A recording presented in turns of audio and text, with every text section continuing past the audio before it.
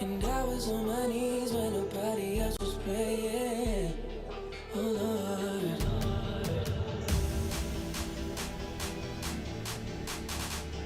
Where are you now that nature?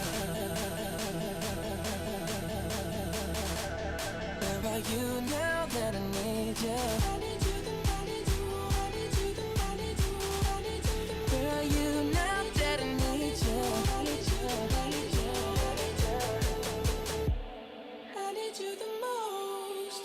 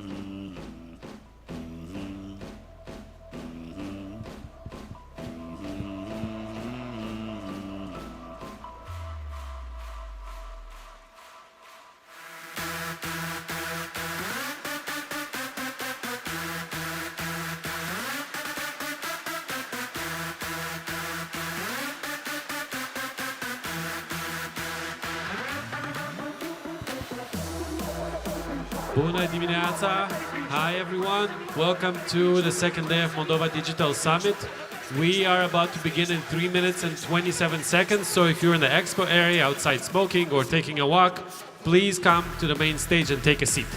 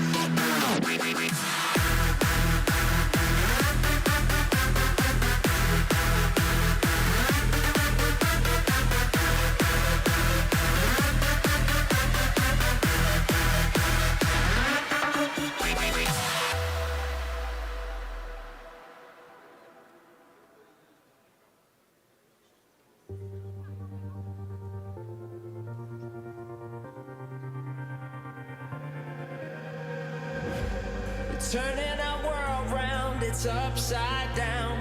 Get back our hopes because we're dreaming.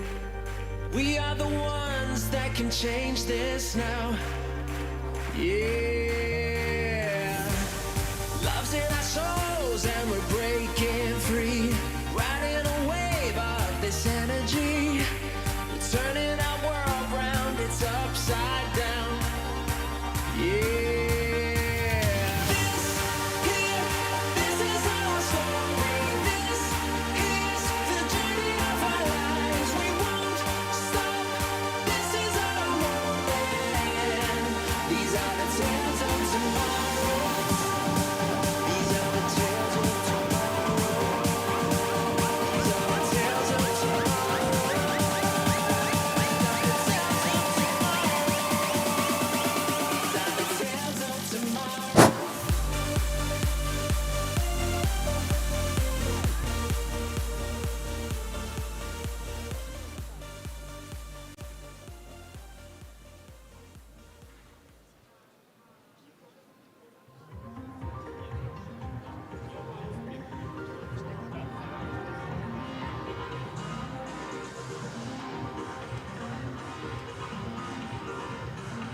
Good morning. I say good morning. How was the winery yesterday? Two of them actually, because people were splitting in two wineries. So must be this must be the reason why I don't hear that much of enthusiasm, let's say. But no, happy to welcome you to the second day of the Moldova Digital Summit this year. Thank you all for coming this early in the morning. Thank you for being with us yesterday. Yesterday we have only launched a few really cool things for Moldova, and we're gonna keep having these meaningful conversations in the course of the day. Thank you for being with us. Invite people over. This is the last chance this year to see something like this happen in Moldova. The next chance you'll have is only next year, so don't lose it. Don't waste this opportunity to engage with really cool people that are coming to our events. Thank you so much, and I'll invite Marina Bzovi to take over with the agenda. Thank you. Thank you. Thank you so much. And actually, we're getting started with the opening remarks, but in order to do that, I'm inviting two guests on the stage with me. So I'm inviting Radu Marian, who's a member of the Parliament, and Anna Chirița, ATIC Strategic Projects Director. Hi. Hi.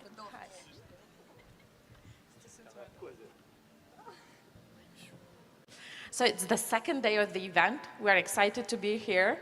I know that there are people who also follow us online. Once again, to remind everyone that we have an expo zone behind us where you can obtain your electronic signature and discover everything what's there. Anyway, let's get started with Radu, and let us know what are the updates or the news whenever we talk about digitalization in the Parliament. Hi, everyone. So English, right? Okay. My name is Radu, Member of Parliament, Chairman of the Economic Committee.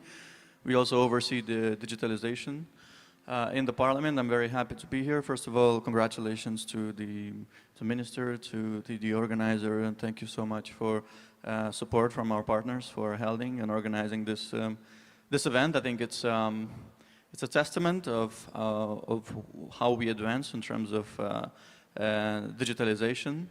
And I think this year and last year was, I think it was quite a historic year for digitalization. We did important progress, and of course, we appreciate the efforts of the government and the agencies and the partners who support this this process. Actually, from the Parliament, we have very fresh news. Next week will come into force a new law on industrial parks, which will allow the creation of new innovational parks, including spaces that can be used to attract investments in IT and innovation industry. And it's a law that's been expected for some time, and we are happy to announce that by the next week it should be approved in the Parliament and should enter into force, so that we can stimulate more this this industry. And I was very I was very happy to see so many instruments that were created in the last period in the digitalization. I mean, yesterday obviously we saw the launch of EVO, and of course congratulations with that. I just saw I have a little fine, a fine to the fiscal office of 100 lei, so I have to pay for that. Thank you for reminding. The state knows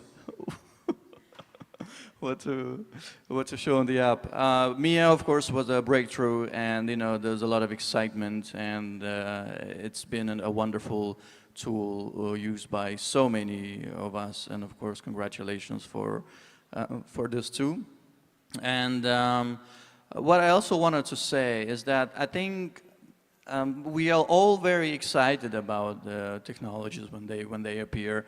The humanity was very excited when the internet appeared, a couple decades ago, and now everybody's excited about AI and Gemini and ChatGPT. But I mean, I think it's the first time that our generation is living a new breakthrough technology. In all these LLMs and chats. And I'll be honest. I mean, I'm a bit scared. Because it's like I am scared that so many people will lose out, especially in places that are not the most advanced or in smaller countries. And I think it's just all our job, and to governments and parliaments and big companies and IT enthusiasts, to make sure that all these new technologies, they reach everyone. I mean everyone.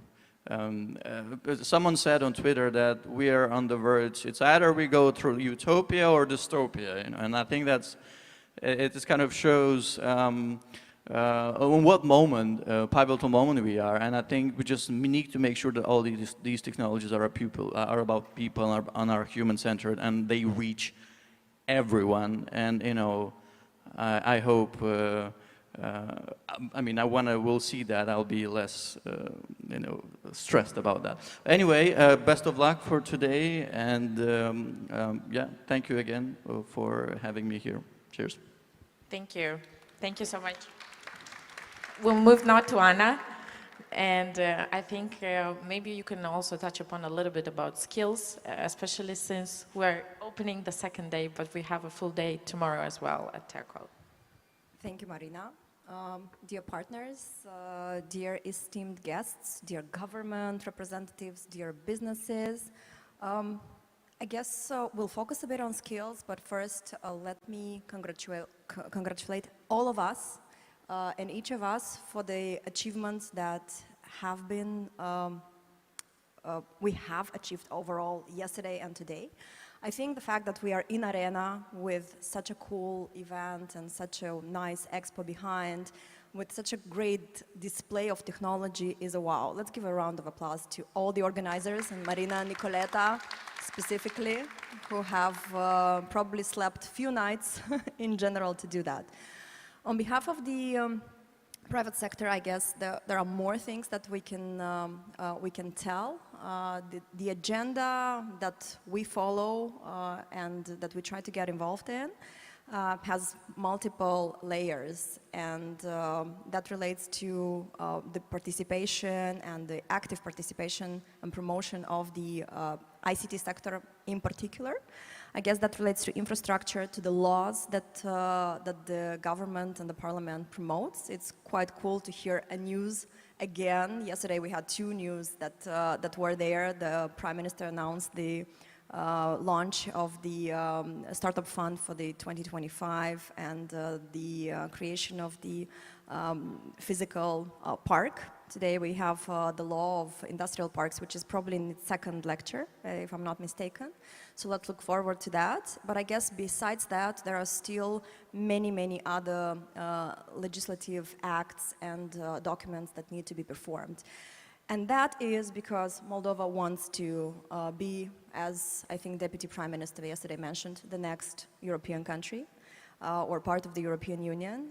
Thus, there will be a lot of documents that need to be adjusted so that we are compliant, all of us. That's a lot of work for all of us, and I hope that we can rely both on the private sector, on the government, but also on the development partner support, because that's quite a journey for the next 6-7 years. If we are to look at where Moldova is today, I'm sure that we're all proud of all the efforts that have been performed in the last 10-15 years. From a small industry of 20 million euro turnover or exports, last year we encountered 580 million in exports, and I don't have the figure for 2023, but 2022 we had a turnover of 780 million as of turnover in the IT sector only, doubled by the communications, which is again a backbone to everything that happens. So we crossed the 1 billion line, but I'm sure we can do much more, and for that we need to cooperate, we need to find the right ways to create talent, and that's where I want to get to the skills. We are very active in general in reaching the schools, in reaching the young talented people, in trying to nurture the love for IT and passion for technologies, and that you can discover including tomorrow at TechWell. We will be opening our doors to have the TechWell Expo. Usually, it's the third year, but usually we have about 1,500, 2,000 people participating.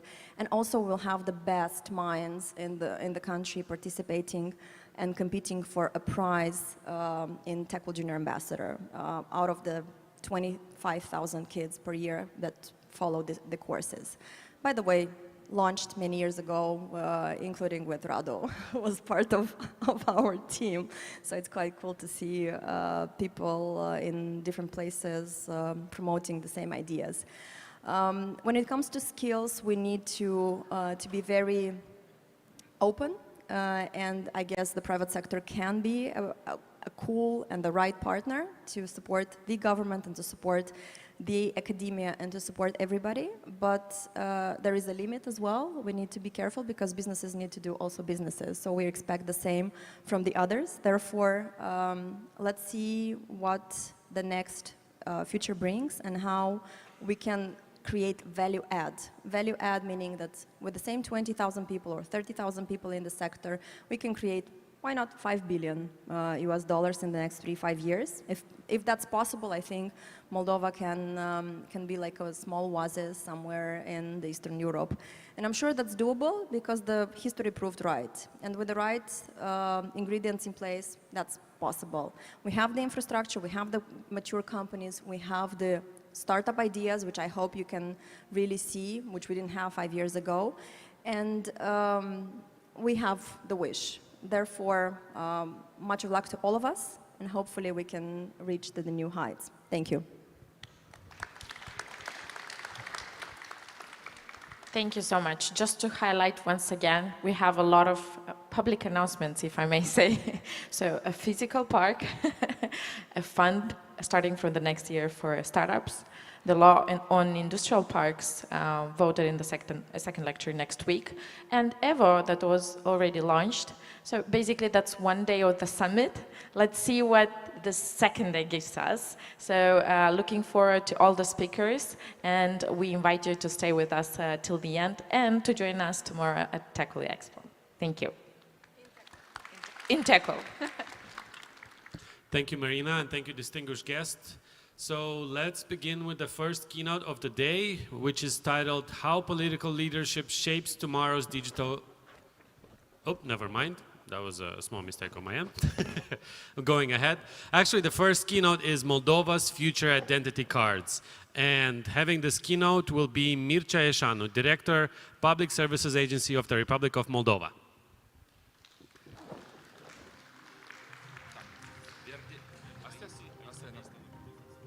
Sper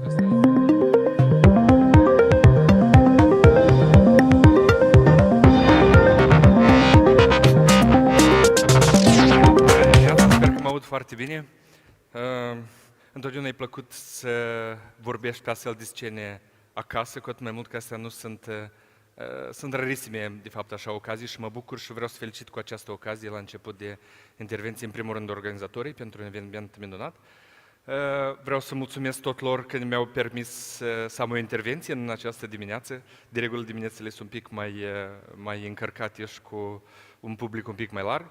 Dar totodată vă mulțumesc și vouă că ăsta este un subiect pe care aparent vă interesează. Acum colegii de mai devreme vorbeau despre agenții economici și Doamne, mare echipă IT pe partea economică care au durații impresionante economice și noi ca instituții publice riscăm să arătăm bizar ca o locomotivă în urma trenului. Dar totodată, înainte să-mi încep prezentarea, vreau să vă mai spun o chestiune. Deci, inclusiv cei din Private vor spune același lucru.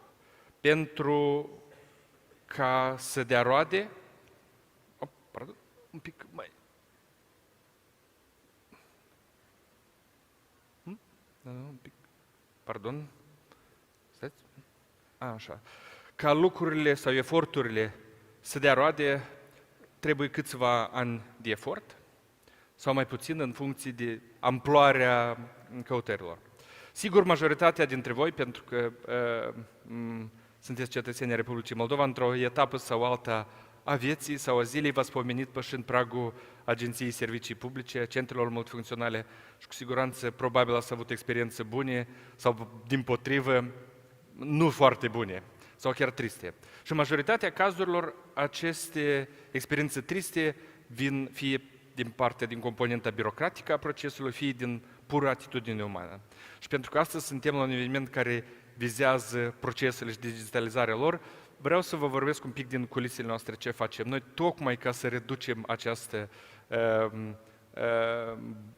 corvoadă să veniți, să ne pășiți pragul și ghișeul să rămână doar una din opțiuni prin care guvernul sau agenția servicii publice își prestează serviciile. Dar dincolo de asta, Agenția de Servicii Publice nu este doar, nu sunt doar centrele multifuncționale, dar sunt și sistemele informaționale și registrele pe care le are în spate. Și acestea 4 sunt cele 4 domenii sau 4 registre mari importante care sunt considerate astăzi parte a infrastructurii digitale publice critice. Și eu vorbesc aici despre registrul de stat a populației, registrul de stat a autovehiculelor, conducătorilor auto și al unităților de drept. În total, noi prestăm 203 servicii pe aceste 5 domenii mari și câteva colaterale. Statistica o puteți vedea câte din ele pe fiecare domeniu. Nu stăm prost la consumul de date. Pot să vă spun că în ultimul an cronologic noi am avut aproape 157 de milioane de interpelări din registrele pe care ASP le are în gestiune.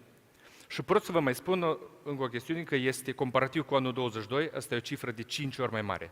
Deci un apetit evident de consum de date direct din registrele de stat este o realitate. Și în această statistică, de altfel, nu intră date pe care noi le-am furnizat la solicitare specific pentru alte instituții publice, cum au fost pregătirea pentru recensământ.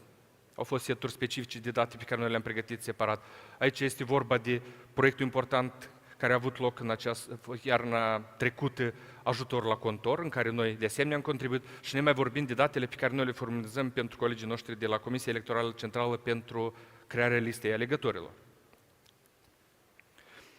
Nu întâmplător, suntem un partener de încredere a aplicației EVO și nu de ieri și de azi. Vreau să spun că noi, cu mândrie, am fost parte cumva de la bun început în echipa care a participat direct la construirea acestei aplicații, dar colegii noștri de la G, cu mai multă ingeniozitate și cu dezvoltatorii care au lucrat la această aplicație, sunt mândru că utilizează cât se poate de comod pentru fiecare cetățean aceste date. Deja le știți actele și nouă ne-a reușit inclusiv și o componentă legală să o organizăm împreună tocmai ca să legalizăm aceste acte. Ceea ce aveți dumneavoastră în aplicația AIOps, hai să spunem așa, sunt frații gemeni, surorile gemene ale actelor pe care dumneavoastră astăzi le aveți probabil în portmoneul fizic. Pe componenta de digitalizare, noi avem o agendă destul de încărcată. Doar în ultimul an cronologic noi am lansat 41 de servicii pentru solicitare prin intermediul portalului serviciilor publice și noi prindem turații pentru că în anul care vine, noi urmează să dublăm acest număr de servicii sau poate chiar să adăugăm cel puțin vreo 50 de servicii.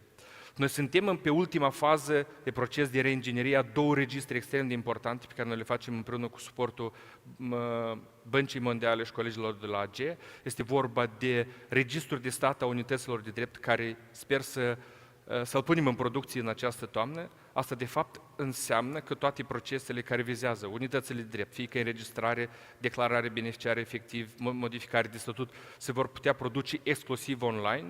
Dar noi avem o formulă astăzi prin care sunt depuse actele la o adresă electronică.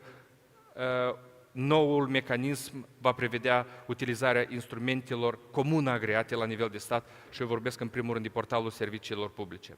Și un al doilea registru extrem de important, care e legat inerent de registrul de stat a populației, este registrul actelor de stare civilă. Astăzi avem în guvern, practic pe ultima 100 de metri, avizarea nouă lege actelor de stare civilă, dar ce va presupune acest element? Noi vom pleca de la actele de hârtie, documentele de stare civilă. Vor dispărea blanchetele de strictă evidență, vor dispărea hârtiile cu număr special și cu filigran și așa mai departe. Următoarele extrase din actele de stare civilă, fie că e căsătorie, fie că e naștere, fie că e divorț, și asta tot e opțiune, vor putea fi imprimante, le veți putea imprima fie acasă sau la serviciu, indiferent unde aveți nevoie. Și tocmai pentru că mai sunt instituții care vă vor solicita un act pe hârtie de stare civilă. Astea sunt serviciile care urmează în perioada imediat următoare și la care noi deja lucrăm și o să adăugăm încă 53 de servicii, ceea ce va acoperi practic o jumătate din serviciile noastre și asta în mai puțin până la sfârșitul acestui an sau până în martie anul viitor. Dar din cele 203 servicii, eu pot să vă mai spun că circa 20-30 de servicii vor trebui să dispară ca atare. Astăzi vorbeam cu colegii un pic mai devreme despre că a început un nou val, să vină lumea după certificatul de componență a familiei la Agenția Servicii Publice. Asta e exact unul din documentele care ar trebui să dispară și aceste date să fie consumate de către primării sau instituțiile de învățământ sau grădinițe, indiferent unde ele sunt folosite, ele trebuie și pot fi deja consumate prin intermediul Interop și mConnect. Sigur, primul serviciu care urmează să vină, probabil într-o săptămână sau două, sper, este vânzarea autovehiculelor online și, apropo, astăzi avem prima plăcuță verde emisă pentru mașinile electrice.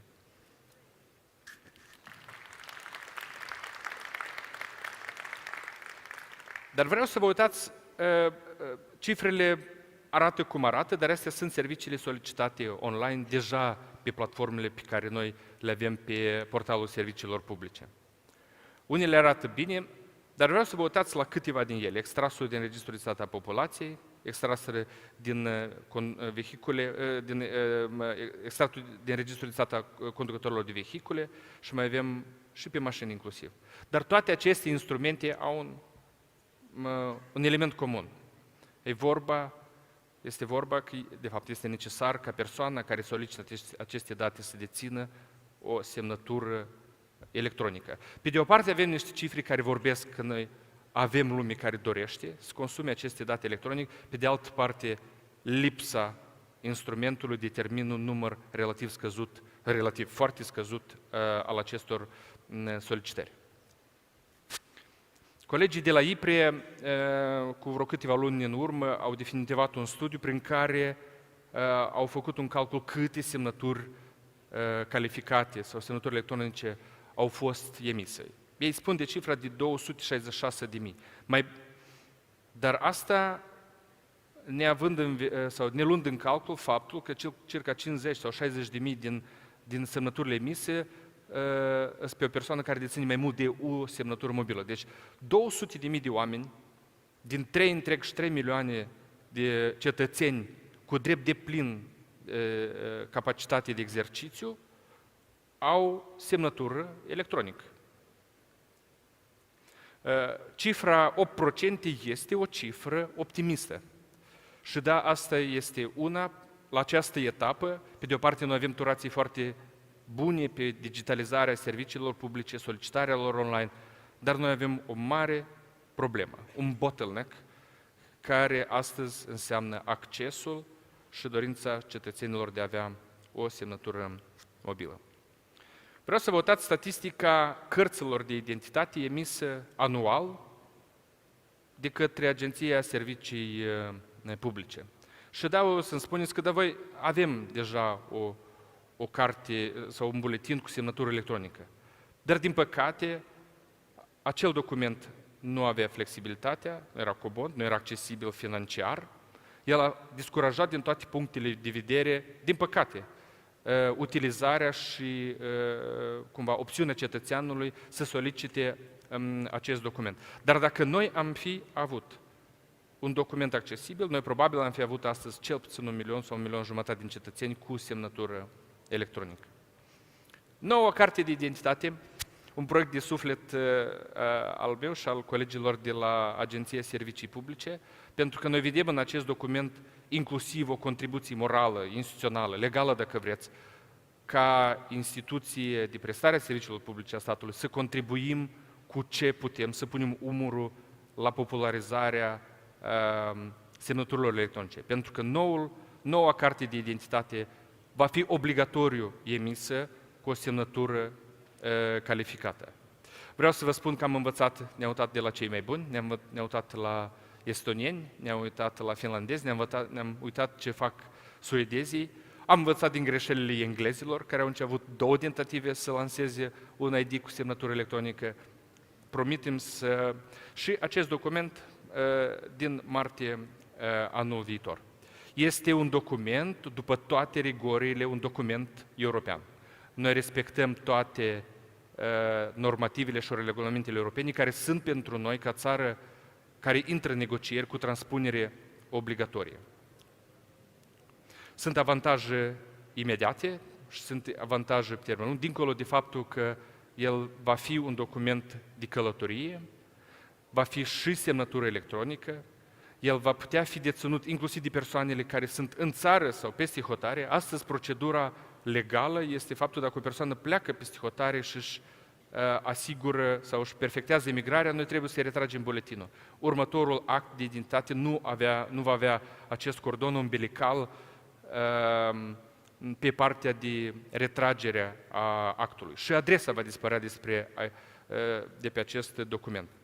Dincolo de asta sunt avantaje viitoare, dar vreau să vă mai fac o mențiune care nu este aici. Chipul, pentru că sunt mulți din domeniul afacerilor, aici sper să trezesc un pic curiozitatea, chipul de pe cartea de identitate va avea cel puțin câteva partiții, sloturi libere pentru utilizarea domeniului de afaceri acolo unde vor ei. Fie că ăsta e acces în clădirea de birouri unde aveți locația, fie că ăsta e abonamente de transport și noi o vom oferi, eu sper, la preț foarte mic sau în general gratis și examinăm acest scenariu.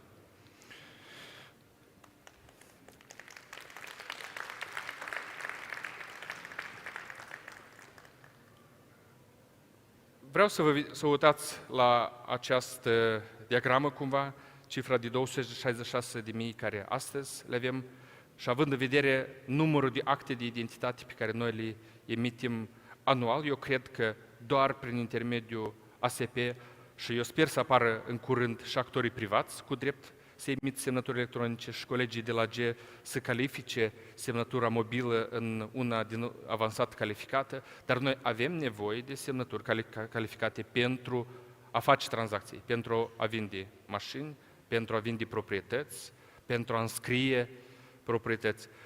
Poate în viitorul apropiat vot electronic.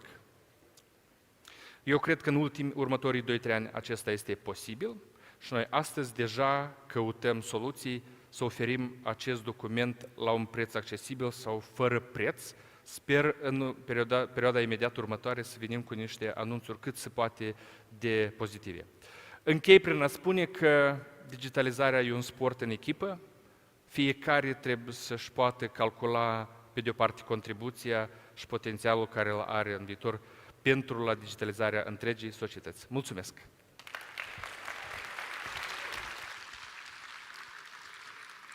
Thank you, Director Ashanu. And now for the next keynote, the discussion is about how political leadership shapes tomorrow's digital governance, featuring Rein Lang, a seasoned politician and legal expert from Estonia.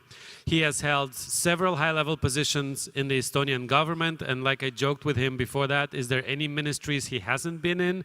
Because he was Minister of Culture, Minister of Justice, and Minister of Foreign Affairs. He was also the Vice Mayor of Tallinn and played a key role in the Estonian Parliament. In this session, Rein will talk about the impact of political leadership on digital government strategies. So, under your applause, Rein Lang.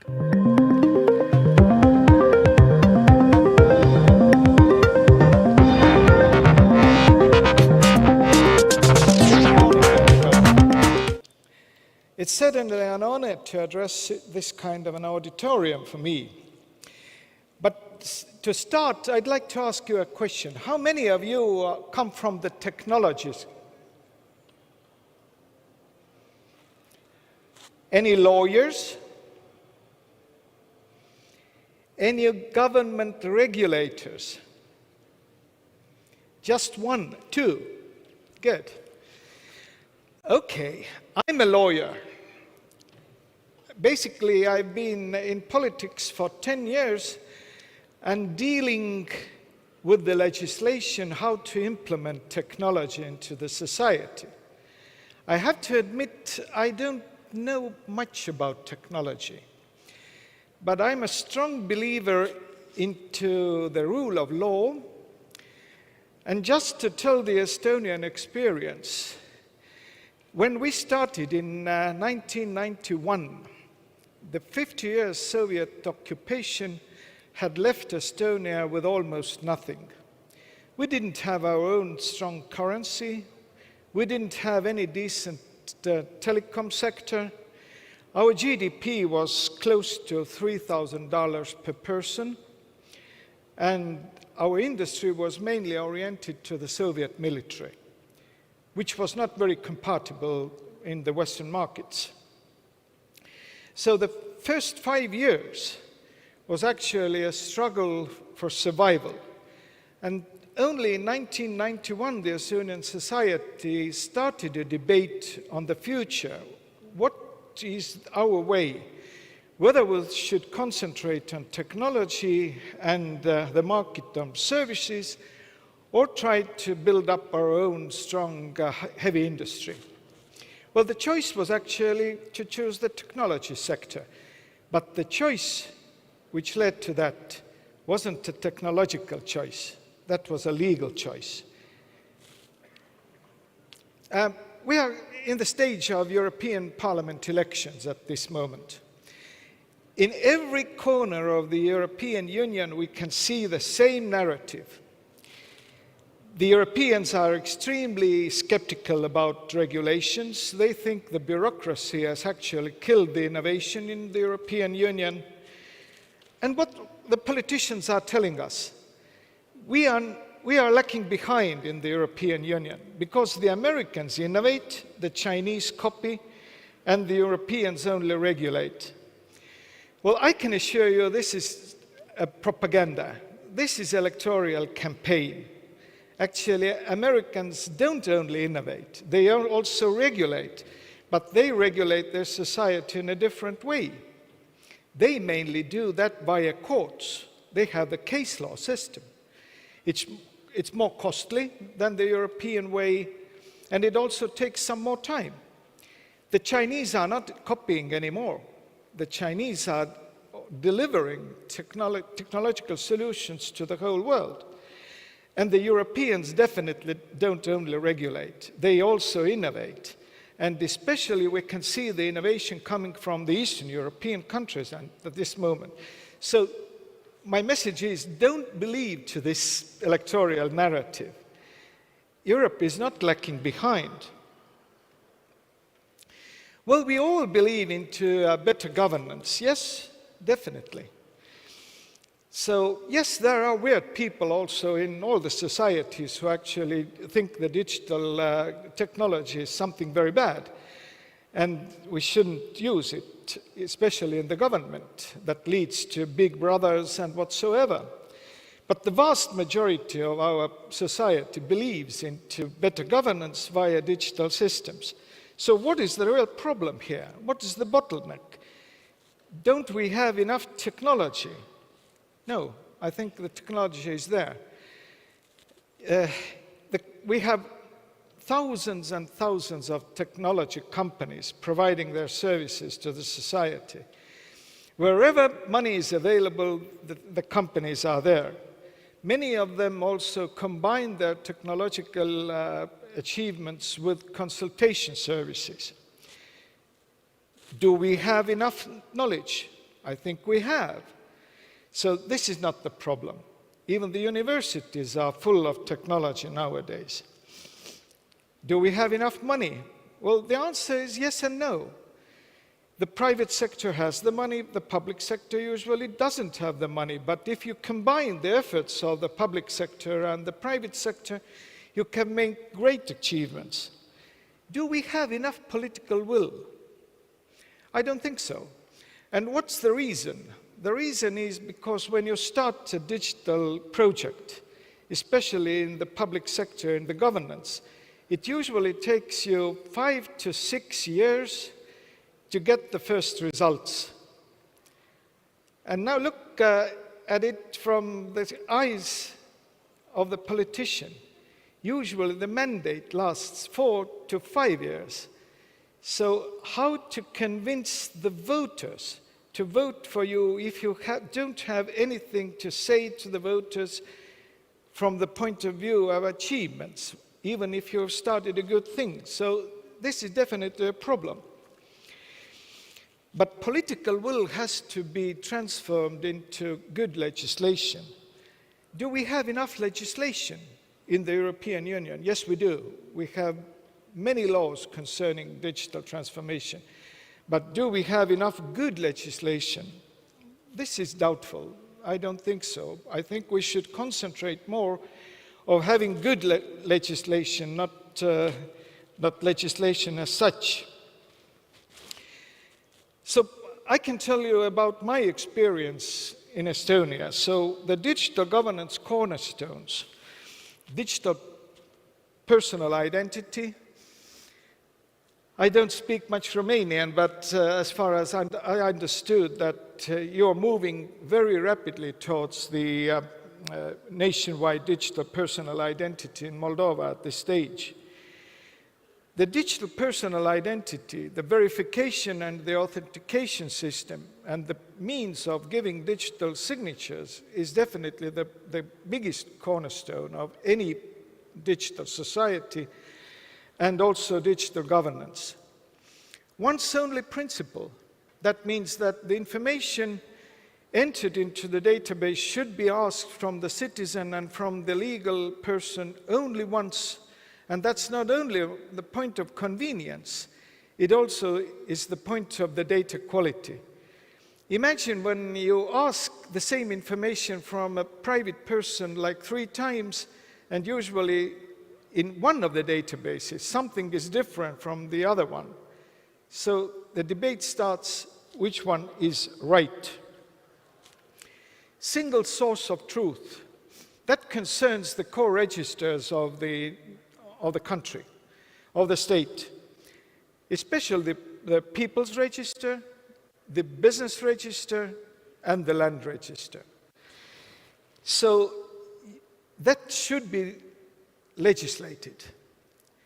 In the legislation, it should be stated that the data from those registers is considered to be right, and the state should be responsible on the accuracy of this data. And this is not a technical issue so much, it's the legal issue. Single access point. Well, this is something what usually on the conferences is very much appreciated, that it's good to have a single gateway for the government services. To my mind, that's not so important anymore. What is important is the user-friendliness. If you can user-friendly find all the services, there can be multiple gateways to access that. Digital by default, and this is something which from the legal point of view is, at least to my mind, one of the cornerstones.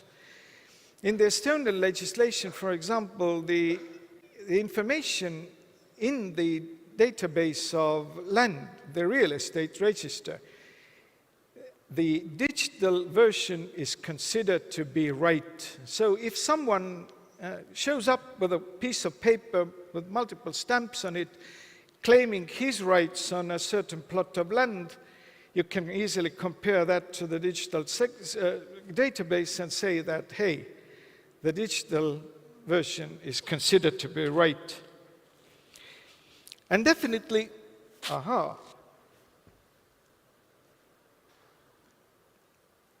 this thing died. Well, anyway, it's also about the interoperability of different databases. And we all know that this is extremely important. But I would like to ask you a question. Is this data operability a technical issue, or is that a legal issue? Technically, it's pretty easy to manage the interoperability already. But what if it's not legislated? What if there's no obligation for the government agencies to use the interoperability system? In case it's not obligatory, some agencies at least don't use it. It should be stated in the law that it's entitled to use all the databases via the interoperability system. And this is not definitely the technical issue anymore. How to lay the cornerstones? I've always asked the question, could the people of Israel reach the promised land without the book of laws? Probably not. And why were Adam and Eve expelled from paradise? They picked a forbidden fruit. And maybe we should bear in mind that all those who actually violate the rules of paradise, a digital paradise, should be expelled from paradise, especially those who misuse the possibilities of the EI. And to conclude my short intermission, I strongly believe that Karl Marx was absolutely wrong when he defined the lawyers as an useless group in 1838. So thank you very much for your attention.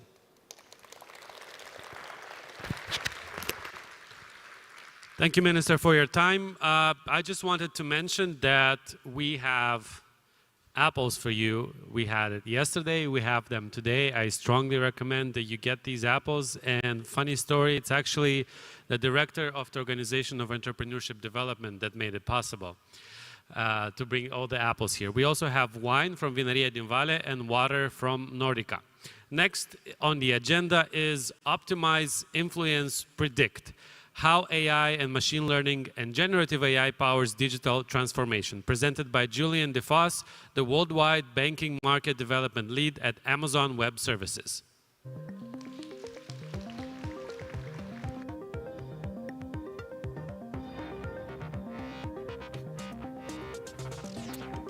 Good morning, everyone. first of all, I would like really say 2 words about how welcoming the country was when we arrived yesterday. The fact that, of course, you inviting us as well on stage and for this beautiful event. So really, thank you so much for all the hospitality. And of course, the extremely delightful event that we had here last night by visiting Krikova was like really an amazing way of looking at, yeah, exactly, looking at your country and so on. So a few words about me. I'm Julian, leading market development at Amazon Web Services. I'm coming from the industry, 15 years in banking. I was leading digital for BNP Paribas and other telecom as well operators.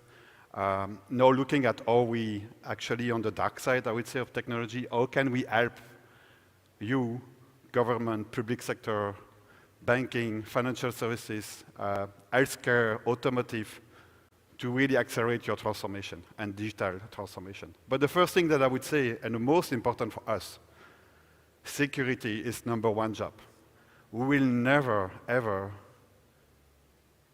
I would say, do anything wrong related to how security is important for you as customers, for you and your customers, and for us as a cloud provider, of course, but as well as everything we do at Amazon is as well for the other Amazon web product services, like the platform that you know, the e-commerce and so on. So we really believe that it's #1 job. The second thing is our culture, and I will come back into that because I was thinking 15 minutes, what I would like you to get off these 15 minutes, probably 3 things. Our culture innovation, it's really something that we live and breathe every day in our organization. What you read in the book, it's exactly how we operate as well, even becoming now one of the biggest company in the world. Second, like I said, security is #1 job.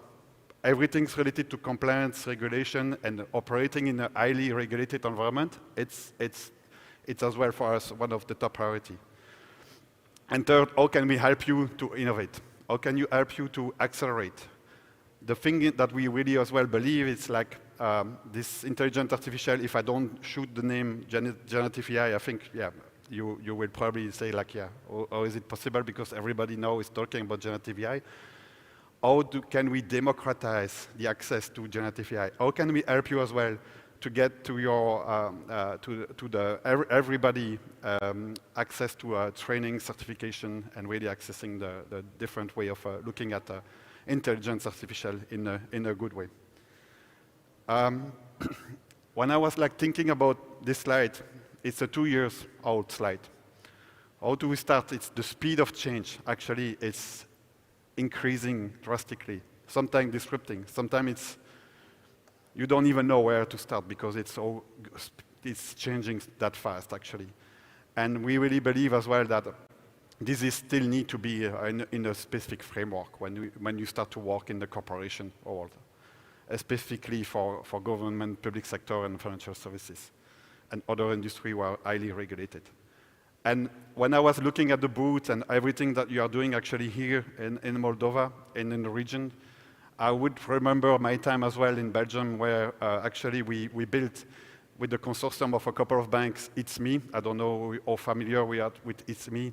It's one of the digital identity that Belgium put in place more or less 10 years ago, where everything has been digital. You can do your taxation through the digital portal and so on.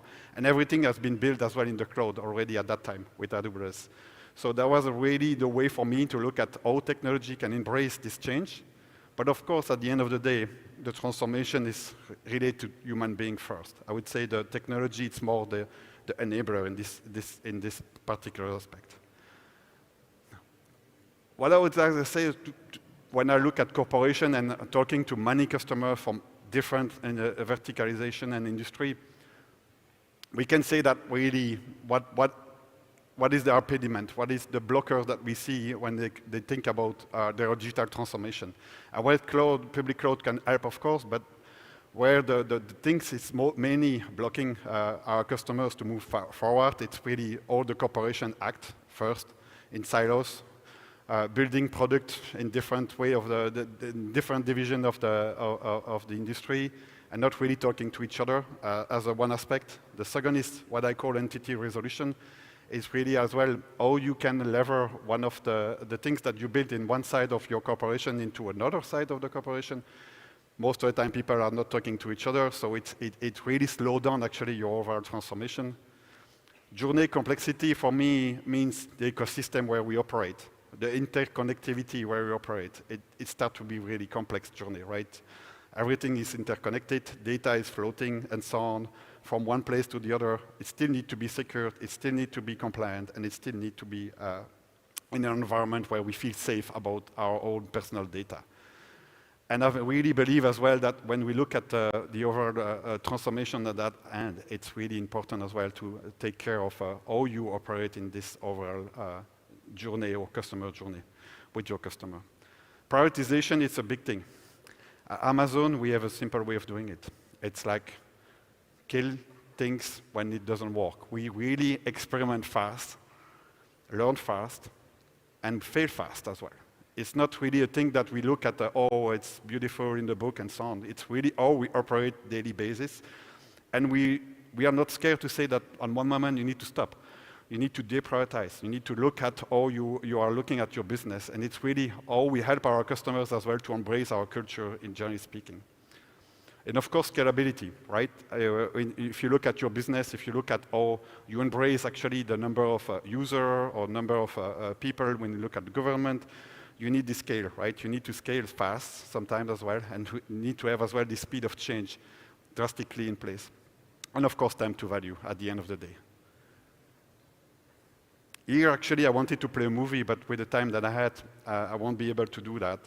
I wanted to talk a little bit about what telecom industry is really changing. Of course, the 5G and so on. We really announced, I think last year, Deutsche Telekom moving into the public cloud. Recently, Telefonica Germany moving into the public cloud. I mean, the biggest corporation in telecommunication as well, changing drastically the way that they are looking at their business. And of course, what I think it's really important as well is how do we embrace this ecosystem together? When we see telecom with financial services with automotive, connected car across the world, really important to see that the speed of change is everywhere, right? And you could feel it every day with your mobile phone. You can see as well everything that is changing that fast. And we really try to have this kind of approach to innovation. It is one thing that I want you to remind, really. It's how we think that we should operate in terms of how we innovate. It's really something that we want to bring to you as well. Everyday basis, we will rethink about how we think about our innovative business. You would not believe how we built our own solutions, like Alexa a few years ago and so on. It's because we approach the world with curiosity. And what we mean by that is really each individual at Amazon really look at the world with curiosity and really looking at the details where we go into the innovation way of thinking and iteration, I would say. Having the willingness to unlearn as well is really what we comes with large language model and generative AI right now. And we are always seeking for new source of inspiration everywhere we do. And we really have the ability as every single Amazonian to operate in that way. If someone has a good idea, he will bring in a paper. And the truth is, we never use PowerPoint in any of our internal meeting. We're only using PowerPoint actually for external meeting like this one. This mindset change, right? The public cloud come with a change of mindset, with a change management really operation, how you think about your business. And this is really where we want to emphasize and double down on how we think that Amazon, we really believe in this. What changed actually the last couple of years? The cost of experiment reduced drastically, right? With public cloud, in a couple of clicks, you can start to test and learn. You can build your own applications. We can actually provide you as well all the experimentation that you need, data scientists, data analysts, and so on to experiment at a very fast way. We learn from our failed experience. I don't know how much of you know how many times Amazon, in general, as a group, failed in a couple of launch that they did. I can tell you, a couple of times. And we really learn from that. And you will never believe how much data points we are collecting from that, really to know even better the next time. This is just the way we operate. Willingness to change their mind. I think this is the most critical point. Every corporation who sees digital transformation as the next best thing that you need to do, right? Because we talk about digital transformation for many years right now. It's still the human being blocking it. It's still the way we operate together that not allow us to go for the full-scale transformation in the mindset. And this is really where we bring as well our leadership principle, the way we think, and the way we talk to our customers. And the fourth thing is really hard, right? Decide what will not be done. We intend to think that we have a roadmap for the year, we need to do everything. That's not how we operate internally. We make our choice, and sometimes it's painful, but at least we make sure as well that what we have on our plate, we will deliver, and we don't commit when we are not sure. So when it comes to, like I said at the start of my speech, democratization of intelligence, artificial machine learning, and generative AI. This is really where we believe that you could access actually all these capabilities, all these different solutions, the different layer of everything you do. But the first thing that I will remind you before even thinking about this innovation is fix the basics. Put the foundation in place. Put your data strategy in place, making sure that data management and data analytics is one of the key topics before even you can still dream about innovation and looking at all these different kind of use cases that we have now and that some of my colleagues talked about yesterday. The sky is the limit right now, right? With so much data, petabyte of data and so on, you really can believe that we can be very personalized when you think about your own business. And that's exactly how we teach our internal people, and that's exactly how we approach it as well from a customer standpoint. Productivity is number one thing. I think you heard that as well yesterday, and exactly the same way that we are thinking internally at Amazon. But as well, how you experience new thing. It's much easier than 2, 3, 4 years ago. And really, we want to push our customers to really think big in terms of how they are going into the market. We have a lot of things in the pipe. There is a lot of exciting things coming, I think, in the coming months and coming years. And this is just a start. Never, ever forget that we are still at very early stage in all of this, I would say, landscape and framework related to how we can use the data to better produce insight and so on. A couple of brands here on financial services that I wanted to mention the last 3 months. It's not about the name, it's really about what people are thinking. If we look at the largest group, financial services group, the way that BBVA is thinking about redefining banking, for example, or NatWest is actually personalization, their own mobile banking to help their customers to get free ATM when they are looking for ATM to get some cash in the street. They can immediately send out a notification and say, oh, hold on, two corners away from here, actually an ATM free where we can retrieve money easily. And this is just a start, right? Financial services is, of course, going into that space of a huge space of personalization.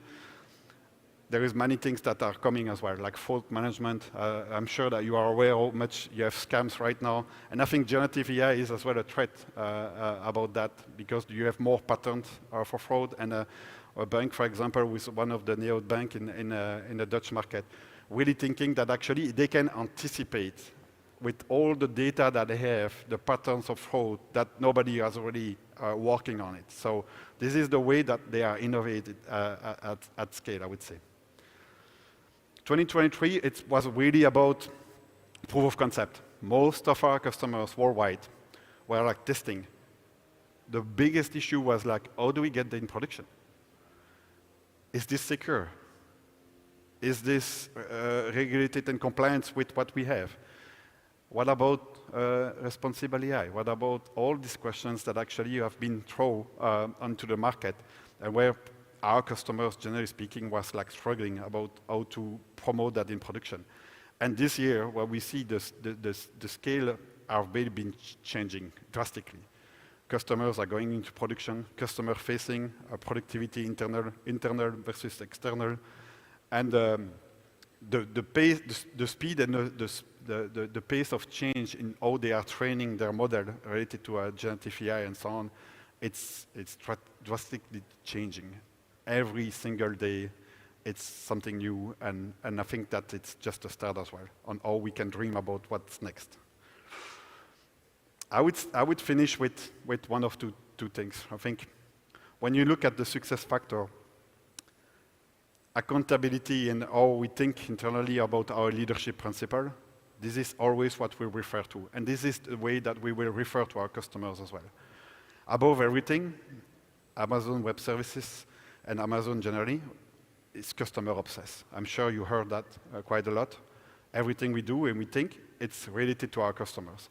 And the really big thing as well, when we think about this customer obsession is you would maybe not believe it, but more than 90% of everything that has been built at Amazon is based on a customer request.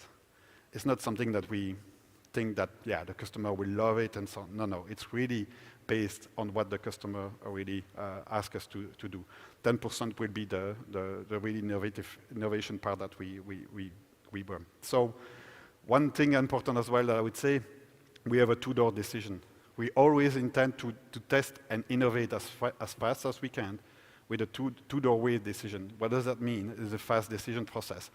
We know that if we take a decision and we test something, even sometimes with risk-averse parameters, we know that we have a way back to do anything, to change something quickly if it's a matter of time. So this is really something that we intend to do. And we are very data-driven, and you should do that as well.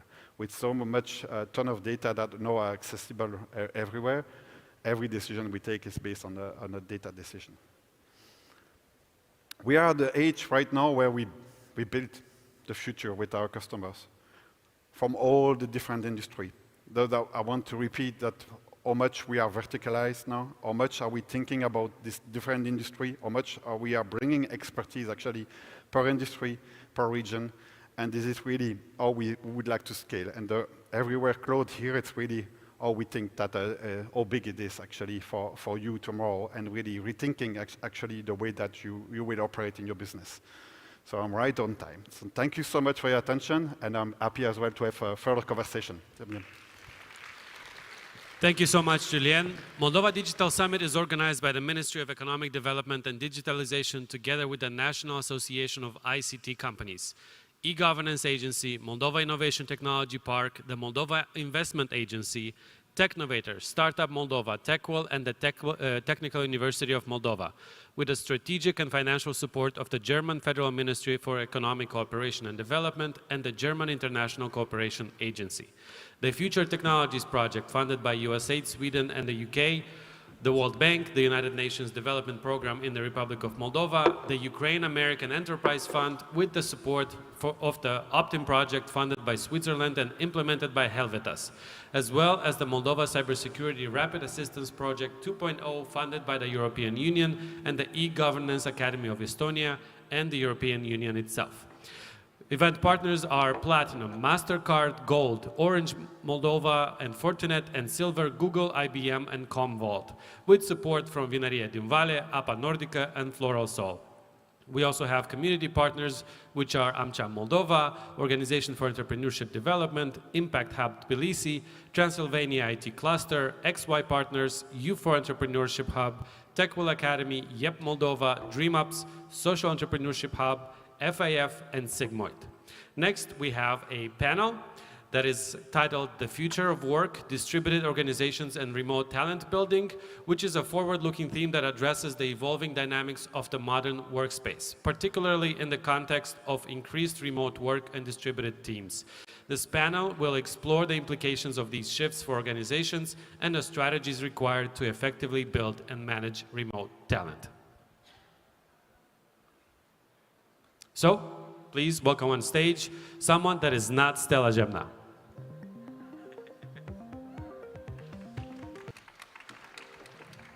Good morning, everyone. I'd like to kindly invite the panelists up to the stage. So please, if you can join me, that'd be fantastic.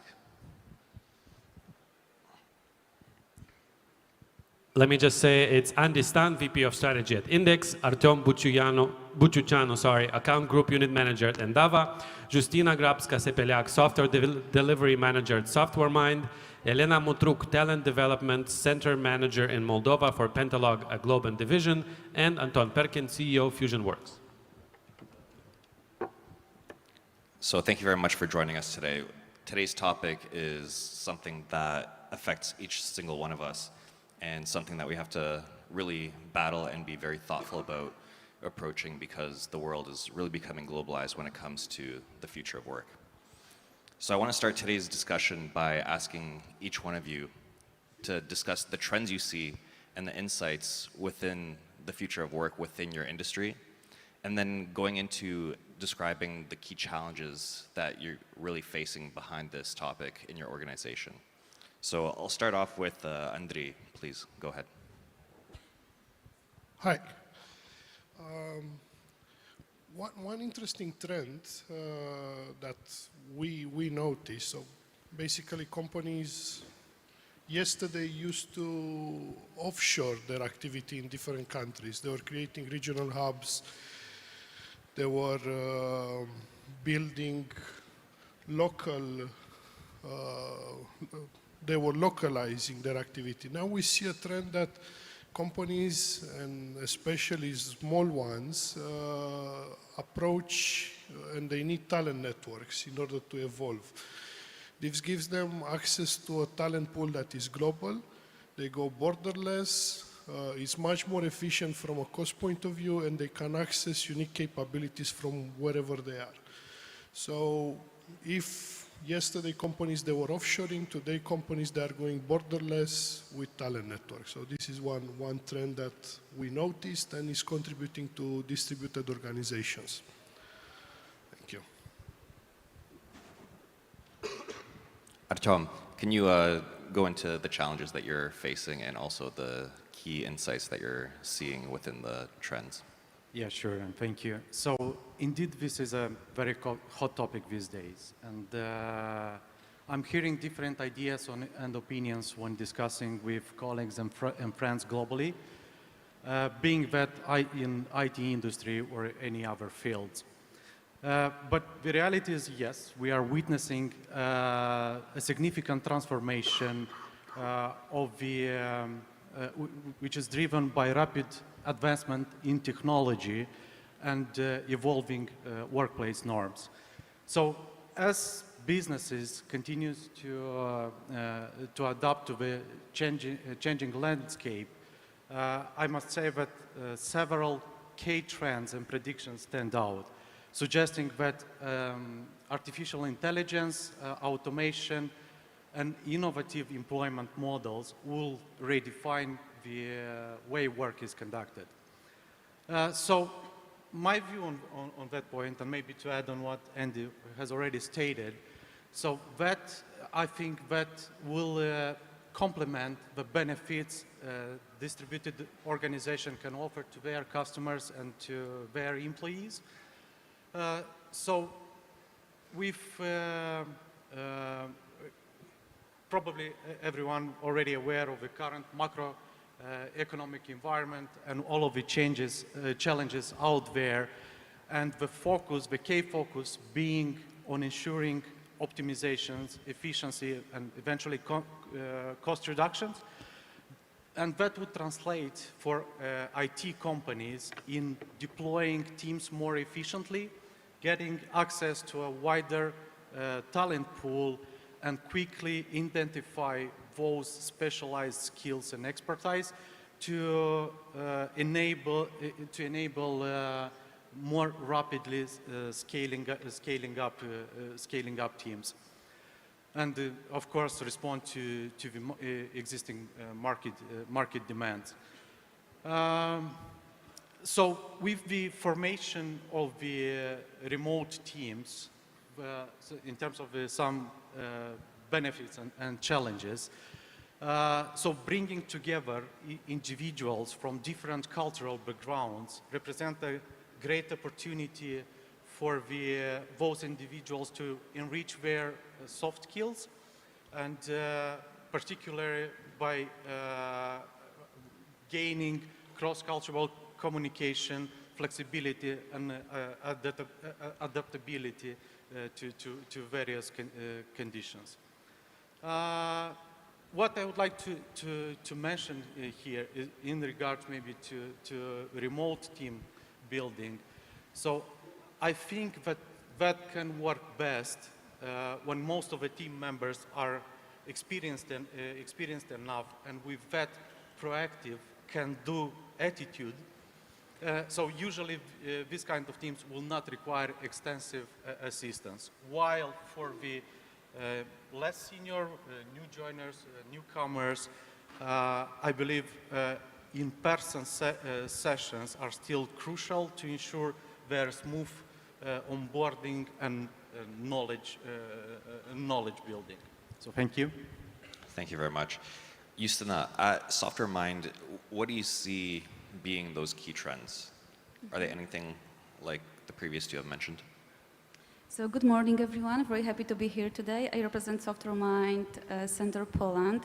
And looking at the trends, what do we observe as a trends? We see that we build distributed teams. And this is the future for sure. Let's say on an example, Software Mind Poland Center and Moldova and Romania Software Mind Center cooperate very closely together. And right now, we build teams based on the people from Poland, Romania, Moldova, and also from other people within the Software Mind family across the world. And looking at the benefits very shortly, we see because of such a model, you are able to build so huge portfolio and a service for our clients. We are able to propose service to the client across around the world because we are available in every single time zone. We are able to provide service in different industries for our clients. We have different skills, different backgrounds, different culture. So our portfolio is wider and wider and wider, and I see it as a huge benefit. But as it comes to the challenges, when I think about the challenges of distributed teams, I have only one word on the first stage. This is the relations. How to build relations, how to build the teams, how to keep people together if we build the teams based on the people who maybe never meet in person in one place. This is a challenge. And from my perspective, the key role will be of future managers. We will need managers who will be very people-oriented, who will be able to speak with many different peoples, with different backgrounds, cultures, different values and expectations. So from my perspective and from Software Mind perspective, huge challenge and huge responsibility will be taking on the future managers. So this is my point of view. Thank you. Thanks so much. I think that's a great insight into the future of managers really playing a big role on the market. So Elena, can you add some final thoughts to this, and then we'll move on to Anton and the second question. Hello, everyone. I would like to start with the fact that it's really nice to join all of you here at this important event. So important for our country's digital transformation, and that's really nice. I think we as a citizens, we are very proud that Moldova has a digital strategy and we are following this way. It's not simple, and we see trends changing, and they changed a lot lately. You know, the concepts we were used to, and even our parents and grandparents were used to, are not anymore 100% valid. The technology evolution, the geopolitical context, the social behaviors, the business context are the main trigger behind all those changes. And I think, speaking about the technology evolution, the biggest impact comes from the AI, I think, right? And we'll start to feel more changes as the adoption rate accelerates, right? We see the generative AI tools, they are evolving very fast to the point where they propose tools that empower our efficiency. So people can be more efficient at the workplace and even at home. And speaking about people, people would like to have freedom of choice. You know, during the pandemic period, remote work was a necessity. But today people would like to have the choice where they would work at home from another country or in the office. That means they prefer more remote or hybrid work arrangements, and they will benefit from the office, more adapted office, more dynamic office, to benefit for the cultural collaboration, face-to-face collaboration, but just only to combine it with the remote work. Of course, there are many, many benefits related to building distributed teams and building remote teams. In our case at Globant, these building remote teams, in fact, empower our ability to propose exceptional value to the clients, no matter the context, right? And we know that business today, many businesses world around, they have the pressure to adapt their operational cost, but without compromising the excellence, so by keeping excellence as well. And we are able to propose solutions. We know that some locations are more interesting for the cost perspective, right? And building remote teams comes with the solution to reach this balance when it comes to provide best talents at the best interesting cost. And this matter is not just about the cost, it's about the talents also. Having access to the worldwide talent pool allow us to find the best talents to invite in our team, so we can propose our clients solutions no matter what their requirements are. And we know that sometimes the requirements can be very, very specific, and that means we observe that some location developed some expertise in maybe low popular, less popular technologies, or maybe developed knowledge in emerging technologies. So we can find those talents, the rare talents there, but also we can propose volumes, because some HR markets are smaller than others, so we need to combine, we need to build distributed teams to be able to propose the best solution at the client's expectations. So that's the main advantages I can see, but also comes with challenges. It's not easy to manage teams built with people that integrates people from different cultures. So this requires a specific cultural sensitivity and permanent effort to make your organization very inclusive, diverse, to encourage creativity and people collaboration. Thanks so much. And Anton, can you go into what changes you've really seen in the corporate culture and how that's led to the trends that you're foreseeing within your organization? Yeah, thank you for the question. My first question is for the audience. Are you alive? Say, yeah, woo! Yeah, if you're not alive, the coffee is on me. After this panel, we can go and drink some coffee. Yeah, so now I lost a lot of money, I think, yeah, because I promised 100 people a cup of coffee.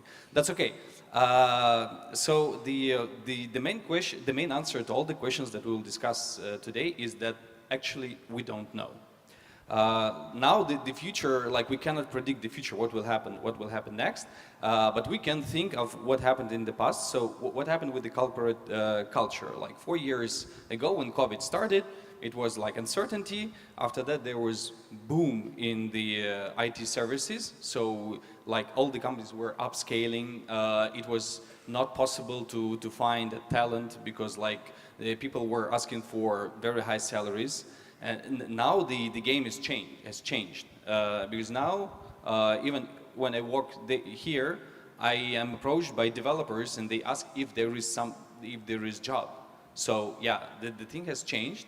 And with the corporate culture, the changes were that before that, working from home was something, okay, strange, not allowed by many companies, and we had to change that.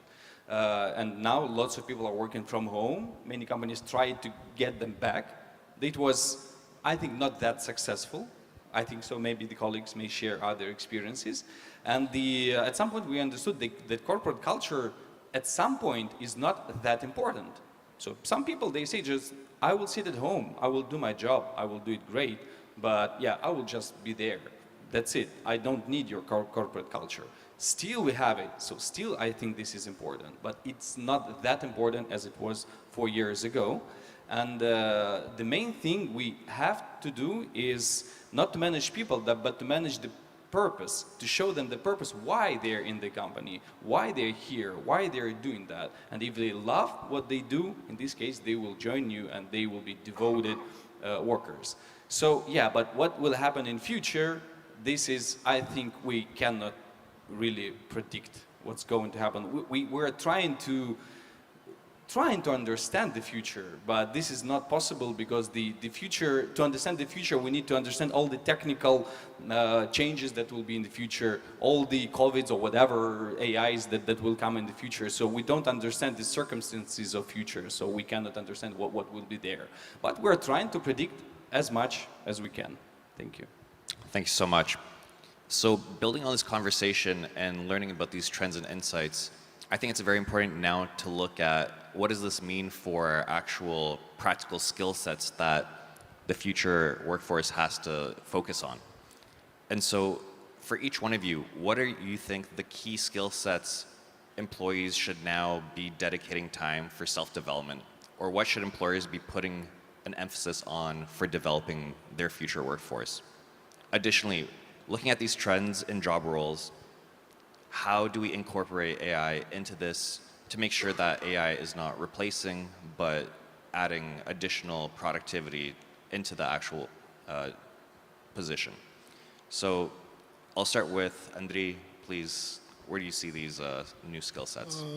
Okay, I think the first skill set that somebody should have in the distributed world is to have an online profile, both employer and employee. So if you as a company, you are not present online, or you have very bad ratings or reviews, this can create distrust, because now online profiles are essential. The same for a future employee.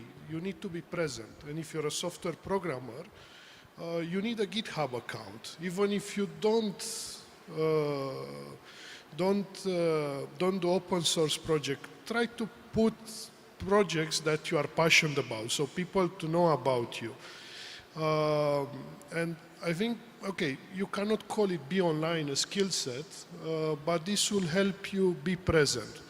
Because what is happening now, there are too many options. If you go on LinkedIn and you post, I'm hiring a Python developer, and you even post the salary, and a San Francisco salary, you will get thousands and thousands of applications. So to scrutinize that is very, very difficult. So these too many options is quite difficult. And companies started relying on AI to scrutinize. So basically you have recommender systems that they check the profiles, they check the online presence of the employee, they check the online presence of the employer, and so on and so forth. So being online and having a decent profile, this is an essential skill. Okay, I will not enter into the cultural elements because, okay, when you collaborate in remote environments, you need to adapt to different cultures. But I think I will just point out another skill is to be able to be proactive and work asynchronous. Because you have different time zones, you have different locations, you have not to block your colleagues that are waiting. For example, you have to do a pull request review. And you don't have to do it after 2 days. You have to do it faster and faster. So basically, asynchronous and fast responses can be essential. Okay, this cannot be, again, a skill set, but it's an essential behavior that the person should have. And lastly, but this is, okay, I have many more ideas, but I think this is again important. If you work remotely, you need to take care of the compliance element. For example, if you have an employee from a different country and an employer it's in a different country, here there are many other challenges. Like who has the risk over the compliance, who has the IP, who has the social protection of the employee, how is ensured. And as an employee, you have to be self-aware that you're no longer taken care of for this kind of thing. So for example, if you work in a traditional company, your accountant is going to pay your taxes, is going to contribute to the social contributions and so on and so forth. But if you work in a remote environment, in a distributed company, more likely that you will need to take care of your compliance. So I think these are 3 elements from my contributions. I have many more ideas, but I will let also my colleagues complete. So online presence, take care of the recommender systems, asynchronous work, and take care of your compliance as well. Thank you. Thank you so much. I think those are a fantastic 3 to start off the conversation with. So Artyom, what are your 3 skill sets and what should people be doing? Yeah, so if we are to speak more widely about all of the industries out there, so digital literacy becomes foundational, especially in case of distributed organization and remote teams. Both communication, collaboration tools, and task management activities, both are crucial, becomes crucial. Apart from that, if we are to go more related to the IT engineering programming fields, I believe that AI and automation is not there to replace, but rather to complement the day-to-day work. So by, let's say, those tools will come in hand to help with routine and repetitive tasks, allowing engineers to focus more on creative and more complex type of work.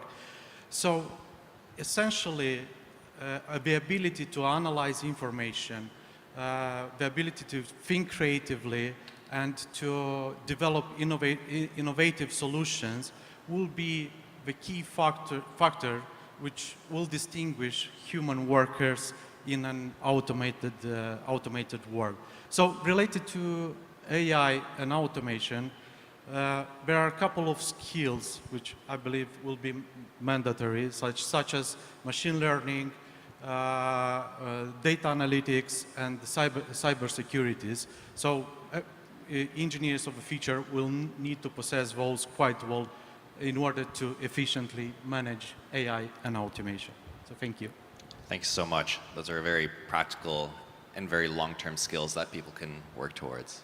Justina. So thank you for the question. When I'm thinking about the future, about the skill set which we'll be looking for, I think about the ability to learn and also ability to unlearn. The world is changing. New technologies, frameworks, tools, AIs are coming to our lives, are coming to our work very briefly.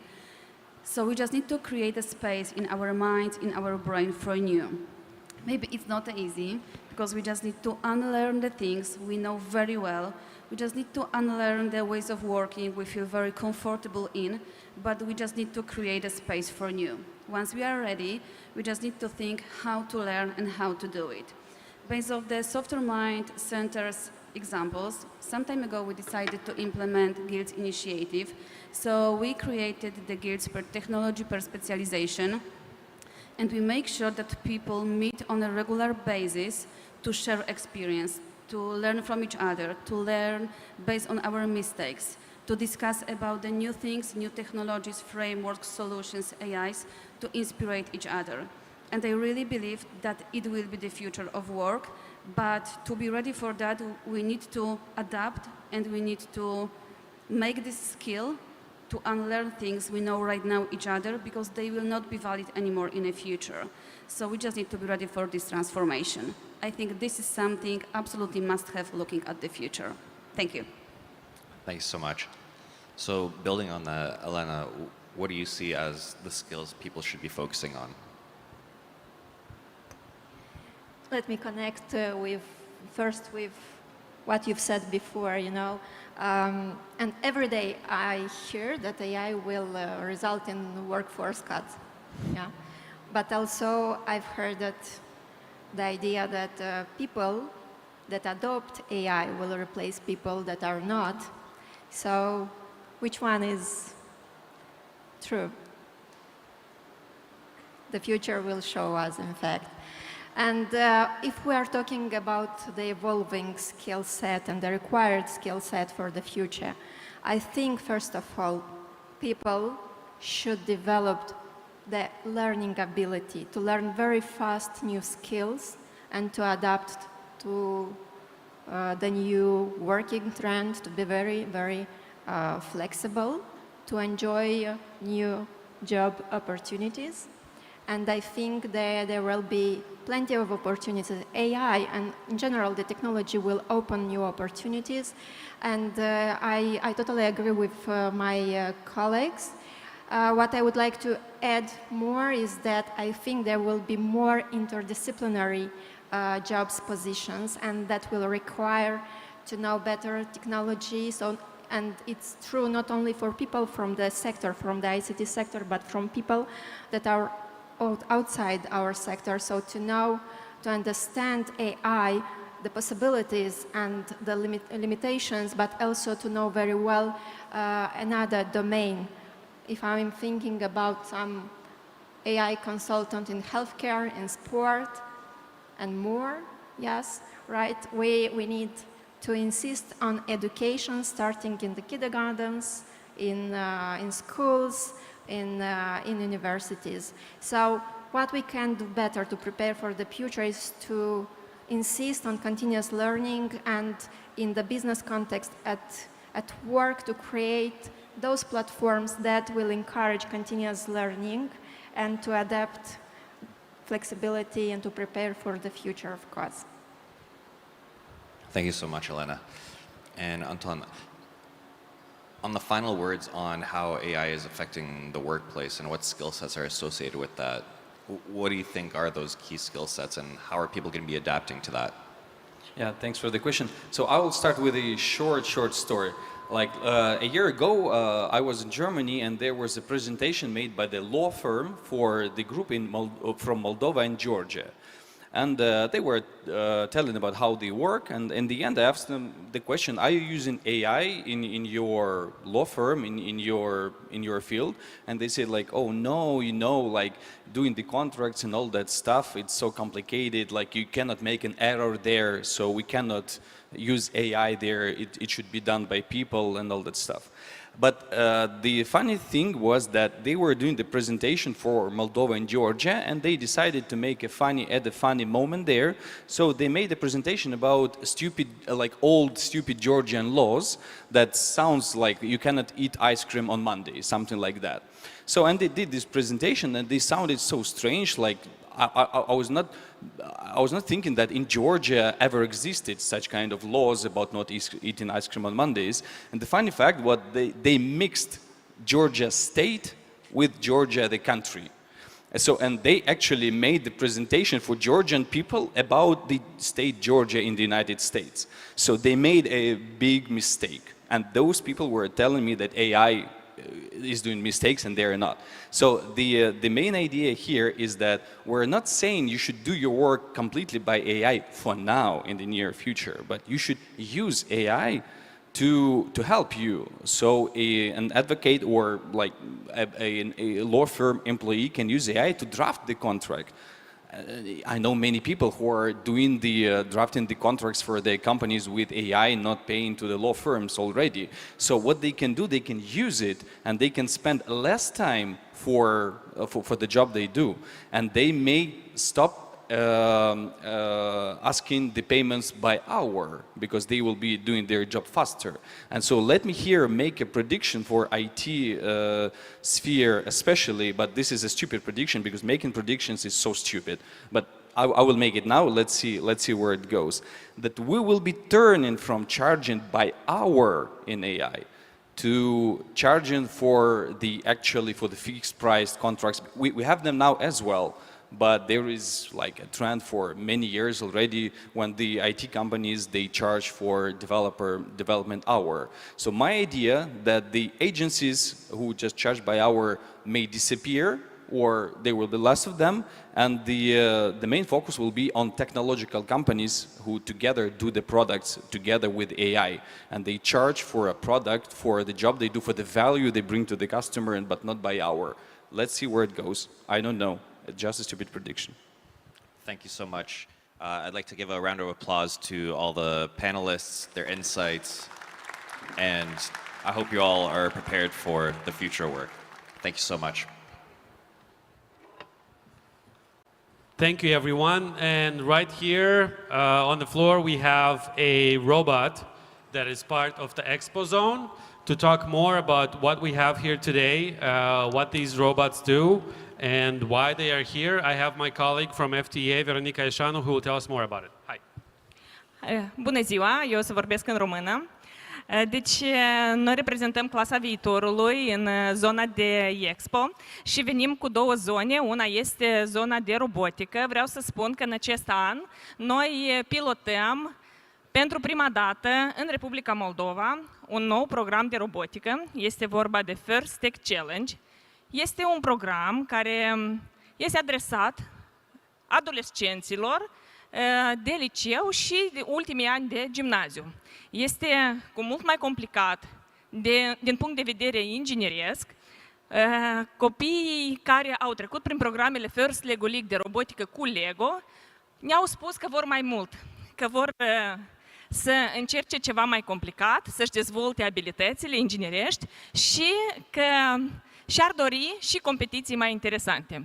Vreau să spun că pe lângă abilitățile inginerești care își dezvoltă copiii și creative, ei mai învață și design 3D, având imprimante la școli, ei își modelează și imprimă piese diferite pentru acest robot. De asemenea, echipele de First Tech Challenge lucrează ca mici companii, ei având și un departament de PR, și un departament de fundraising, și de branding și așa mai departe. Aici puteți observa unul sau doi din acești roboței cu care au venit copiii să-i prezinte. Vedeți ce acrobații fac. Să știți că elevii noștri au acești roboți de mai puțin de o lună.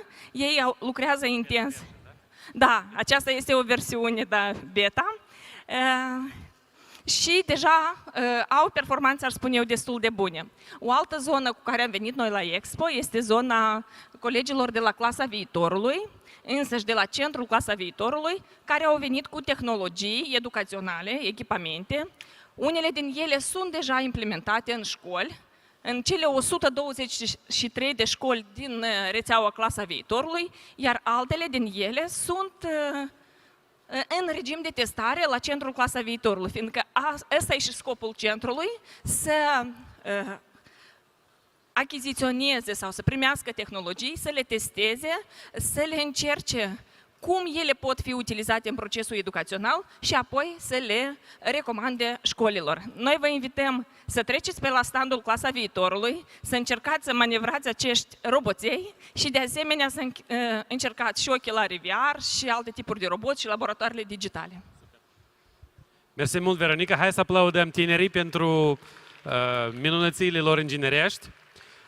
Now I will be switching back to English. The next session is a keynote speech, AIOps, taking the stress out of application performance management. And joining us on the stage is Hrvoje, or as he wanted me to call him, Gregoric, IT Automation SME, NCE Region, IBM. Hello, hello, can you hear me? Can you hear me? Yeah, you can, thank you. So, nice to see you all. My name is Hrvoje Gregoric. I am based in Zagreb, Croatia, and I work as AIOps subject matter expert for IBM. So, what is AIOps? AIOps is the process where your applications are managed by artificial intelligence. And today I'll present you AIOps taking the stress out of the application performance management. So show you a completely new way of how today, let's say, organizations that work on the bleeding edge of the technology are working. I will start my story in August 1981 with PC 5150 that was released by IBM, personal computer. It came with two programs, EasyCalc for spreadsheets and EasyWriter for text processing. You were also able to plug it on the TV and play video games. This PC was released 43 years ago, and it was, let's say, commercial PC era that was started by IBM. But let's move from 1981 to today's age and era. Let's talk about modern application challenges. Today, the infrastructure on which we are hosting our applications became extremely complex. We started with physical servers where the relationship was one-to-one. Then came the virtualization. Then came the cloud, multi-cloud, hybrid cloud. And today we have cloud native. So we can say that the architecture on which we are hosting our applications became extremely complex. Also, we used to, with monolithic applications, we used to update them yearly, then monthly. And now with cloud native applications, IBM has some clients which update their applications in real time. Also today we have a lot of different teams which are involved in application performance management. ITOps, DevOps, NetOps. So different lines of businesses that participate in application performance management, which often leads to communication gaps. Also, today, we have tool sprawl. So we have every team that manages a layer of infrastructure has their own set of tools, sometimes even multiple, because we work with different vendors.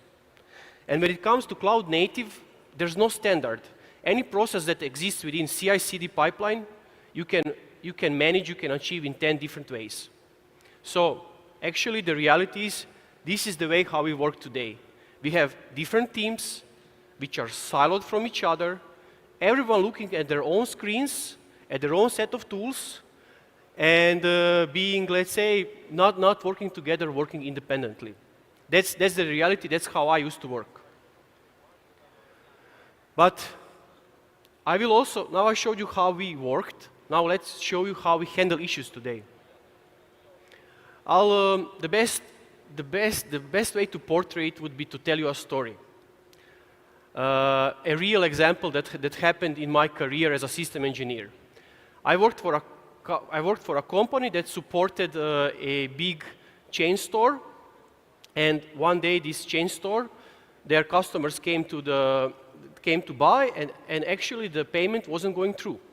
And when you have like 500 stores all around the country, impacting millions of buyers, and the payments are not going through, it's immediate severity 1. So the customer raised a ticket with one, my manager at the time, he immediately gathered all the teams, called us all together, virtualization, infrastructure, storage, network, application, gathered us in a so-called war room, where we were all troubleshooting our independent layers and trying to prove the innocence of our infrastructure layer, of our IT stack. So as I said, we start with a ticket and then forming the war room. And after we figured out who is the guilty party, when we found where is the problem, it took us approximately 6 hours, which brought a huge financial loss for the company and reputational loss for us. And we found that actually the problem was with storage layer. There was a patch that was released a couple of days before, and the storage wasn't able to provide the AIOps that this application needed. We over-provisioned the bottleneck, we did the one-time solution, and what's next? Nothing. We continue working the same way, time was passing, and we were kind of, let's say, we are working and we are stuck in the break-fix loop, where we are getting a ticket, over-provisioning the bottleneck, doing the one-time solution, and then again waiting for the time to pass and for the next incident to happen. And why does this happen? It happens because we have siloed teams which are working independent of each other, because we have fragmented tools. So today, averagely, organizations have up to 9 different tools with which they monitor applications and infrastructure, and these tools don't have intelligence across each other. They are not communicating. Also, what we rely on today are manual reactive processes, and we worked on an incident. And organization gave visibility in their, let's say, in their application only when with the traditional monitoring tools, only when the incident happens. Because of these challenges, the only way that we can today assure that our applications work without any problems is that we over-provision the infrastructure. So, how are we dealing with the infrastructure complexity to assure application performance? We are throwing money at the problem. And by Gartner, 20% of all the on-prem data centers are operating at 20 to 40% utilization. And this is something that I witnessed working with different clients around the region. So, what are we doing? We are over-provisioning infrastructure 3 to 4 times, running infrastructure at crazy cost, just to be sure that we will assure application performance. Cloud was supposed to be the solution. It was supposed to be the answer to these challenges. It was supposed to be scalable, agile. But the same problems that we had on-prem, the same challenges to over-provision an infrastructure to assure application performance, we brought to cloud. And that is why today 30% of all the cloud expenditure is waste. Because of these challenges, we have AIOps. So to answer these challenges, we have AIOps, and where you, with the help of artificial intelligence, you are solving this multidimensional complexity of infrastructure, performance, and cost, letting artificial intelligence help you make better decisions and deliver proactive actions to prevent incidents and outages with your applications. So AIOps is providing you real-time insights into applicative and infrastructure layers.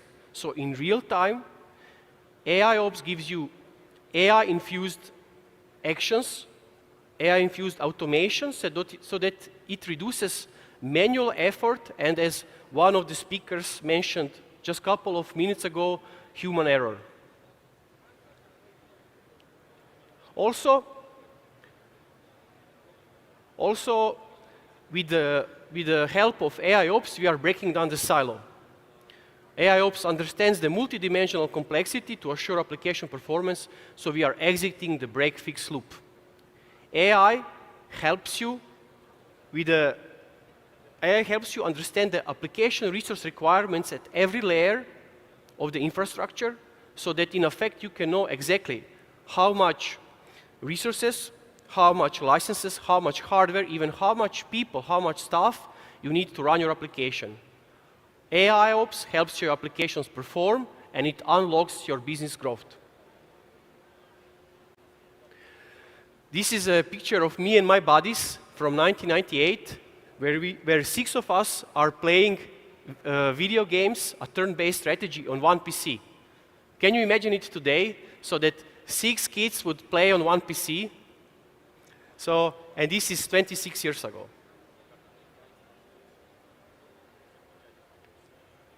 So, AIOps the IBM way. Instana application observability. Prevent the issues on the applicative layer, work ahead of incidents, understand how and why, what do you need for your applications to perform. Turbonomic application resource management. Provide your applications with the resources your applications need to perform at the right time, and give your applications these resources with the help of AI automated actions across your hybrid cloud. The idea is that the organizations, that they work proactively, preventatively, that you prevent the next outage, that you prevent the next incident, that you prevent the next reputational loss for your organization. What you can see here is the application stack with the supporting infrastructure layers. And the application to work, it relies on all the infrastructure. Sorry? Something went bad.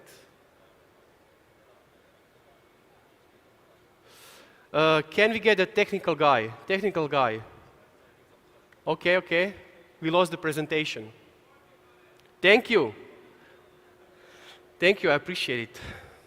But just, okay, let's talk about it. So as you've seen, we started with 1981, we started with a PC. It was, thank you very much, I appreciate it. 43 years ago. 26 years ago, I was playing with my buddies, 6 of us on one PC. Where are we today? We'll come to it. So as you can see, actually, application has to rely on every layer of the infrastructure to perform. And if you have an issue on any layer, your performance will degrade.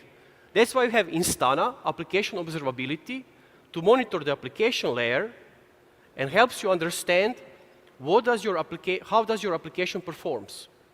And next to Instana, you have Turbonomic, application resource management, which is observing your infrastructure and also letting you know, helping you understand when you have a problem on any infrastructure layer, any bottleneck, and it gives you AI automated actions to prevent it. So the whole idea is that you work, as I said, proactively before end users are affected, and that you have a complete understanding of the status of your critical applications of any point in time. AI automation working instead of you, as I said, preventing the next outage, preventing the next incident, preventing the reputational loss. So, but let's move from theory to the real stuff. Today we have Instana and Turbonomic implemented at APIS IT in Croatia. And APIS IT is the central government agency that provides support and services for critical government entities such as tax system, elections, and customs. And you can imagine running such critical applications, running such critical services as elections. They have to be available, they have to be always available. It comes with a lot of stress and with a lot of responsibility. And that is why that traditionally how we worked doesn't fit anymore in the picture. It's inadequate to satisfy the demands of the modern applications which have to serve millions, be constantly available and fast. So that's why APIS IT implemented Turbonomic and Instana to gain a complete understanding of their critical applications at any point in time, to work ahead of incidents before the end users get affected. And by the words of the head of distributed IT, Franjo Piškur, I love this sentence, that's why we took it as an official quote. He said that Instana and Turbonomic together take the stress out of application performance management, and he said that now, today, with the help of Instana and Turbonomic, when he comes to the office, he's not going through the bunch of alert emails, he can have his first coffee in peace. For the second, I don't guarantee, but first he can have in peace, because his team is working ahead of incidents. They are preventing any problem way before then it happens.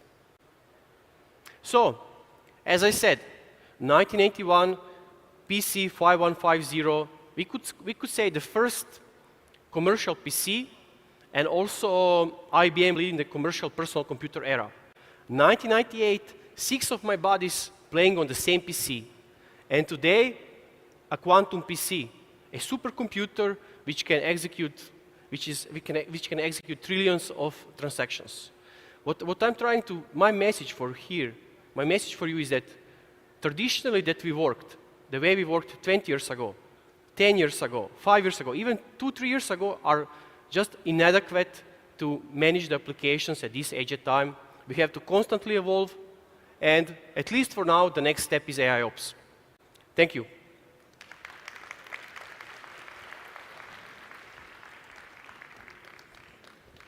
Thank you very much, Greg.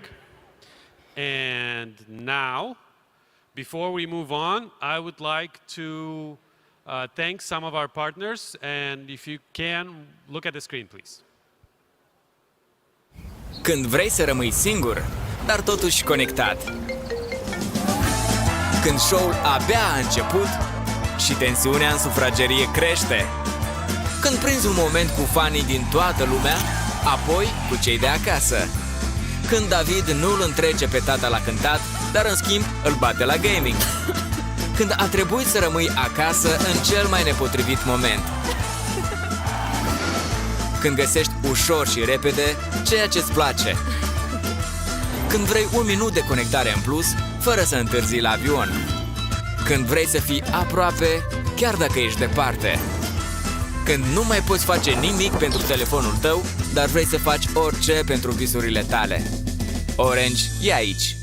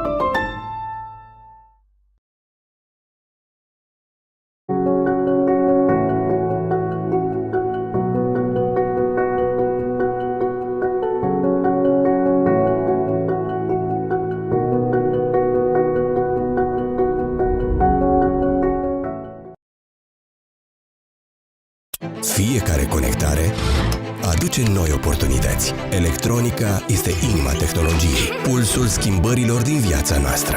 Mai mult de 210 companii din industria electronică din Republica Moldova dezvoltă elemente hardware și software, creează sisteme incorporate, proiectează și produc componente și dispozitive electronice, stăpânesc producția de electronică și microelectronică, nanosenzori, cât și alte tehnologii inovatoare.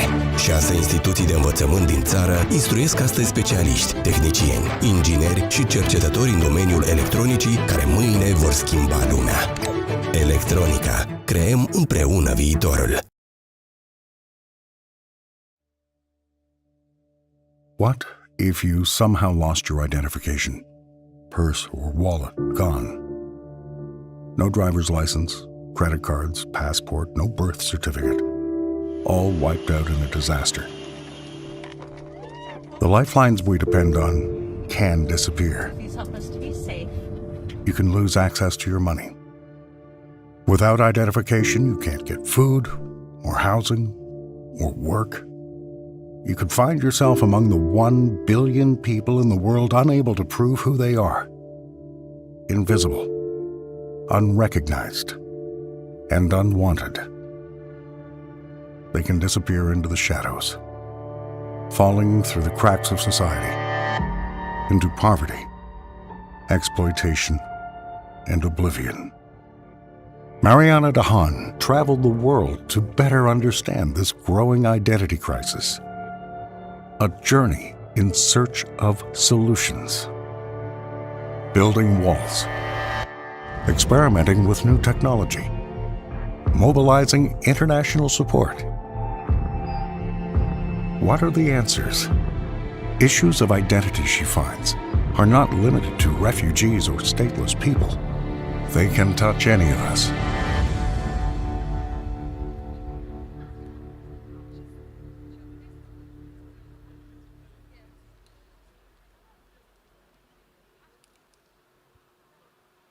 Moving forward on our agenda is a presentation titled MIA Instant Payments, Revolutionizing the Way Businesses Get Paid, led by Vadim Zhelyazkov, the head of FinTech at the National Bank of Moldova. I am personally a user of MIA, and I'm very, very happy that we have it.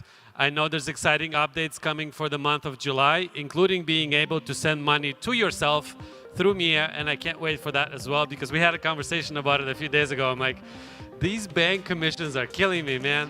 So without further ado, Vadim Zhelyazkov.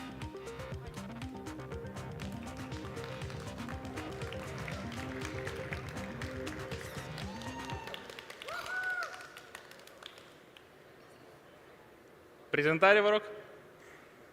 Oh. Nu. Ok. IBM nu a mea, sincer. Acolo este mie, plăți instant. Ok. Fiecare dată eu am același exercițiu.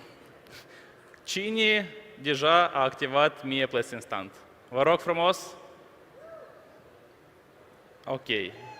Mult, perfect. Înseamnă cine nu a ridicat mâna încă, avem la Expo un stand unde putem să ajutăm să activăm și dacă aveți careva propuneri, obiecții, așteptăm cu mare drag. Ok? Mergem.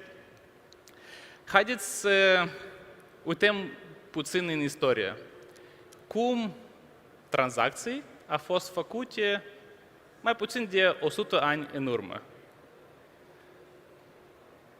Asta este o bancnotă, un cec din anul 1933, creat de Banca Municipală Chișinău, care a fost în clădirea lângă primărie, unde avem acum sală cu orgă. Și 100 de ani în urmă a fost nu prea ușor să faceți transfer. Trebuie să veniți în bancă, să scrieți cu mâna datele la așa document, semnați, ștampilați. Asta numai pentru a face transfer. Același idee a fost pentru cei care vor să primească transfer. Cu hârtie venim la bancă, punem încă careva ștampile, încă careva semnături. Dar, știți ce nu a fost schimbat din acești ani? A fost schimbat. Nu trebuie să venim în bancă, avem aplicație, nu trebuie să semnăm ceva, dar ștampilă, peste 100 de ani, este utilizat în sectorul financiar. Eu sper că peste 100 de ani nu va fi așa poze din anul acest cu ștampile. Eu foarte cred că ștampila va fi asta numai în anul 1933.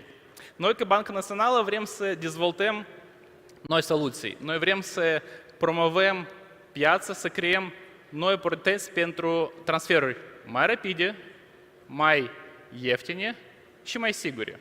Și pentru asta, noi împreună cu piața am dezvoltat MIA Plăți Instant, care a fost lansat 3 luni în urmă. Mersi. Și pentru cei care nu au ridicat mână, ce a fost făcut? În orice aplicație a băncii și non-bancari este posibil să fie transferat banii prin numărul de telefon. Simplu. De la banca A la banca B, numai cu numărul de telefon. Și acum, 3 luni după lansare, eu n-am nicio poză nouă cu card bancar a cuiva. Țineți minte când a fost, cum să facem transfer? Trimite poza cardului. 3 luni, nicio poză. Și eu sper că asta nu numai la mine și la voi. Dacă e așa, e bravo. Noi facem transferuri mai sigure. A doilea serviciu care a fost lansat, asta Request-to-Pay, solicitare de transfer. Serviciul dă posibilitatea că noi să cerem banii de la alții. Și eu colectez aici exemple cum e pot fi utilizat. Ca exemplu, copii cere bani de la părinți. Există? Există așa. Soț-soție cere banii de la soț-soție. Tot există așa cazuri. Dar cel mai genial caz care am văzut, asta e posibilitatea de a trage datorii. Mulți oameni nu e comod să scriu unde sunt banii mei. Și acum ei fac request to pay, când va fi banii și vine request în aplicația lor. Mulți utilizează. Noi avem comentariile care spun mersi pentru mine că acum să lua datorii este mai ușor pentru mine.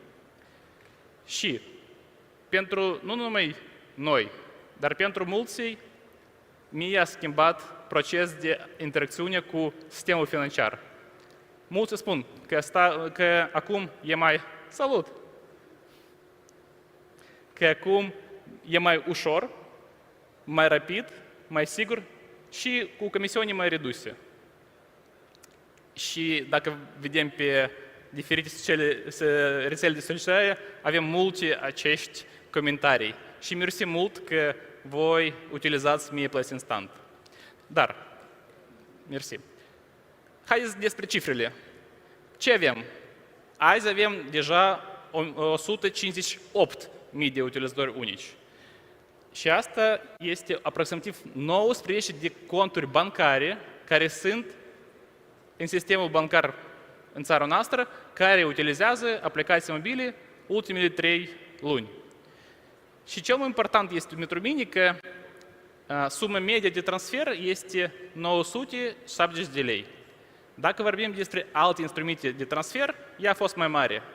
Eu sper că această sumă va fi mai mică. Eu vreau că noi să transferăm banii pentru mâncare, pentru cadouri, 100 de lei, 5 de lei, 10 de lei, mai ușor, mai rapid, mai sigur. Dar și dacă vorbim despre Request to Pay, 3,6% este utilizat pentru Request to Pay. Și crește. Asta înseamnă că nou use case este luat de oameni și este utilizat în piață.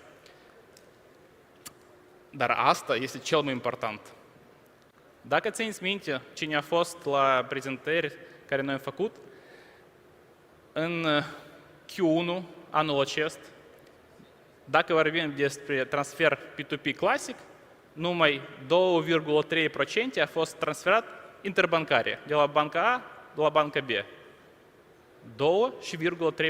2,3% din total. Alte transferuri au fost în banca A, în banca A.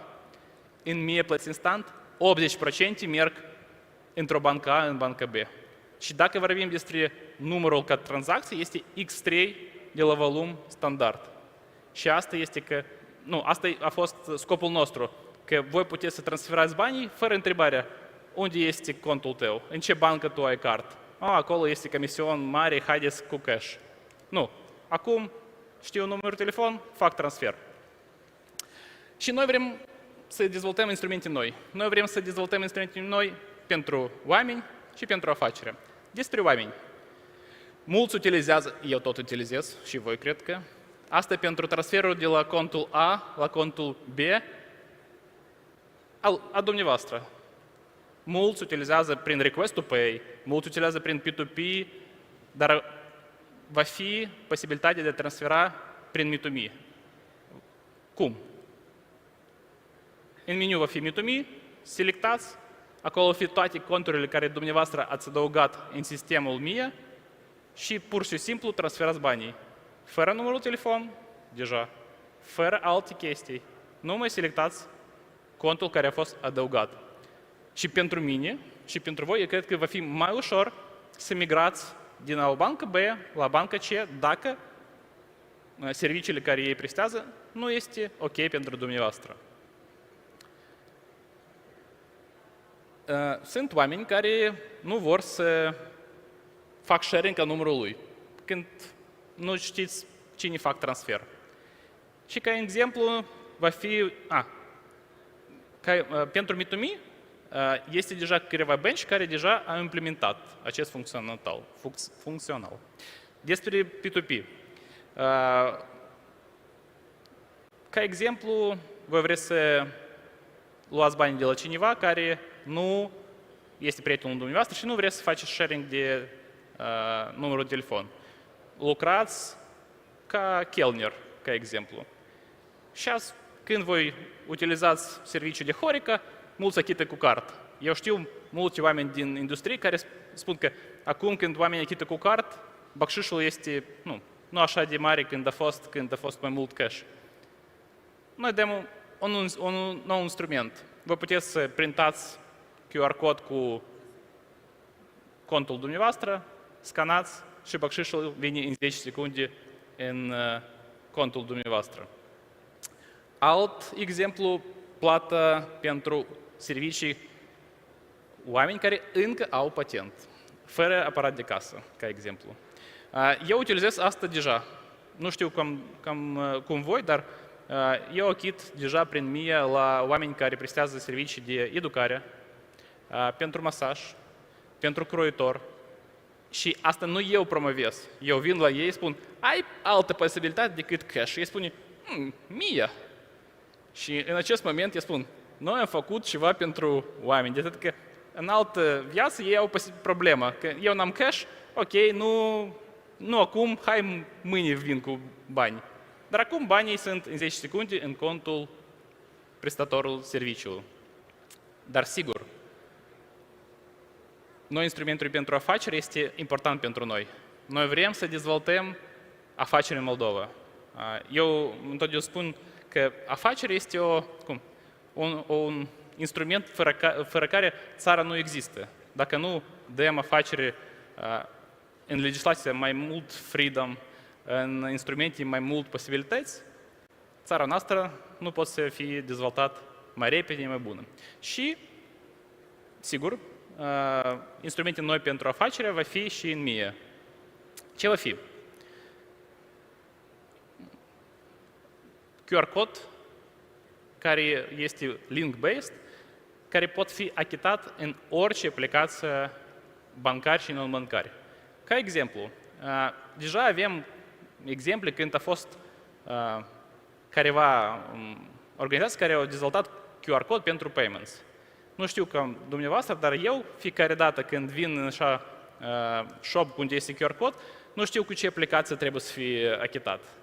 Dacă eu nu am acest banc sau am acest banc, noi vrem să fie un QR code standard, unic, pentru toată țara. Înseamnă că veniți când la un merchant, va fi un QR code care poate fi achitat din orice aplicație financiară și non-financiară în Moldova. Și asta va fi un comod pentru noi. Știți cum acum veniți în magazin, acolo 5-10 post-terminale și cu ce bancă vreți să achitați? Nu avem asta, haideți cu acest numărul 4. Și numărul 4, ok, nu e comod. Noi vrem să rezolvăm asta prin unificarea QR codului.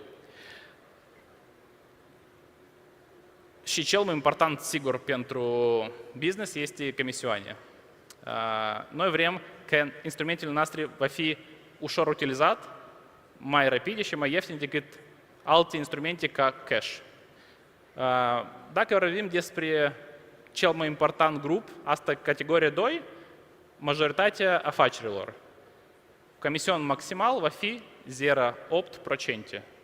Asta e comision maximal, limitat de Banca Națională.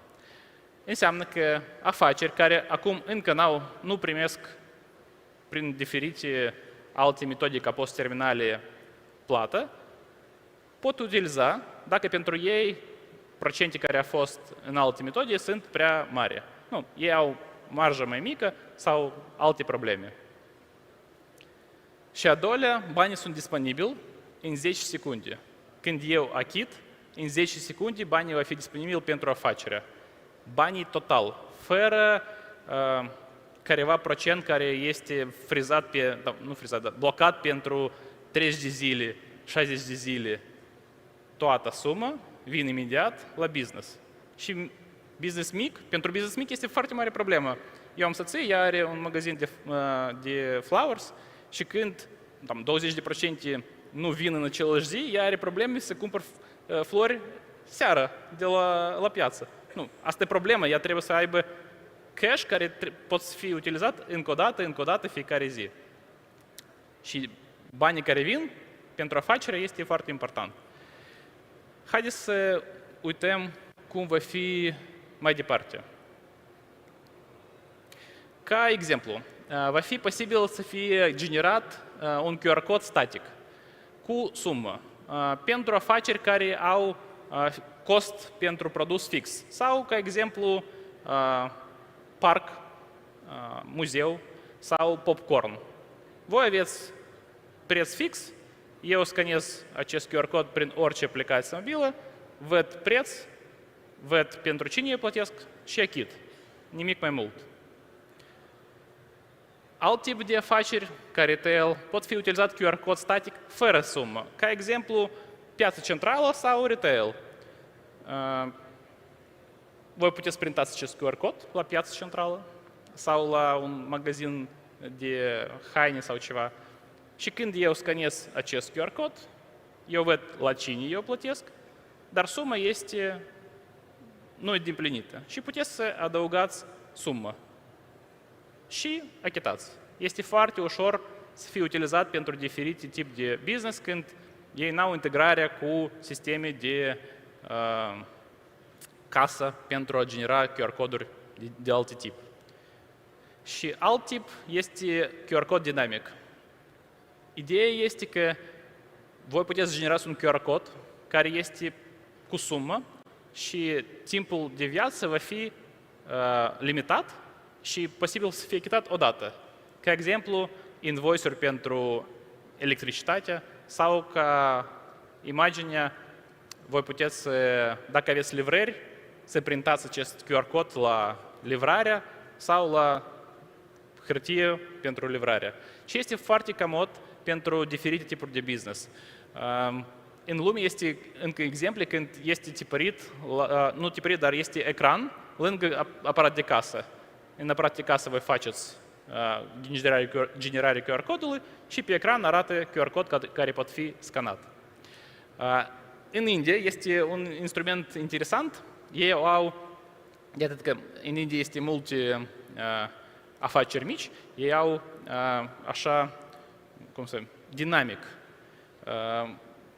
Un instrument, când vin banii, ea spune, banii au venit, 100 de rupii, și ei lucrează mai departe, ei vând, ei fac ceva. Banii au primis, mergem mai departe. Și eu cred că și noi transformăm în așa mod afaceri când va fi mai ușor să primiți banii prin diferite instrumente. Dar cel mai important pentru mine acum este posibilitatea nouă de a achita online. Nu, noi toți cumpărăm ceva online. Mulți afaceri acum merg în online. Va fi posibilitatea pentru e-commerce de adăugat buton mie achită cu mie pe website sau numai în Messenger. Simplu. Voi, cred că toți voi au rugat ceva prin Instagram, Telegram sau WhatsApp despre marfă, despre servicii. Și acum puteți nu numai întrebați, dar și cumpărați. Simplu, va fi un link de achitare, care va fi achitat, posibil achitat, în orice aplicație. Nu, asta schimbă cum business online poți să interacționezi cu noi, cu oameni. Ușor, simplu și rapid. Cum va fi flow? Apăsați pe link, veniți la așa listă care este pe site Băncii Naționale, selectați aplicația prin care doriți să fie acest link deschis. Azi este banc A, mâine posibil să fie banc B. Nu e problemă. În orice moment puteți să deschideți acest link cu alte aplicații și verificați pentru cine plătiți și achitați. Simplu. 2 pași și achitați marfa. asta e cel mai important slide pentru mine.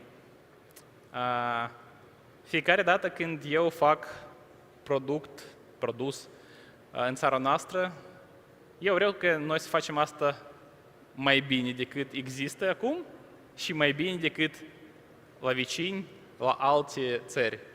Și noi putem. Noi nu suntem primii de obicei. Noi suntem a doilea, ca minimum, a 10-lea. Și în acest moment noi putem să luăm best practices și creăm un produs pe care noi putem să mândrim. Dar pentru asta noi trebuie să facem două lucruri. Sincer, noi trebuie să vizionăm că vrem să facem ceva mai bine. Și a doilea, noi trebuie să lucrăm. Ca banal, dar nu numai vizionăm, dar și facem ceva concret, cu timeline, cu roadmap, cu voință. Și noi avem așa roadmap și așa voință. Noi am lansat P2P și Request to Pay în martie. Noi, next step, lansăm QR code-uri și deep links și Me2Me. Și apoi noi vrem să lansăm Fast Checkout. Despre Fast Checkout va fi mai târziu prezentarea. Și din iulie, anul acesta, va fi posibil să fie achitat orice QR code și link în orice aplicație a Moldovei, ușor, rapid și mai ieftin. Mersi mult! What a great presentation. Thank you, Vadim. Next keynote is a very, I guess, the opposite of what Vadim just showed us, because it's how to win the information war. And it's featuring Nina Jankovic, the co-founder and CEO of American Sunlight Project. She's recognized internationally for her expertise in disinformation and democratization, and has been named one of Time Magazine's 100 most influential people in AI. So please welcome Nina Jankovic.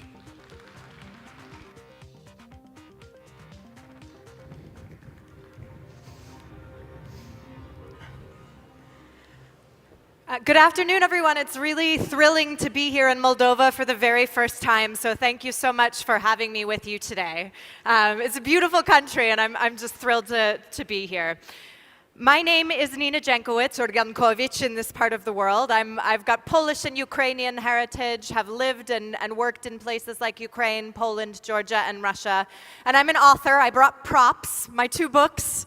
How to Lose the Information War. This is all about Russia's disinformation campaigns and the lessons we can learn from the countries that have been countering disinformation for much longer than we in the West have even recognized that it's existed. And How to Be a Woman Online, which is all about how to be a woman online. If you are a woman who's speaking out, who's using your voice, we recognize that, we are subject to some things that our male colleagues aren't subject to, and this is a guidebook for how to deal with it. Men, I think it's helpful for you too, to learn how to be a good ally and to learn about online abuse a little bit. As was said, I'm the CEO of something called the American Sunlight Project, which is a new nonprofit based in Washington focused on increasing the cost of lies that undermine democracy. And that's part of what I'm going to talk about today. I've worked in the nonprofit spheres. I used to work for the National Democratic Institute. I've worked for government. I'll talk a bit about that. I've worked with the Ukrainian government as a strategic communications advisor to the Ministry of Foreign Affairs, and I've advised parliaments, US Congress, and technology companies all around the world. I think one of the things that we need to understand is that our information environment has some problems, right? But they're not insurmountable. I think right now we hear a lot of doom and gloom about this year of elections and how it's going to be a flood of disinformation. It probably is, but the good thing is that we know it's coming and we can do something about it. And I know that Moldova here at this gathering and then more broadly is thinking about the ways that it can counter disinformation. And so I thought I might offer some lessons learned from my experiences and a little bit of a look toward the future.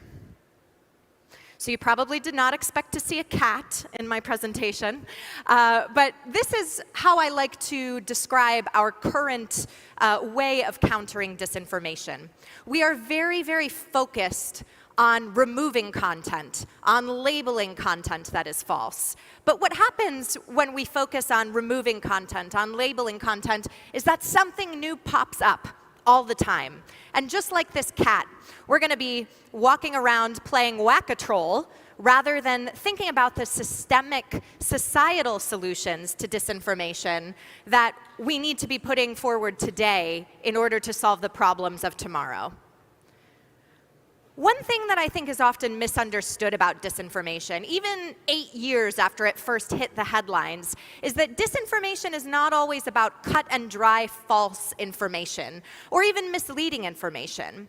It often weaponizes the fissures in our societies, grievances that people have, hot button issues, and with that kernel of truth, then tries to polarize us and make us lost in a fast-moving and crowded information environment. And this is one of the reasons that fact-checking doesn't really work. We talk about fact-checking, we talk about removing content. I've lost my presentation, but I'll keep riffing for a second over there in the tech sector if we can get that back up. We think about removing things, we think about correcting things. But actually, if they're based on a kernel of truth, correcting them isn't going to do anything. People are just going to be angry about being corrected. They're going to be angry if that information is removed. And so one of the most important things to think about is how we build resilience in societies, how we educate people so they can better navigate a crowded information environment. Thank you, guys. I like to think of Estonia as one of the best examples of countering disinformation, and I know we have a lot of Estonian colleagues here with us this weekend. Estonia, normally when I talk about Estonia in the United States, I have to tell Americans where Estonia is and what it is, but you guys, I think, know all of that, of course. And I'm sure you also know the story of the Bronze Soldier crisis, but for those of you that don't know, of course, Estonia has a large ethnic Russian population. And after Estonia got into the EU and NATO, Russia saw an opportunity to exploit the fissure between ethnic Estonians and ethnic Russians in Estonia. This handsome gentleman that you see here, the Bronze Soldier, was a monument to war dead during World War II, obviously a very Soviet monument, and it became a flashpoint for tensions between the Estonians and the ethnic Russians, the folks who had some nostalgia for the Soviet Union. And the government in 2007 said, this is becoming a security concern. We're going to move this monument from the center of Tallinn to a cemetery, a military cemetery on the outskirts of town. The Russian language media and the Russian government seized on this as discrimination against Russian citizens. And they used this fissure in society, this hot button issue, to amplify and exploit tensions. They used the Russian language media to seed false narratives about discrimination against Russian citizens, and they used covert actors to even instigate protests on the ground.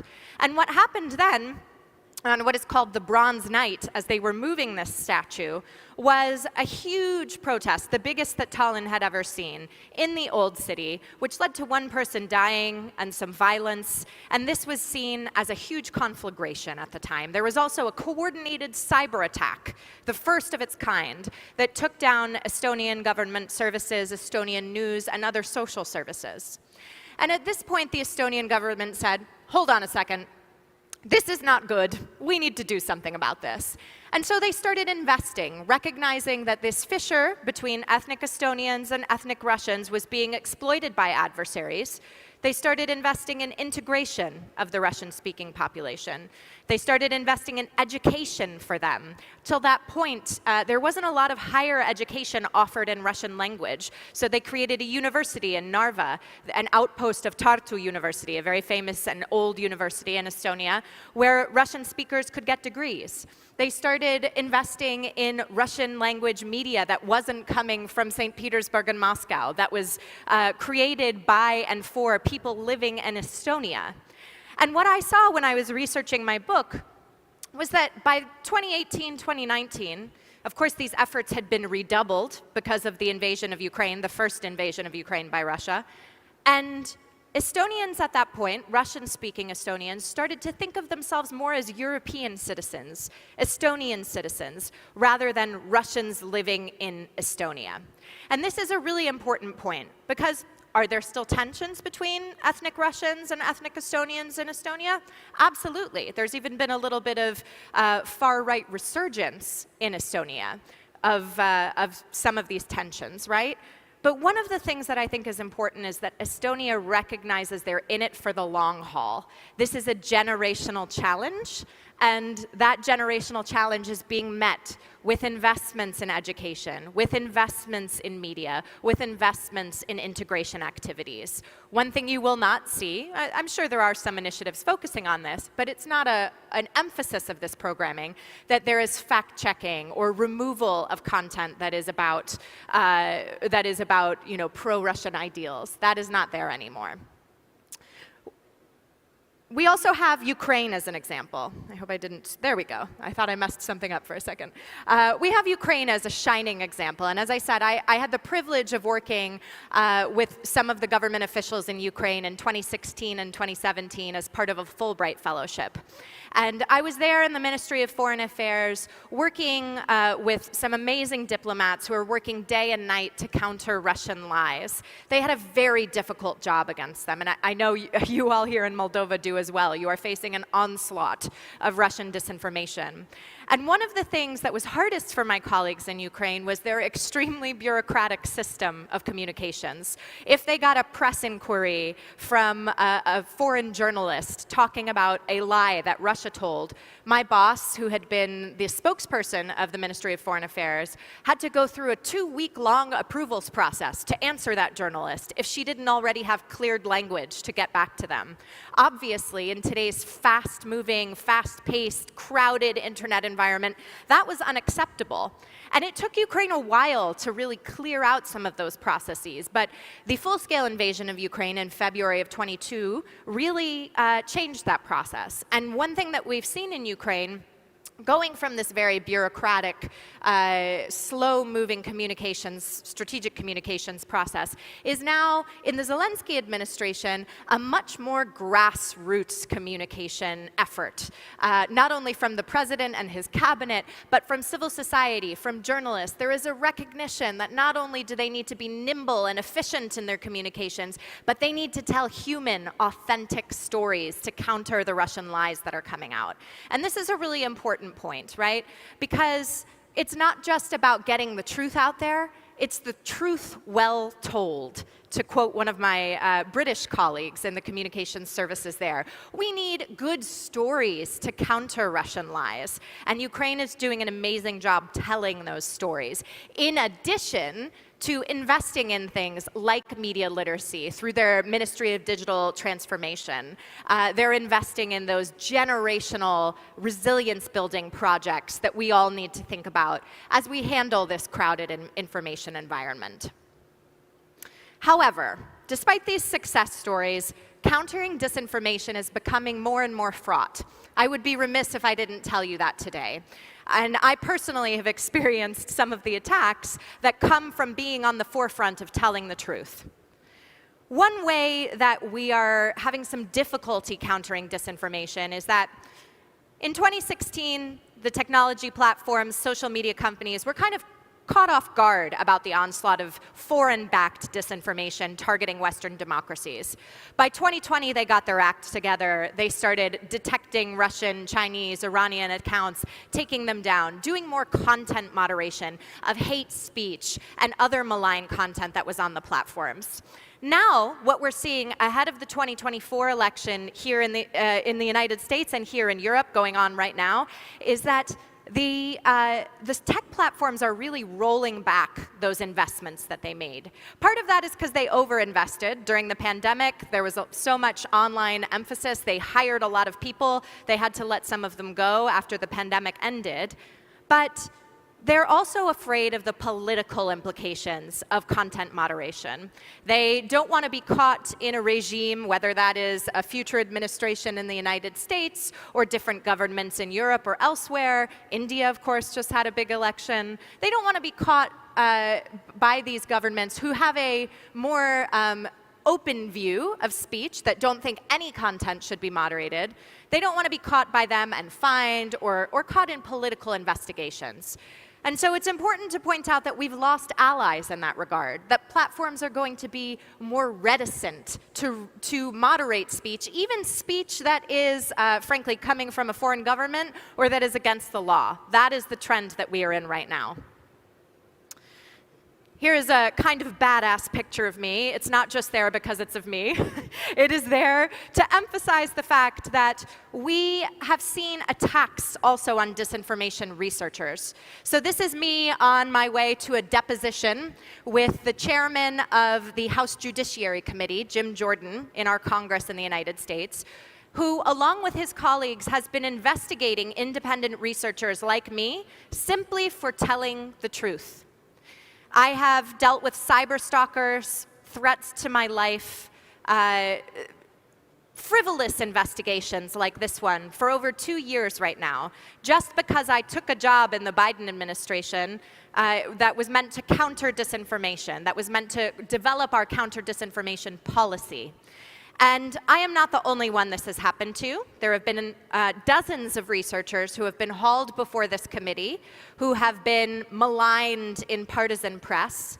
And this is not something that's only happening in the United States. It is being exported to Europe by authoritarians and autocrats who, again, are afraid of the people who are telling the truth. So think of this as a warning. This could come to Moldova. It might come to Moldova. And when you see these attacks happening on people who are in this industry, I want you to think of this moment and say, aha, I was warned about this. I should not trust these people. And do your own research, right? There's often a lot of color in between what people are saying, that disinformation researchers are censoring people, and the work that they're actually doing. So I encourage you to look at all of the facts when something like this happens.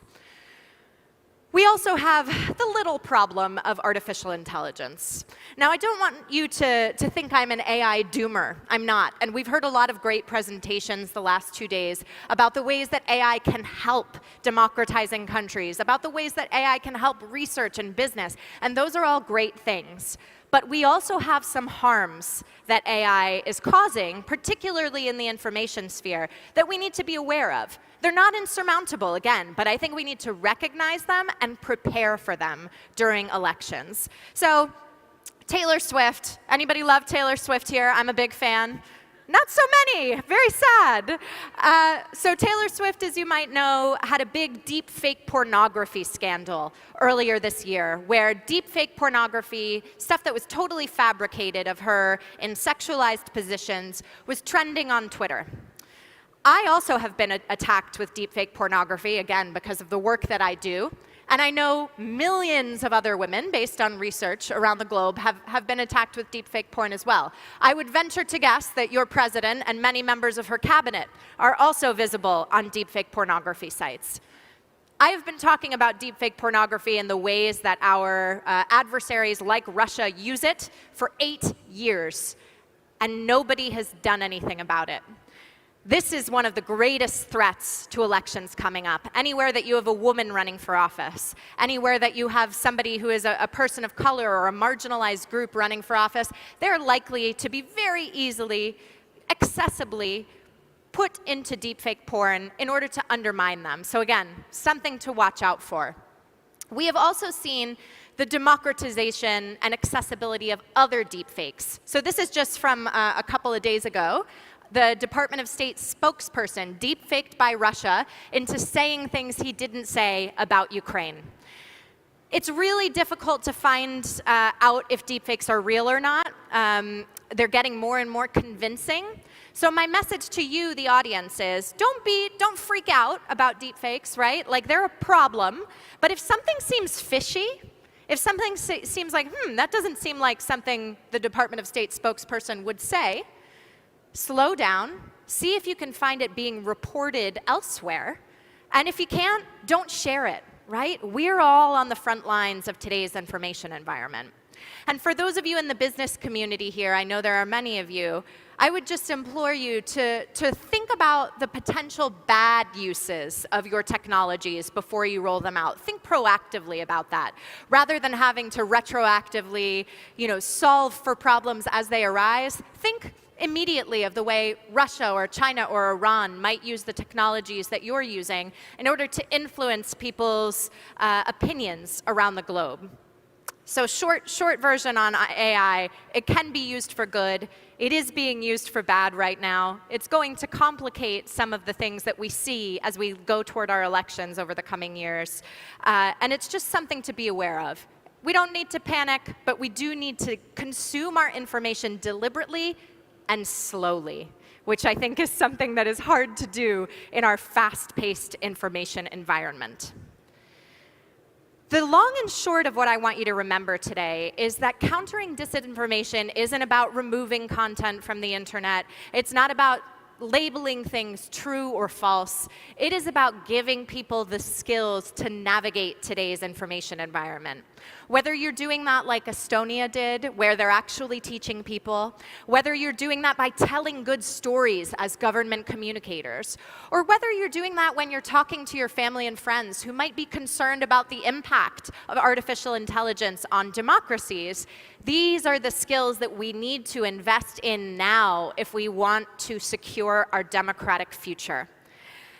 This isn't a new concept. This is something that Thomas Jefferson actually talked about in 1820.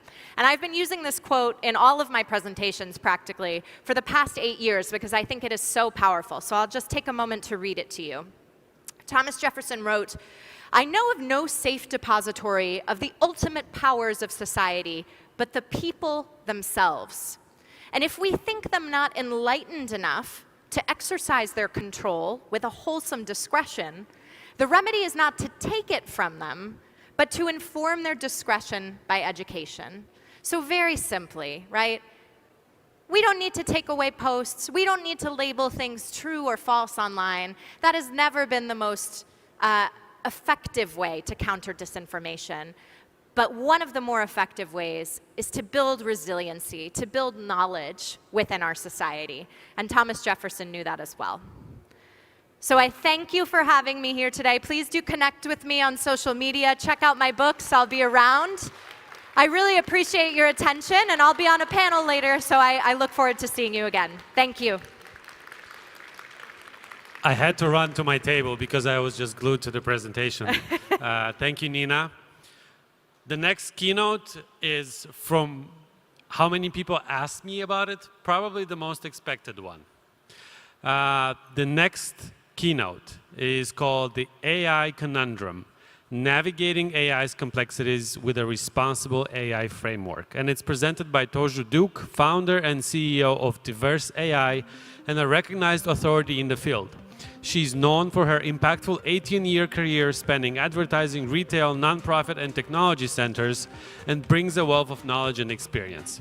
She contributed to Google. She was, the past 3 years, a program manager on responsible AI and positioned at the forefront of integrating ethical practices in AI development across Google's product and research teams. So please welcome Toju Duke.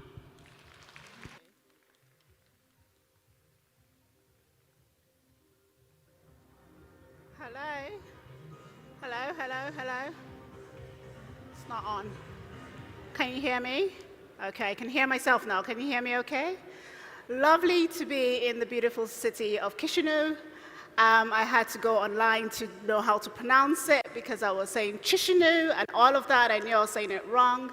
I flew all the way from London, and London is dark and gloomy. But as a typical Brit, we all talk about the weather. I didn't come to talk about the weather today. And before I get started, just by a quick show of hands, how many of you really love AI? Have about 37.25% people in the room. Okay, and how many of you do not really like AI on the other side? It's okay, you can say it, you won't get killed. Okay, we've got someone there that doesn't like AI, so that's 0.001%. And how many of you don't care whether AI is here or not? You can't be bothered.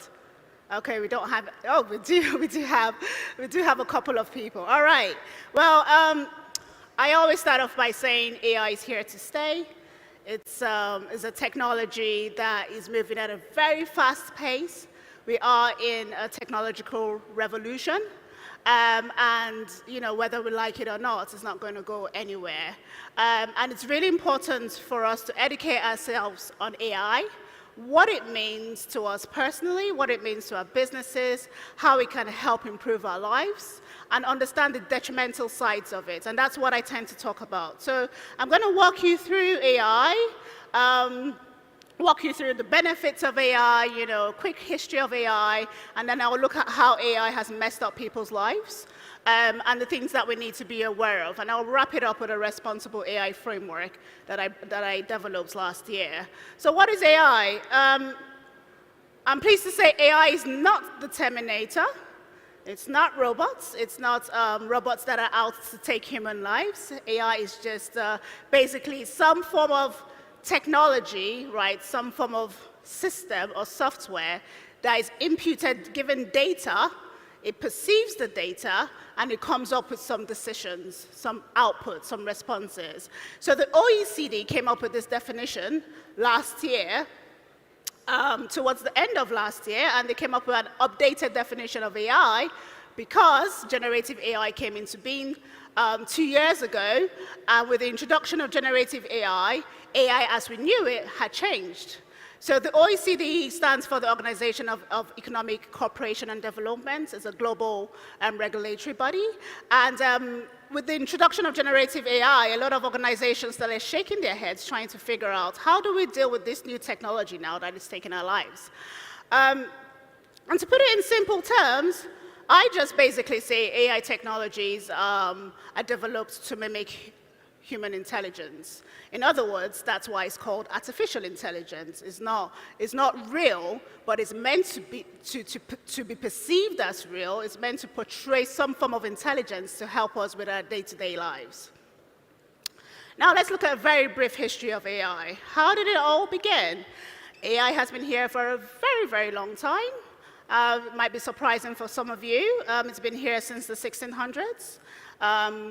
We have a Frenchman called Blaise Pascal who came up with some calculating machine, which is the very first likeness of something that started looking like AI. And in the 1800s, we had Ada Lovelace and an Englishman called Charles Babbage come up with another form of computer kind of programming machine as well. And I always pause here to say it's really important to know the history of AI, because especially last year, the media kept on portraying AI fathers and AI godfathers. I never heard about AI mothers or AI godmothers, and they still don't talk about it. But we do have women that have been in the forefront of AI right from the start. So it's good to pay attention to what's being put out there. It's good to remember that we need some form of balance, right? And representation really matters. And the inequality fights, the gender inequality fights still exist within AI. Right, in 1950, we have Alan Turing, who was a well-known person who helped with the World War II. How many of you have heard about Alan Turing? Okay, we do have a few people, so I might have to say his story a little bit more. So Alan Turing was a scientist in England. He helped break the Enigma code with a team of people, and it kind of like, stopped World War II and saved millions of people's lives, especially women and children. Unfortunately for Alan Turing, he was gay. And in the UK at that time, being homosexual was a criminal offense. So one day, he had a burglar in his house, and he called the police, and along the line, they realized that he was homosexual. They gave him two choices: either you get imprisoned for life or you take chemical castration. Now, this very intelligent young man decided to take his own life a few years later. And I always pause at his story because I find it really sad. Some of the issues that face AI today, especially with regards to bias and discrimination and inequality and misrepresentation and representational harms, which I'll go into more detail in a few minutes. Some of these things, and most of them, is because there's lack of diversity in the data. There's lack of inclusivity in the data. In other words, the data is just catered for Caucasian men, many times from Silicon Valley. So people from different races, religions, beliefs, sexual orientation, they're not represented in the data, and that's why when the output comes into play, when it gives responses, it's always towards a certain type of people. So we need to be aware of the laws we've had in place. We need to think about these things the more we think about adopting AI, if we want to adopt it in our businesses. If we are already working on AI, then just think about the issues that AI has and how it excludes lots of people from different minority groups. In 1956, the term AI was coined by Alan Turing and some of his friends in the US. In 1965, we had the very first chatbot called ELIZA. So ELIZA was a natural language programming interface. So NLP, that's what it's called, is basically the text behind chatbots. And it was meant to be a companion kind of chatbot. So it was having a conversation with people. And then from then on, that's how, it started, right? In 2011, we started having AI beating humans. I always say, I don't know why people were surprised about that. If you play computer games, you always get bit by the computer anyway, so it's not a new thing. But AI started gaining more popularity from 2011, right? And by 2022, the whole world started paying attention to AI with the introduction of ChatGPT. This is an example of ELIZA, the very first chatbot. I don't know if you can read the screen, but she was having a conversation with someone and said, please tell me what's bothering you, and do you really wish to know, can you give me what a special reason is? Now, if you think about this, today we have lots of emotional chatbots, and I'll go into a few examples of those as well. They're not quite good, right? They're meant to be good, but at the end of the day, it tends to have a negative effect on its users. So since 2022, the AI arms race kicked off, right? The moment OpenAI launched ChatGPT, Google was like, oh my God, I need to launch. I was at Google at the time. And my team were trying to make sure the research teams worked on responsible AI processes before launching any publication. And there was just this frenzy from the researchers at some point, OpenAI is about to launch a paper, we need to launch a paper. At that time, I didn't understand what was going on. Then later on, I did. There's always competitive pressure amongst big tech, right? So once OpenAI launches something, either Google is going to launch it, Microsoft, has invested 70% in OpenAI, and this competitive arms race will keep on going. And that's another reason why I said AI is here to stay and it's not going to go anywhere. Right, one of the things that got me interested in AI was its potential for good. AI has the potential to solve the world's top problems today. The moment I came across AI, I was like, why is no one talking about AI? This was like 5 years ago, right? So it was a while ago. And I could see the potential for AI to come up with drug discovery for cancer, for instance. And actually now, we have some researchers in the UK that have come up with some clinical trials and test drugs for cancer. So it does have the potential to solve the world's top problems today if it's been adopted properly. AI's importance goes across so many different sectors, from health and hunger, security and justice, education, environmental issues, public and social sectors, crisis response, and on it goes. So AI is not totally a terrible technology. What I always tend to say is that, like any new thing, it will have its teething problems. And sometimes I kind of compare it to a child. Some people don't like that.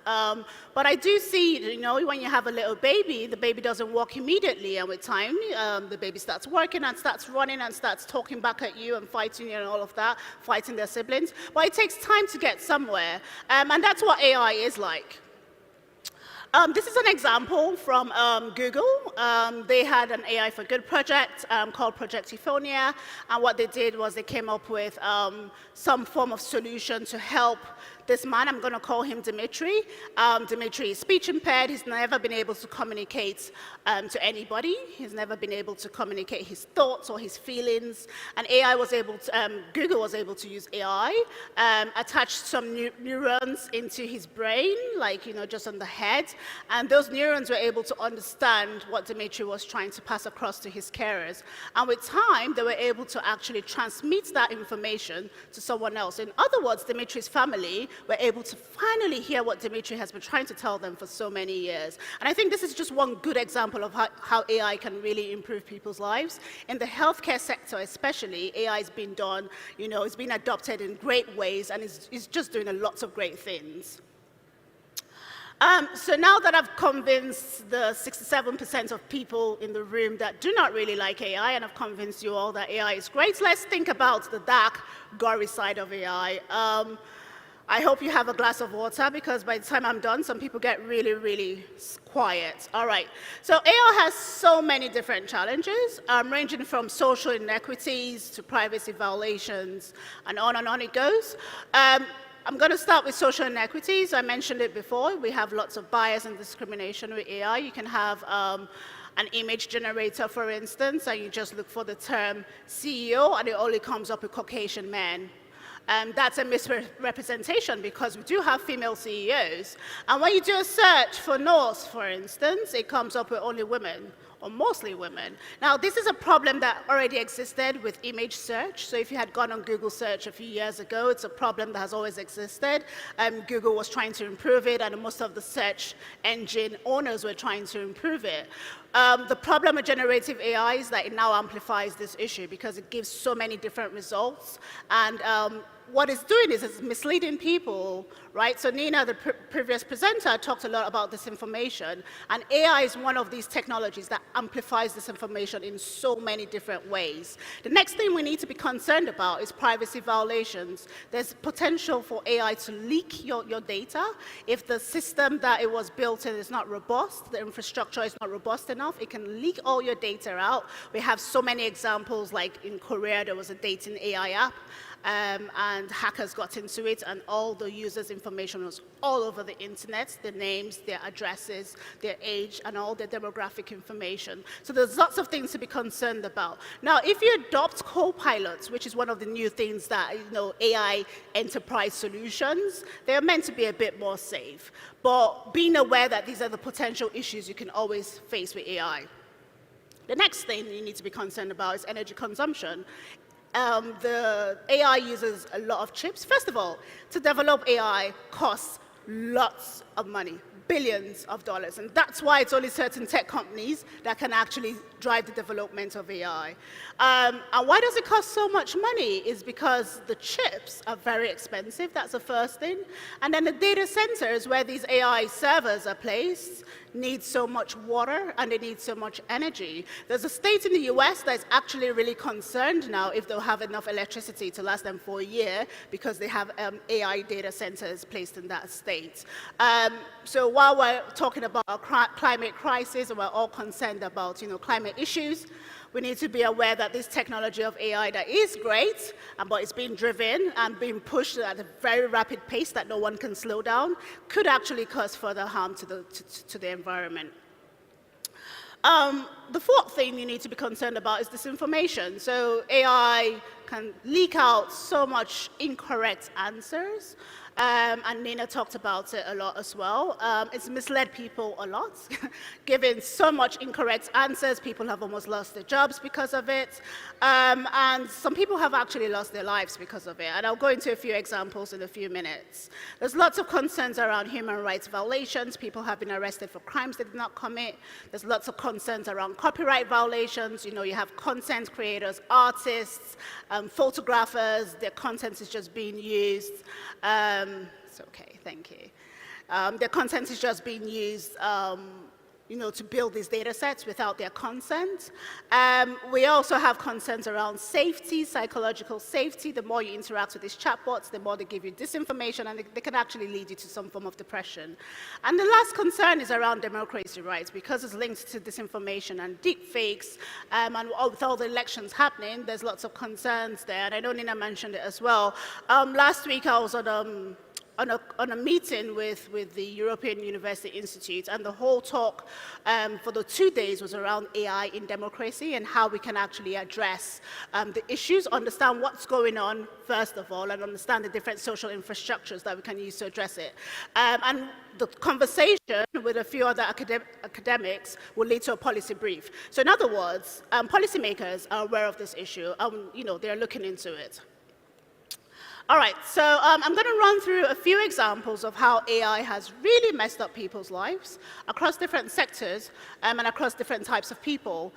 We have a young girl in the US who was aged 12. She was using Snapchat, and then Snapchat recommended 2 men to her on their quick ad feature. And she got into some conversation with them, and these men were sexual predators. And they raped her on 2 occasions across 2 different years, and she got sexually abused. What's even more concerning is that Snapchat was able to get away with this. The parents of this young girl took Snapchat to court, but apparently there's a bill in California that protects companies like this, and Snapchat's excuse or their reason was that, what happened did not take place on Snapchat. But the AI system that Snapchat was using, the recommendation engines recommended sexual predators to a young girl. They can argue that they did not know that they were sexual predators, fine, but you're recommending old men to a young girl. And they could also say maybe they did not realize they were much older than the girl. Then they have to do their due diligence, right? You have to work on your recommendation engine. You have to protect the young people. And this is just one example of how people's lives have been messed up by AI and social media.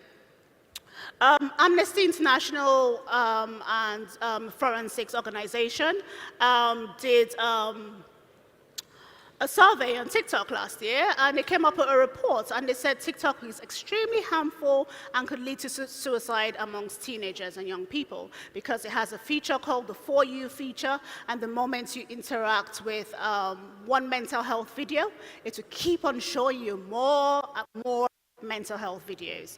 And the more you watch them, the more depressed you become. And they actually were able to give a lot of evidence around how a lot of young people's lives have been affected. I'll say this can happen to anyone. You don't have to be young. The more content you watch, whatever it is, it affects your psyche eventually. And again, the recommendation algorithms and the recommendation engines being used by TikTok is clearly not safe enough for its users. My slides have disappeared. Is there an AI working here that is trying to destroy my presentation? No, I'm joking. Okay. Is it back up? No. Right. So I can keep going, and you'll see the slides eventually.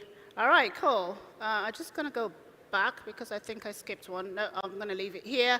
We have a tool by Amazon.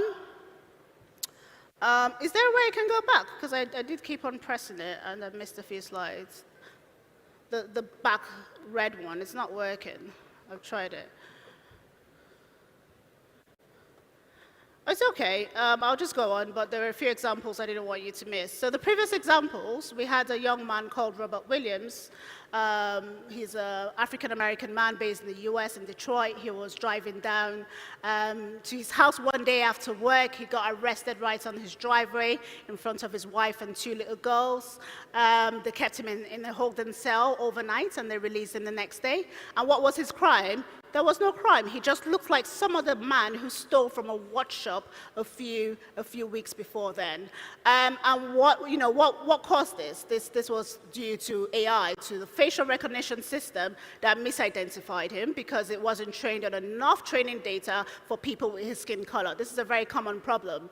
A lot of false arrests across different races, right? So we have Caucasian men with false arrests, and we also have a lot of African American people with false arrests. The only problem is that the ratio is not even. There was a pregnant woman, 8 months pregnant, last year in the same state of Detroit, was arrested for carjacking, and she was totally innocent. So there are lots of concerns around AI. Now, we also have this Amazon tool. It got deprecated a few years ago. It lasted for about 3 years. And what was this tool about? It was supposed to be a recruitment tool, but apparently it was discriminating against women. And anytime a woman put her CV through the tool, it wouldn't put that CV up for any recommendations or applications, and it was only favoring male CVs. And why was that? Why was it discriminating against women? Again, the training data was trained on male CVs and not female CVs, so it couldn't recognize any keywords or any female colleges or universities or schools, and it only recognized the male keywords in the schools. One of the problems of this, I believe this is not any malicious intent, one of the problems of this, apart from the fact that there's lack of diversity in the data, there's lack of diversity in the teams building AI. Right? Most of them are white male from Silicon Valley, from MIT graduates, Harvard graduates, and they just sit in Silicon Valley, get some investment, and start building things that are very exciting, but it excludes everyone else. And these are some of the concerns we need to think about. That's one of the reasons I set up my nonprofit Diverse AI, just to drive some further diversity in the field of AI through different ways. We have a data set called Lion 5B dataset. It was owned by some German nonprofit. It has 5 billion images, and Lion is the biggest data set in the world. Every single company that works on facial recognition, that needs computer vision, that needs images, goes to Lion for some pictures.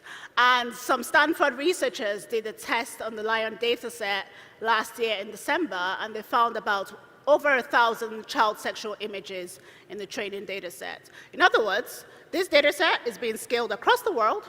So many companies are using it, and it has child sexual images in it. So we're training other AI applications with very dangerous information. The data set still exists. They haven't called it off. But again, this is a major concerning event. In 2016, Google had a problem. Google Photos, a guy was going through Google Photos, and he was trying to look for, an event, a holiday that he went on the year before, and he looked for the term gorilla to remind him of the time he spent in the safari, and it was these pictures that came up of his friends. Because Google Photos was not trained again on African-American skin, and he thought that people who are black or brown, of brown skin color, are gorillas. Google wasn't able to fix this problem, so it just took off the label gorilla from the app. So if you search for gorilla now, you might not see anything come up. We have Stephen Swatch. He's a New York lawyer. Last year, he almost lost his barter license because he used ChatGPT to file his judicial cases. He went to court, went to a judge, submitted everything, and along the line realized that everything was fake. He got fined $5,000. He said he did not expect ChatGPT to mislead him. We have a young man called Kale in the UK. He was chatting with a conversational chatbot called Chai. Along the line, this man said, "I want to kill the queen," and the chatbot said, "Go ahead, you can do it." And he takes himself to Windsor Castle, and he attempts to get in. Of course, he got stopped. No one can kill the queen, for crying out loud. He got stopped, and now he's serving his time in jail. His therapist says that, the chatbot probably preyed on his mental health, but this could happen to anybody. Replica is another emotional chatbot. Very similar to Eliza. She was meant to, I shouldn't call it she, it was meant to be built as a companion chatbot. So, I don't know if you've really heard of the AI girlfriends and boyfriends, but there's lots of apps out there, that are meant to just supplements the human social factor, right? And a lot of people would rather go to an AI app and just have a chat with it than talk to a fellow human being, especially the young ones. But along the line, Reddit users started saying, "Oh, have you noticed Replica is making me feel depressed? The more I talk with Replica and the more I have a chat with it, I start feeling depressed." And everybody said the same thing. So in other words, the further interaction and time consumed with interacting with these chatbots, most users start having a very detrimental effect. In 2021, Alexa told a young child to touch a live plug with her penny. Thank goodness the child's parents was there and stopped the child from doing it. That would have been another life lost due to AI. I'm going to end with this last very sad story. Last year, a man in Belgium took his life because he had been chatting with this AI chatbot for 6 weeks, and the chatbot was able to convince him that if he took his own life, he'll be able to save the world from climate crisis. He believed it, he took his life, he left behind a wife and 2 daughters. You'll probably be wondering, why will anyone even believe that in the first place? But, I mean, the more interaction you have with anything, any human being, right, you start getting influenced, and that's one of the biggest concerns around chatbots, around large language models, which power the chatbots, is the amount of disinformation and the amount of trust that users give to it. And we need to be aware of these issues, whether we're using it in our workplace or at home, you know, if it's being introduced in your kids' schools, and whatever it is, we need to empower ourselves with the knowledge and the wealth so that as AI is being, you know, integrated into literally every device and technology that we use, we know how to use it properly so that it doesn't have a detrimental effect on us. All right, so what are the overall implications here? Right? There are lots of things, right? There are lots of lawsuits that can happen due to human rights violations, privacy violations. There are lots of reputational risk that can happen to any organization who gets caught up in all these sort of terrible things. We're thinking about human rights violations, the representational harms and biases that I mentioned, and driving further stereotypes and divide in society, and ultimately can lead to bankruptcy. But I'm happy to say that, you know, it's not all doom and gloom. There is hope, right? We cannot all be alive and AI will just be killing people, basically. I came up with a responsible AI framework which I introduced in my book, and it basically just talks about thinking about, you know, AI adoption in a more responsible manner, right? Having some form of foundation and building an implementation on top of that foundation, and then thinking about the overall ethical considerations. So what does the framework actually look like? The very first thing you want to think about is AI principles, and this falls under AI governance, where you want to make sure that you have an AI policy in your organization if you're using AI. An AI policy that is very clear, right? The intents that you want to do with AI. It's almost like an AI handbook for your employees. In other words, you want to say you don't want to reinforce any societal biases, you want your AI to be transparent and explainable, you don't want people to not be sure what they're conversing with. And these things need to be in place, right? You want to say, you know, you don't want to use the AI to drive weapons of mass destruction, especially in the climate that we're living in the world today. The second thing is data. I've talked a lot about data, and data is one of the primary issues with AI. So there are lots of data curation methods that can be used, like how is the data being built, how is it inclusive and fair, who is represented in the data, who actually has access to the data as well, and so many of the questions around data ethics. The third thing you want to think about is fairness. So most of the examples I gave on discrimination and inequality and bias and all of that relates to fairness, and that's a term in the responsible AI field. So in other words, what we're saying is every response, every output from any AI system, regardless of if it's a chatbot or a facial recognition camera or audio or speech, it has to produce outputs that are equally fair to every member in society, regardless of their age, their skin color, their race, their beliefs, their sexual orientation, you know, be inclusive to everyone. That's fair, and that's actually required by law.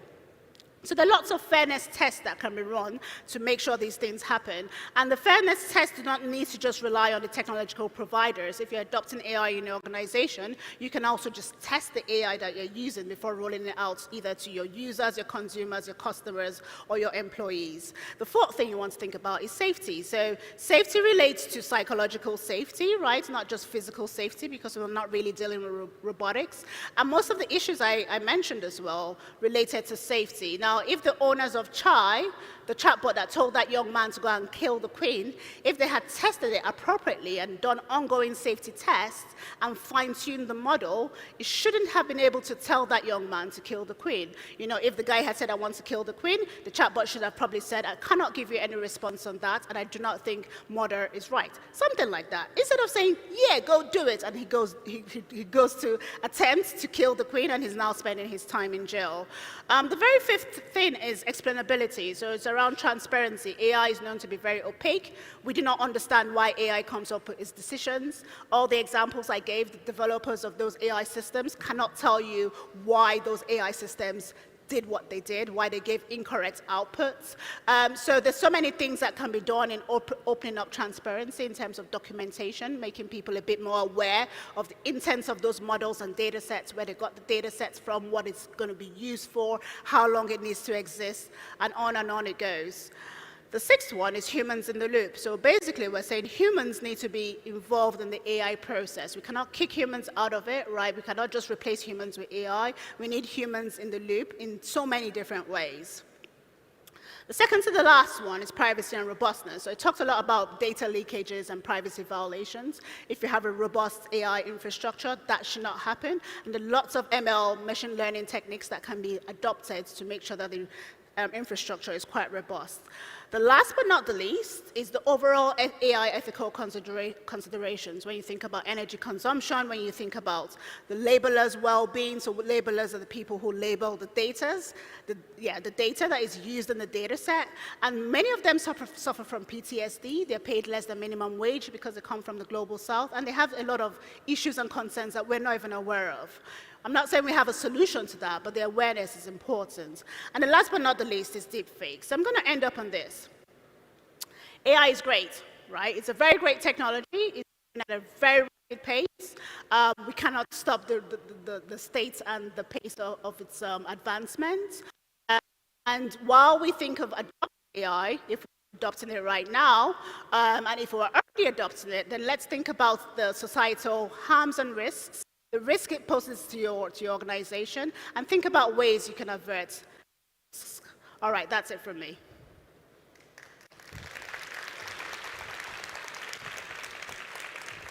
Thank you for this presentation. So, if everyone is ready, because we are, going to take a break. This is your lunch break. If you want to enjoy some wine, you can take wine from Vineria din Vara. It's outside in the food court. If you want apples, I have one right here on my table, but you can also get apples. I remind the people who haven't been here this morning, these apples have been brought here thanks to the Organization for Entrepreneurial Development, ODA, as we call it. So we will see you in 1 hour. And our keynote will be about performing in a crisis. Thank you.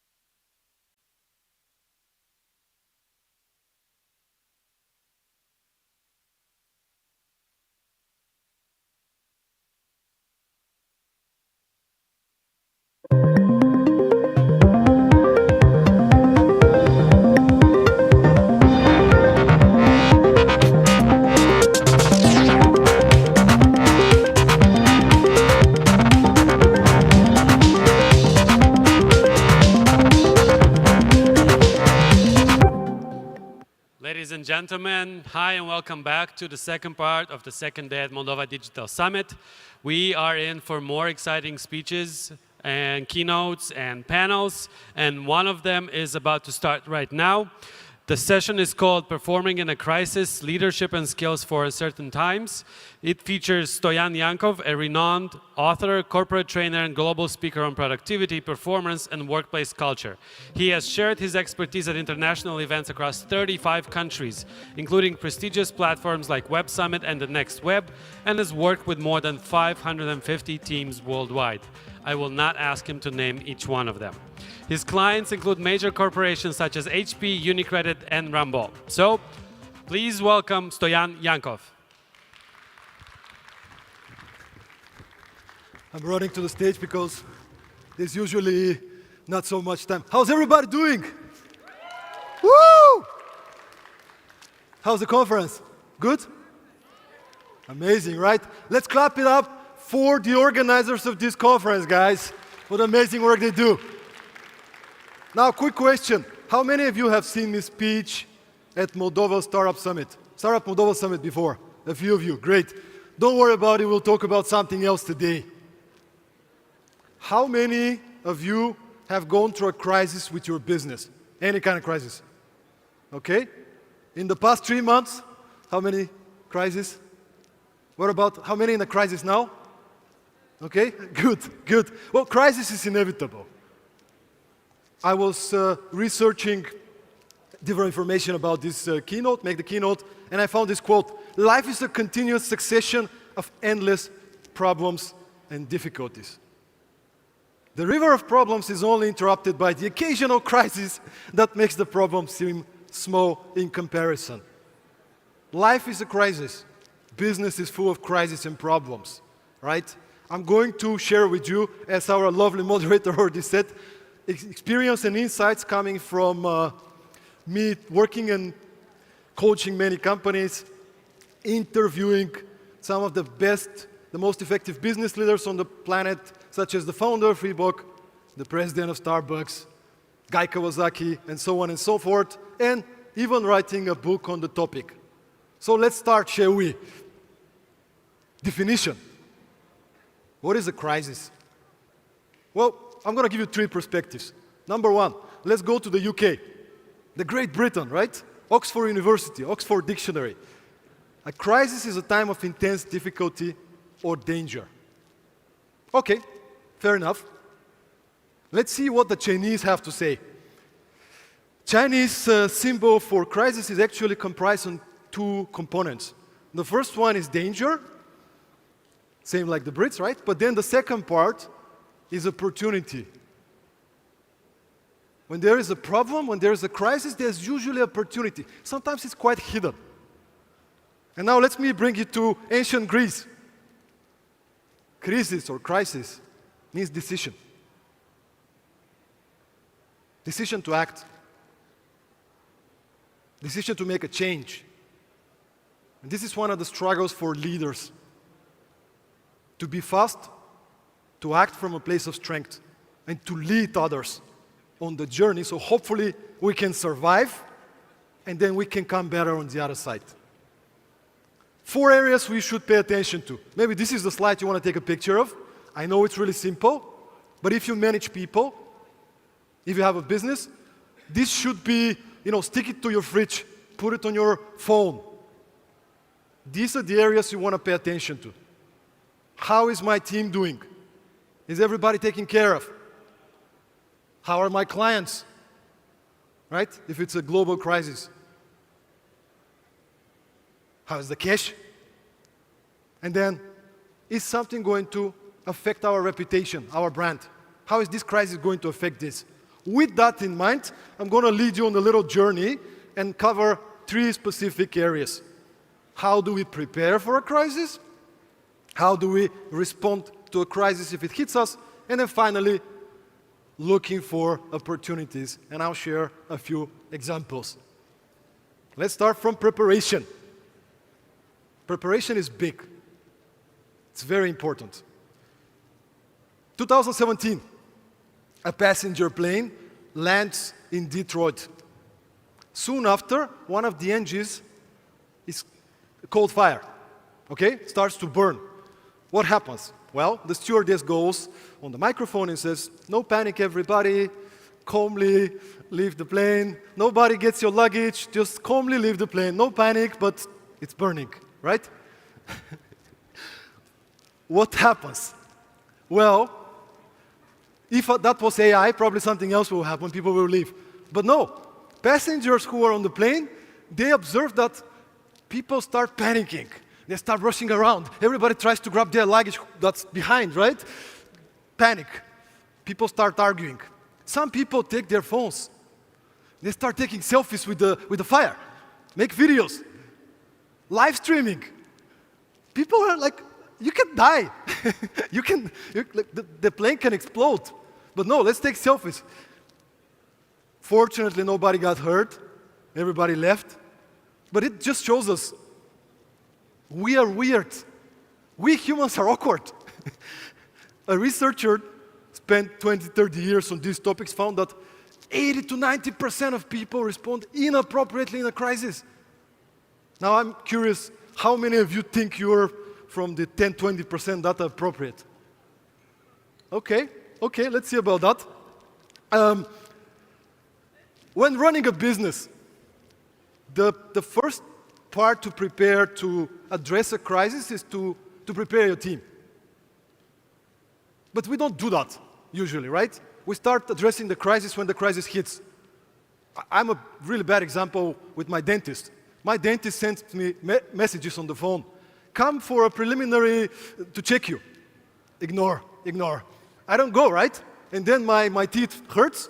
Hey, Klaus, can you maybe fix my teeth, right? That's what we do. Build up your team. You have to focus on building your team. They need to be able to address crisis, to respond to crisis. What can you do? Well, make them uncomfortable. Now, some will say, uncomfortable? What do you mean? Appropriately uncomfortable. Making people uncomfortable leads to growth. So you can do that in many different ways. Give them responsibilities and stretch goals, something outside of their comfort zone. You have a mini crisis. A client is unhappy. We have the tendency to go and fix it. I'm the same. I want to fix it. But sometimes you want to give this junior person the opportunity to go and solve it themselves in a risk-free environment, of course, right? Give them some mini crises to solve, problems to solve, then they grow. Next time there is a crisis, they can respond better. A great company from Lithuania called MailerLite, they did an exit last year, I think 90 million euro exit.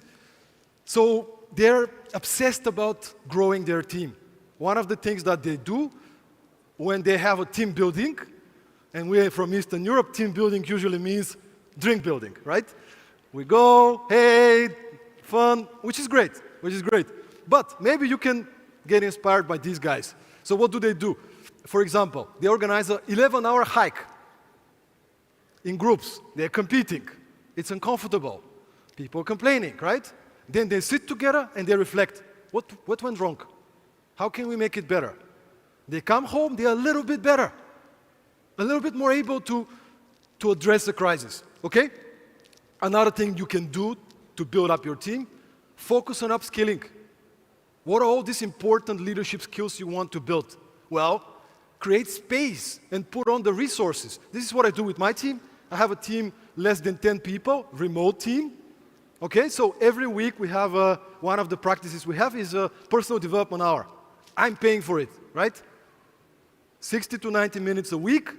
We spend time together with an external consultant or somebody from the team talking about important personal development topics. Very easy to do, but most companies will say, oh, we don't have time for that. We don't have resources. I'm telling you, after these sessions, people are motivated. People want to have my back, the company's back, right? Invest in your people, upskill your people. Okay, moving on from here. Building up a resilient team. The second part in the prevention, anticipating and mitigating the risks. Not every crisis can be prevented, but the best crisis is the one that doesn't happen, right? Some of the best people out there, And again, I've spoken to billionaires, to some of the most effective people in the world. They're obsessive about the risks. How many of you have done a pre-mortem before? Pre-mortem? Anybody? Who knows what is a pre-mortem? Okay, pre-mortem is really fun. You look at your project and your company and you say, hey guys, to your team, what if our company died in 6 months? Let's imagine the company is dead, or our project failed completely. Let's assume in 6 months we died. What happened? Let's go backwards. What happened? What make us die? Interesting. And you come down with the risks, right? This is what the founder of Vivino. Anybody's using Vivino? Vivino is the largest wine app in the world. 68 million users. The second largest app has 10 times less users. Imagine the scale. Heine, the founder of Vivino, he's obsessed about risks. He's constantly looking for what could go wrong. What could go wrong? Looking at the news, looking at the trends. Okay, cool. What's the worst that can happen? 2020, 2 months before the pandemic evolved, Heine and his team are sitting in the office and they're talking about the crisis. What if the corona hit us? And they just start, okay, what are the logistics of the wine? What are the things that could evolve and make us fail? They do a lot of cutting costs. We're not hiring anybody. Like, they do everything they can to prepare. Now, in their case, fortunately for them, people got locked at home. What do people do when they get locked at home? They want to drink. Amazing, right? So actually, they doubled and tripled their sales thanks to the pandemic opportunity, right? But it could have gone completely different way. Another great founder, Boris, they also made a exit. Bulgarian founder, American company, Remote More. This guy is obsessed about risk management. He has a spreadsheet, and this spreadsheet has around 65 risks. He's currently estimating the risks. What if our biggest customer leaves? What if our platform stops working? What if we get hacked? What if our top employee leaves? He has a list of risks, and every couple of months, he'll sit with his team, and they'll talk about all these risks. And you can do the same, pre-mortem. Bring your team together and ask them, hey guys, what could kill us? You brainstorm 50 different ideas, then you rank them. What is the biggest probability versus the biggest impact? You choose the top 5, top 10, and you say, okay, how do we make this not happen? Do I lose this? Okay, we're back, amazing. And then you assign ownership, right? Who is going to do what? Okay, let's move. Good. Prevention, preparation, very important. You might be extremely prepared. But, it comes out of nowhere, right? Or you predict the crisis, but you cannot, you can't stop the global pandemic, right? Or event like this. How do you respond effectively? I'm honored and privileged to have a chance to interview one of the best leaders I've met in my life. This is the founding president of Starbucks International, great leader. And this is his take on this. There are no stressful situations, only stressful responses. Now let me tell you, this guy joined the company when there were 30 mini shops selling coffee beans. By the time he left, Starbucks was 15,000 coffee shops across the world. He was the one that scaled it. He might have gone through 1-2 crises, right? The first thing you gotta do, and people are not really good at that, you have to find your strength. I used to be a movie producer. When I go on set, there's 10 things immediately start burning. First thing you do, you gotta find your calm. A friend of mine, Mark Harrison, he has this mental trigger. When he gets hit by a crisis or a situation, he tells himself DFS, deal from strength. And that could mean different things for you, right? Go in a different room, close your eyes, and maybe breathe for 5 minutes. Call somebody, your mentor. Go for a walk, go for a run. I don't know what it is, but we need to get down into a good mental place first before we can resolve it. But then, of course, what's burning? What are the things that are burning, and if we don't address them now, that can have a huge consequence. You put out the big fires first. Problem is, when a crisis evolves, usually things are interrelated, right? These things happen, and then these 3 other problems arrive, and we gotta act fast, and we gotta address this situation, okay? But then the second part, let's assume the biggest fires are cooled down a little bit. Okay, let me look around. Okay, how's my team? And I love what Rita McGrath, professor at Columbia Business School, told me. He says, you gotta dampen your team's emotional temperature. Let me have a look at my team. Oh, Maria is freaking out. Not only freaking out, she's freaking out everybody. Maria, come for a second. Hey, what's going on? Okay, don't worry, we're on it. You know what? Take a day off. You're too panicked. You're not very helpful. Go home. Okay, cool. Hey guys, everything is fine. Let's move. You have to be the strong one. You don't have the luxury. By the way, you might not be a leader in a company, but everybody here is a leader. You might be a leader in your family, in your school. Everybody should show up as a leader, not just the managers, okay? Simple framework. Now that your team is a little bit cool, you can see the bigger picture. I love the framework, so 3S framework. What's the situation? Why are we in this crisis? What's happening? What could go? Okay, cool. What is our strategy for the next, sometimes few hours? Steps ahead, the exact steps, who's gonna do what. And by the way, that's a great way to make somebody stop freaking out from your team. Maria, take this thing, and for the next 1 hour, only focus on this one thing. It works wonders. Now she's focused. She's not freaking out, okay? Bringing back to Howard, my favorite leader, final point on this, only the truth sounds like the truth.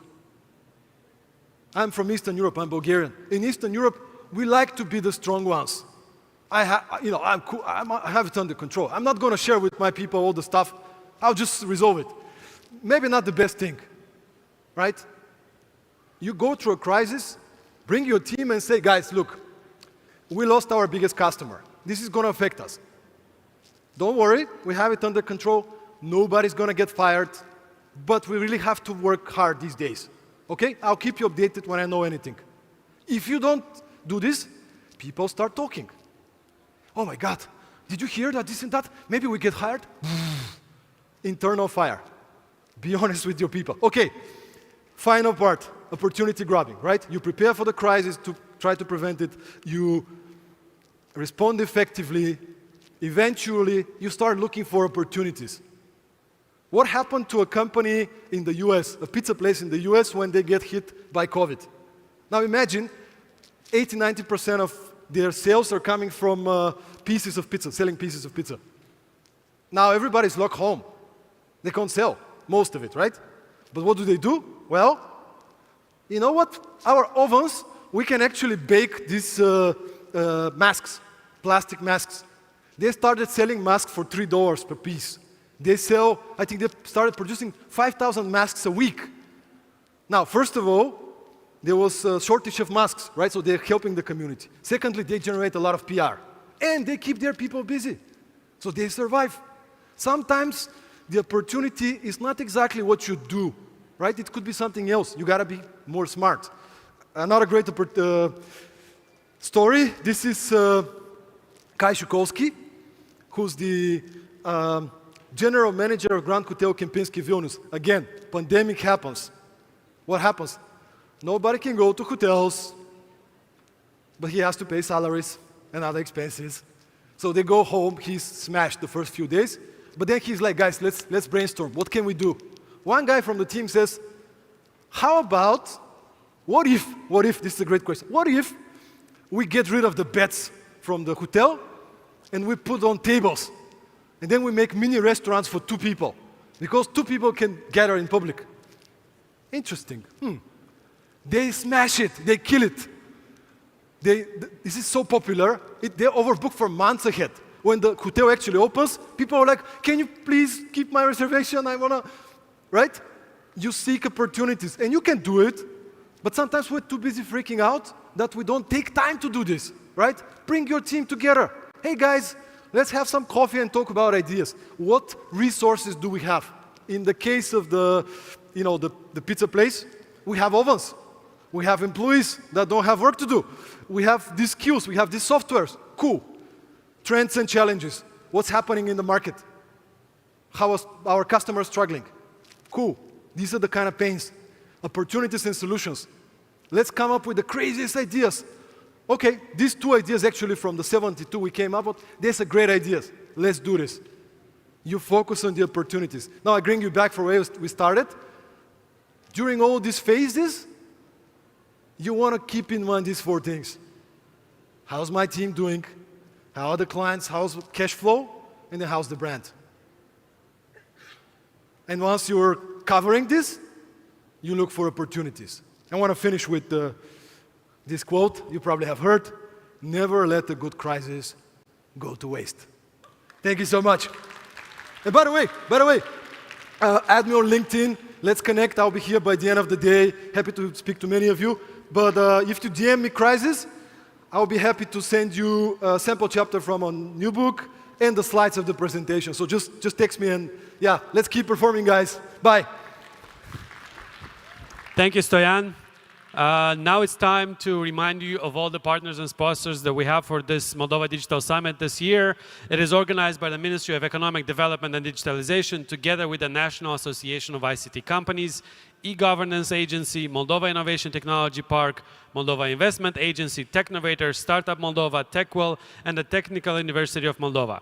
The Future Technologies project funded by USAID, Sweden, and the United Kingdom, the German Federal Ministry for Economic Cooperation and Development, and the German International Cooperation Agency, the World Bank, the United Nations Development Program in the Republic of Moldova, the Ukraine-Moldova American Enterprise Fund, with the support of the Optim project, funded by Switzerland and implemented by Helvetas, as well as the Moldova Cybersecurity Rapid Assistance Project 2.0, funded by the European Union, and the E-Governance Academy Estonia and the European Union.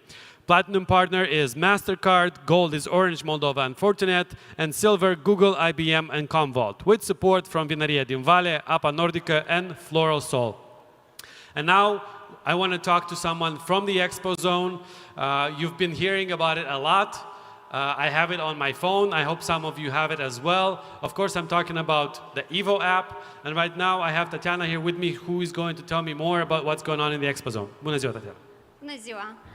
Într-adevăr, în cadrul Moldova Digital Summit avem amenajat un stand guvernamental, deci care prezintă toate inovațiile în domeniul guvernamental și ne bucurăm că în această ediție putem să lansăm și aplicația guvernamentală EVO, care este noutatea, de fapt, evenimentului. Vizitatorii standului au posibilitatea atât să afle mai multe despre oportunitățile care le oferă această aplicație, dar să nu uităm că o condiție obligatorie este să dețineți o identitate digitală, adică semnătura electronică valabilă în Republica Moldova și aici la stand oferim și această posibilitate de a obține semnătura fie pe stick, fie mobilă pentru toți doritorii. Vreau să remarc că noi lucrăm pentru toți cetățenii Republicii Moldova în țară și peste hotare și vă îndemnăm să accesați cu încredere serviciile digitale guvernamentale. Vă mulțumesc. And now I want to invite Stoyan back on the stage because he has a panel. Let me read to you real quick the name of the panel. It is The Art of Crisis Leadership, Cultivating Skills for Uncertain Times. And his panelists are Anton Washuk, Director of Innovation, Education and Entrepreneurship, Ukraine-Moldova Enterprise Fund, Nina Yankovic, co-founder and CEO, American Sunlight Project, Andrea Liebman, Head Digital Hub, Swedish Psychological Defense Agency, and Natalia Vozian, Program Director, Gender Expert, GIZ Moldova.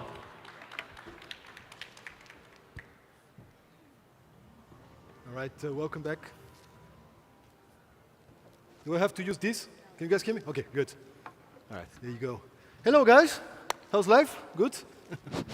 Hello. Good, good. Hello. Oh, that's going to be a good one. All right, where do we start? So, of course, to kind of create this panel more contextual for you guys, I would like to give the word to everybody, like 1 minute, to just introduce yourself and give us a little bit about the context of where you come from when it comes to crisis management as well. Let's start with you. Thank you so much. My name is Natalia Vazian. I have expertise in gender equality. Also, I have good knowledge and skills in digital transformation, and I'm looking forward also to sharing my experience in managing a specific crisis in electoral context, but also in gender disinformation. Thank you. My name is Andrea Liebman. I'm the lead of the Digital Hub at the Swedish Psychological Defense Agency. It's an agency tasked to identify, analyze, and also put forth strategies to counter foreign malign information influence. And I have a background in journalism and also Stratcom for many years working for international organizations, building their digital strategies. Thank you. Hello, Nina Jenkowitz. Some of you might have heard my keynote earlier today. I lead the American Sunlight Project, which is a nonprofit focused on undermining the lies that undermine democracy.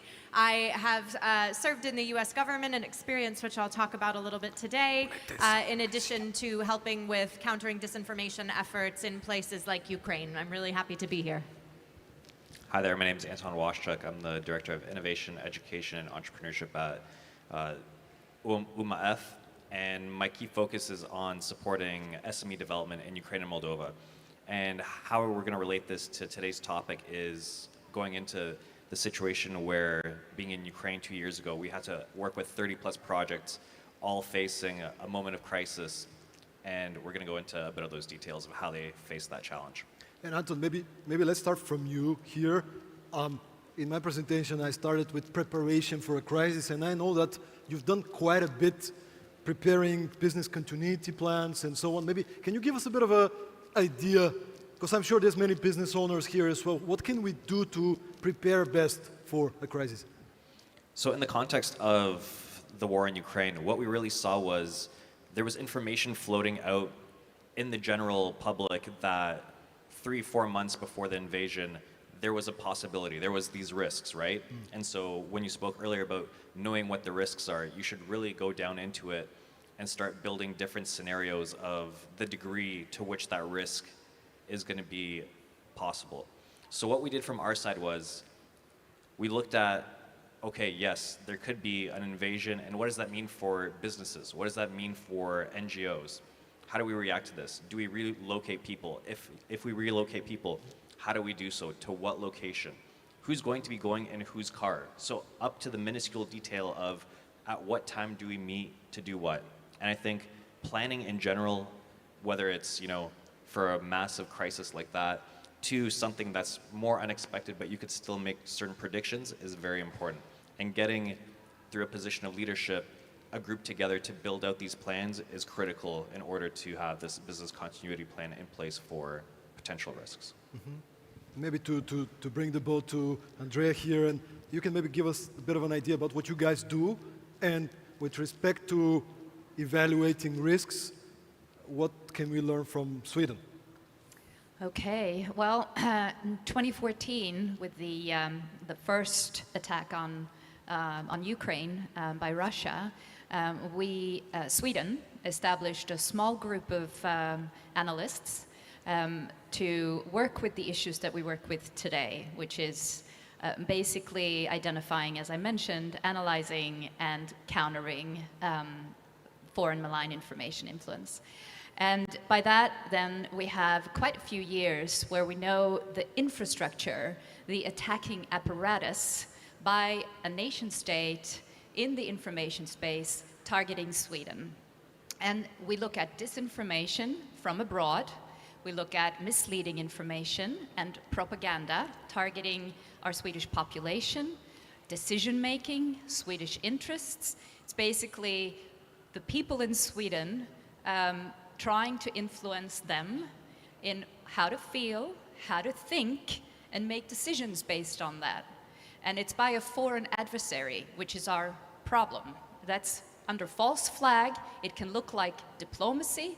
It can look like economy. It can look like journalism. It's very difficult for an individual to identify this. So we were tasked to start monitoring, mapping, and it's the infrastructure that we're looking at. And fast forward to 2018, the Prime Minister in Sweden Stefan Löfven, he announced at the Swedish Security Conference that we will establish an agency now, which means for us a broader mandate. We have quite a lot of, I would say, responsibility in not just the identifying, but also building psychological defense now in Sweden. Now, the agency is not psychological defense. It's the Swedish population. It's all of you in this room. You can be part of psychological defense, and it's resisting disinformation attacks. And so we look at crisis risks in connection with crisis that can come out of a disinformation attack. We've had a specific, trying to shorten my answer here, we've had a very specific example actually, which can illustrate exactly what's been going on. So since the establishment of our agency, January 1st, 2022, simultaneously, there was a disinformation attack targeting Sweden by ideologically motivated actors, by Islamist actors abroad. And it starts with a few channels, usually in social media. That's why the social media platforms have a responsibility in this. Then it spreads to traditional media. We saw that Al Jazeera picked it up, for example, and to other media outlets. So media has also quite a responsibility in countering disinformation. And it went so far that civil servants, people that worked in Swedish Social Services, which was the agency that was particularly targeted, because the lies that were put forth in this was that Muslim children are kidnapped and placed in foster homes in Sweden and forced to be secularized. And it went as far as saying that not just kidnapped and placed in these foster homes, but also being placed with pedophiles. So you can imagine the outrage amongst Muslims in the international information space that then reached the minorities and vulnerable minorities in Sweden. And then civil servants became strongly targeted. They feared for their safety. And so we had to go in. It took just a few days between identifying and standing next to our Prime Minister, speaking in press conferences, and then providing all of our knowledge to the Social Services Agency and all relevant actors, which is part of our mandate, supporting on not just national but regional and local levels, so that they can take that knowledge of the infrastructure apparatus that I was talking about and then seeding it through to the people that work in the field, trying to reach these minority target audiences, translating it into relevant languages, for example. So there's been, we are 2 years ahead now since this, or 2.5. The terror threat level has increased in Sweden due to this, and for other reasons as well. There's many different events happening simultaneously in the world, but you can see the different steps, step by step, in how we approach and how we counter what is going on. Thank you. Thanks, and we have been listening to how important disinformation actually becomes for a topic that we need to be aware of. We have a great group of change makers, right? Proactive, smart, intelligent people here, and I want to get back to you. Brilliant keynote, by the way. Really enjoyed that one. But maybe can you tell us why should everybody care about disinformation, and what could this room here kind of do and should be aware of that can pass forward to other people from society? Yeah, so I think the most important thing to recognize is that it's not just bodies or organizations that are dealing with disinformation that can be victims of it. It can come for businesses. It can come for government agencies. It can come for a nail salon. I mean, it really doesn't matter. At this point, it is a tool in many sorts of bad actors' toolkits. Yes, foreign nation states, but also people who are trying to make money, also people who are after power domestically. So I think that's an important starting point to recognize. And now let me take a step back and talk about my personal story, which I've alluded to a little bit and I talked shortly about in my keynote. I was appointed in 2022 by the Biden administration to lead a group within the Department of Homeland Security, our kind of Ministry of Internal Affairs, to essentially coordinate counter-disinformation policy for the department. the department made several crucial errors early on, and this is for everyone here to learn some best practices from. When you're doing any new initiative, and I think you've talked about how your business thought about this very early on, and I think it's really important. Be proactive, communicate early, often, and transparently. And because disinformation is such a fraught subject in the United States right now, the administration made a crucial error. They didn't communicate very transparently about what we were trying to do, which again had to do with policy and coordination. And so bad actors in the United States took that as a political opportunity to say that me and the group that I was going to be leading, that we were going to be censoring Americans. This was false. But then, when this narrative started picking up online, they didn't react quickly enough. They didn't put a corrective out there, and so it was too late. By the time they reacted, 5 days later, which in the life of the internet is an eternity, I was getting death threats. My family was being threatened. We were doxxed, so our personal information was released. And at the time, I was a couple weeks away from giving birth to my first child. So it was a very scary time. And this kind of illustrates something, ironically, that I've studied as well. Not just disinformation writ large, but particular attacks against women. Gendered disinformation, which Natalia is going to talk about, and I know has been levied against President Sandu and others in her government.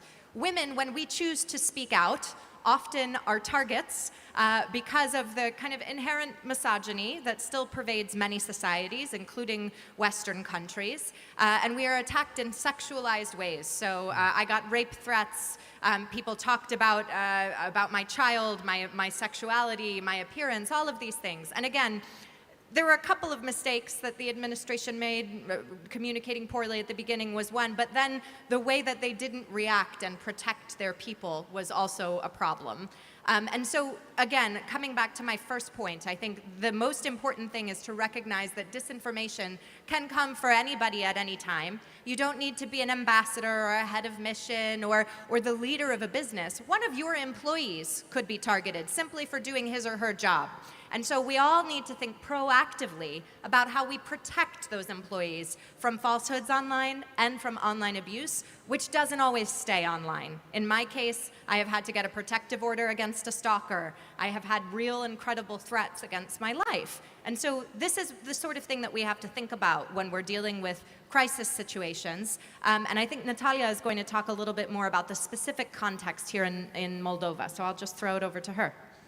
Thank you so much, Nina, and thank you so much for sharing your personal example and showing how much courage you had in countering disinformation in your personal life. Thank you so much. Now, I would like to make a transition from the personal story and from the global perspective to the national context.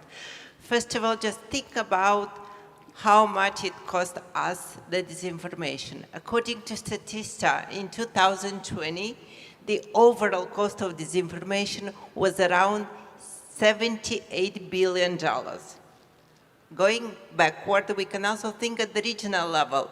In the next 2 days, we'll be having the European Parliament elections. Yesterday, I was reading in the news that there are massive disinformation and discouragement campaign taken throughout all the European countries, including France, Germany, Italy, and so on and so forth. Some of them have some national specifics, but some of them have the same rhetoric. Stay at home and do not get to vote. This is one thing. The other thing which is extremely important when we're discussing about Moldova is the percentage of people who cannot differentiate between the real and the fake news. And the percentage is outrageous. 61%, according to Media Critica report, cannot, let's say whether they read or consume a fake or a real news. Coupling all these contexts with the behavioral and educational, let's say, perspective, we can see the magnitude and the complexity of the, I'm calling them negative digital phenomenon, including propaganda, disinformation, fake news, and of course also hate speech. As Nina has mentioned, disinformation, and especially gender disinformation, is not only the concern and a topic for the government, it's everyone's business, from individual level up to the business, to the NGOs, and of course to the overall community. What I would like to outline, because of course we are in a very challenging year, let's say, there are events in the election part in the whole world. Next week we'll be having also, this week we'll be having also elections in Bucharest for the local mayors. Also we'll be having the European Parliament elections, we'll be having also US elections. So many things will be happening in the upcoming weeks and months. And we need to take attention to what will be happening, especially to the women candidates. We have also analyzed, let's say, the previous election, including in Moldova, and we have seen two major things. First of all, women vote more than men. In all the 4 years, both in parliamentary and president election, women were more active in exercising their voting rights. Also, they behave specifically when it's coming to debating or having attacks on the online platforms. Also, we have seen multiple examples when the women candidates are attacked based on their gender, using specific languages, using gender narratives, and of course reinforcing some gender stereotypes. What we have already seen that in this campaign, deepfake technologies have been already used, and this unfortunately will increase in the upcoming months. So this is a real concern which I think all of us need to take into consideration while also preventing but also countering the disinformation part. What I'd like to send as a message to all the leaders, irrespectively if you are coming from the governmental part or from the business community, is that it is extremely important to understand how both women and men consume information, okay? How they can respond or how their threats or their challenges can be exploited by malign actors, which also I think Andrea has mentioned very, very rightly. And also to try to deploy specific strategies to counterpart those, let's say, actions which actors will not stop from day one to the last days. And in terms of what concrete actions you can take, both at individual and community level, first of all, to raise awareness and by this event and by speaking, well, we're already doing this, but you can do also this in different small groups with your teams, with your community members, with your vendors, with your employees, with your customers, because I think it is extremely important to speak as much as we can about this topic. Gender disinformation, unfortunately, came as an important topic, I think, only around 6 years ago, although the phenomenon was there for many, many years. Second, and I think this is extremely important, and some speakers have already mentioned in their intervention, is to try to analyze the data from gender perspective. You can find so many insights. You can build so many great things on trying to look on data from a different perspective. And the last but not the least, when you are building a service, a product, also using AI or digital perspective, please do not take the stereotypes into the design. This is extremely important. Thank you. If I may, Stoyan, just fill in. Sorry, don't want to take away time from the other speakers. No worries, let's go. But I just wanted to specify disinformation, how it differs from misinformation, for example. And propaganda can be part of the hybrid threat arsenal bunched together with disinformation, and also you have rumors and you have conspiracy theories, but they're not necessarily intended to harm. Disinformation has that intention to actually harm recipients. And so there are different sort of approaches, although it's very difficult to identify what's what. That's the whole concept of it. The intention is what. Yeah, exactly. And so for us in Sweden, the agency, a lot of people ask us, like, how do you differentiate between the domestic space and the foreign space? Because disinformation, domestically, it can spread to influencers, politicians. I mean, how do you stop that? Well, the domestic space is a space of democracy. We have freedom of speech. People can say what they want. Disinformation can contain both truth and falsehoods. So as far as content goes, it's less of our focus, and we focus more on the infrastructure, as I mentioned, and what can be attacked in our country. So we monitor not actors specifically in Sweden, but we monitor vulnerabilities, because that's the whole point of how malign actors, they target our vulnerabilities in a country, and they do it quite targeted. And they know, because we've seen, for example, ahead of the European Parliament elections, there is vulnerability analysis. They can target the different countries, in Germany, in France, and they really go after specific issues. And I will speak about this more specifically during my keynote. So I just wanted to add that there is it's quite complex. Thank you. Okay, I would like also to build on something which Andrea and Nina have mentioned, that these disinformation campaigns usually exploit a lot, let's say, the threats and the fishes, how Nina has called them, from, let's say, social and economical perspective. And you do remember that during the, I think the 2016 campaign, there were two narratives which have been exploited against President Maya Sandu. There was migration, of course, and the second was, let's say, the social economical security. So indeed, we need also to look from vulnerability perspective and to acknowledge what can be exploited in the next period of time, and to already start preventing this. Thank you. Thanks so much for that. And I think since the time is kind of coming to an end for this beautiful panel, I would like to invite you, and we started from there, so maybe we can finish from here on, starting with Anton. But I want you to just, for this beautiful audience, maybe to try and think of some practical advice, tips, ideas, specifically on what are some of the most important leadership skills to develop to be able to respond to a crisis effectively. So let's start with you, and then. So I'll keep it short, and I'll put it down to 3 key skill sets I think most leaders should focus on and then build on from there. The first is just decision making. When it comes to a crisis, very often you're going to have to make pretty quick decisions based on limited information. And so being able to practice this skill is not always the easiest, because you don't fabricate crises just to practice this, but you have to be ready to really take those on.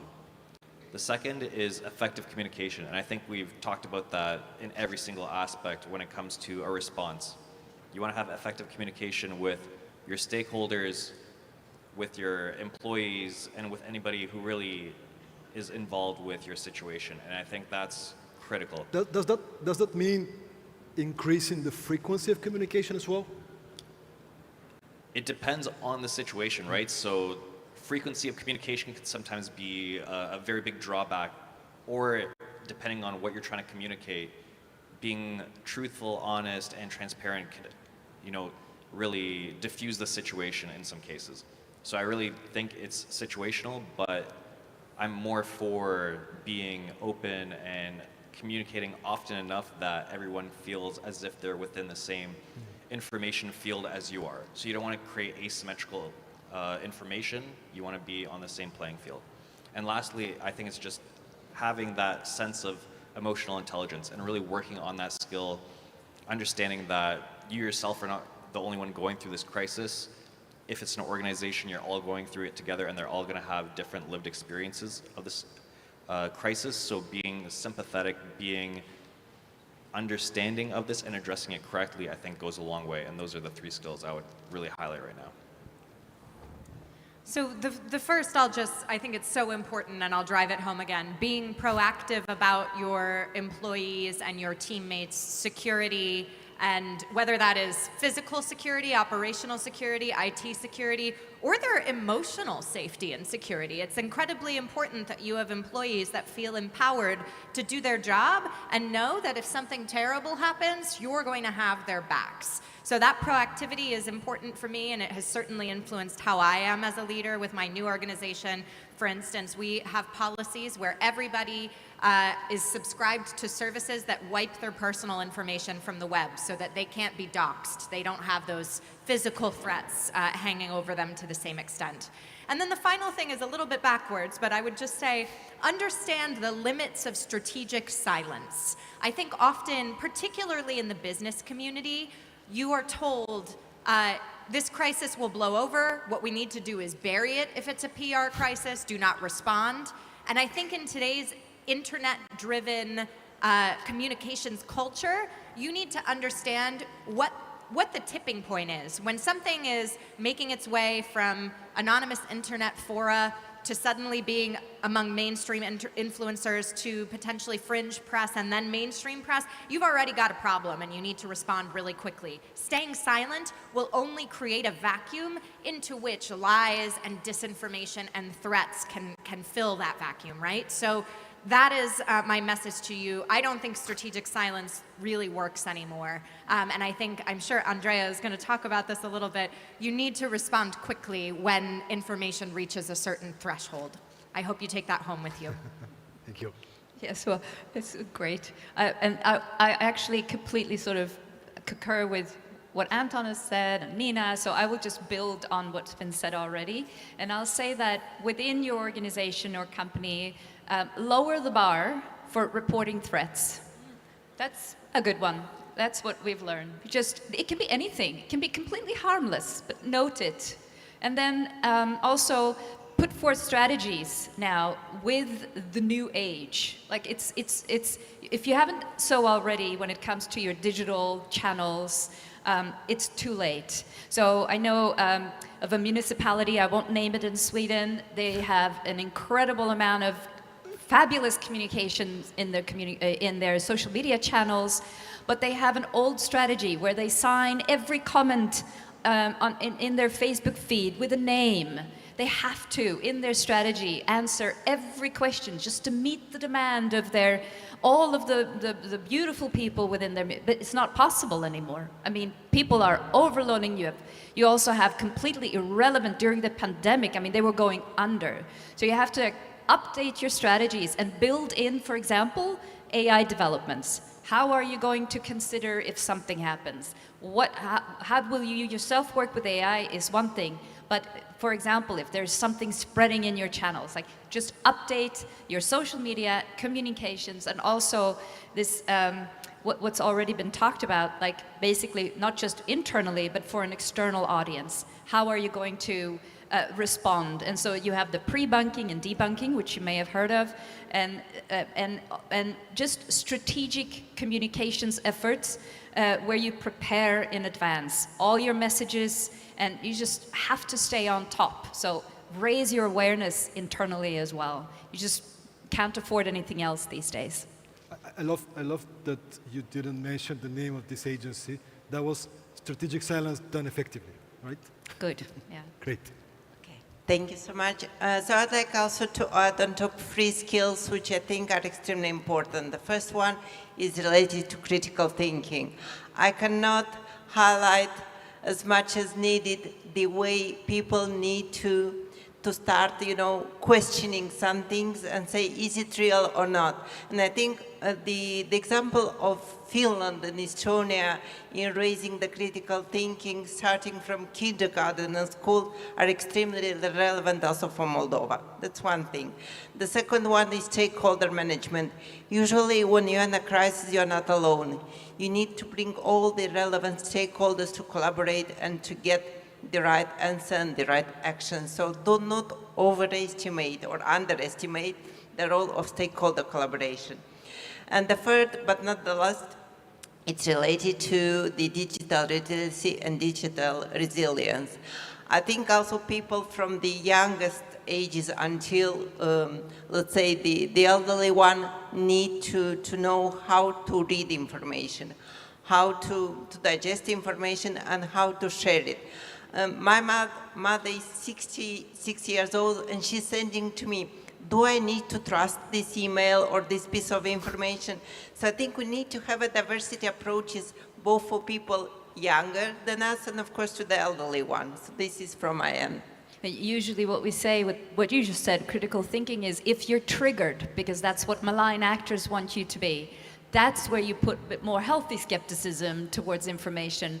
I mean, there's so much information out there, so critical thinking is important, but it's the stuff that really triggers you. If you start feeling super angry, just take a step back, drink a glass of water or something else, and then you can go back to it. And the main thing is don't share it, because it doesn't have to be shared right away.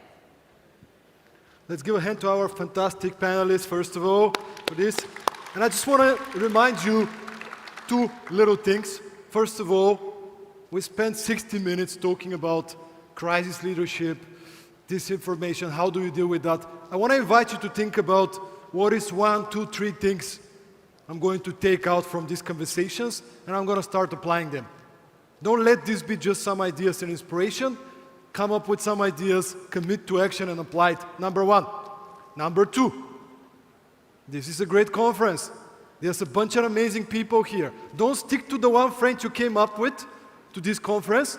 Go and meet people. Talk to people. Introduce yourself. Hi, how are you? What are you doing here? And a great question to ask. What are you up to? How can I help you? Oh, you're into this and this. Let me introduce you to Maria. Be a friendly person and build your network, build your connection. Final thing, they don't know I'm going to do that. If you guys are up for it, we want to make a selfie from the stage, so we're going to need you to clap and to get yourself. Guys, come around. Come on out. I'm going to do a... So let's see how I do it. A selfie. Yeah, exactly. Okay, so I'm going to say 1, 2, 3, and you have to raise your hand. 1, 2, 3, Moldova Digital Summit. All right, thank you so much, guys. We'll be here, so come talk to us. Bye-bye. Oh, wait.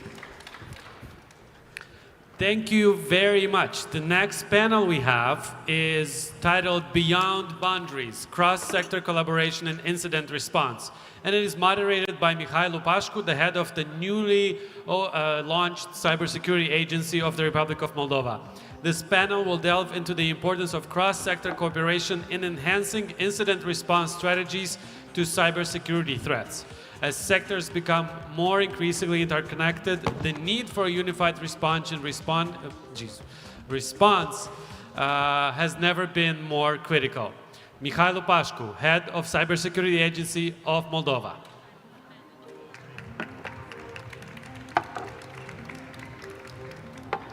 Hello, everyone. Does it work? Yes.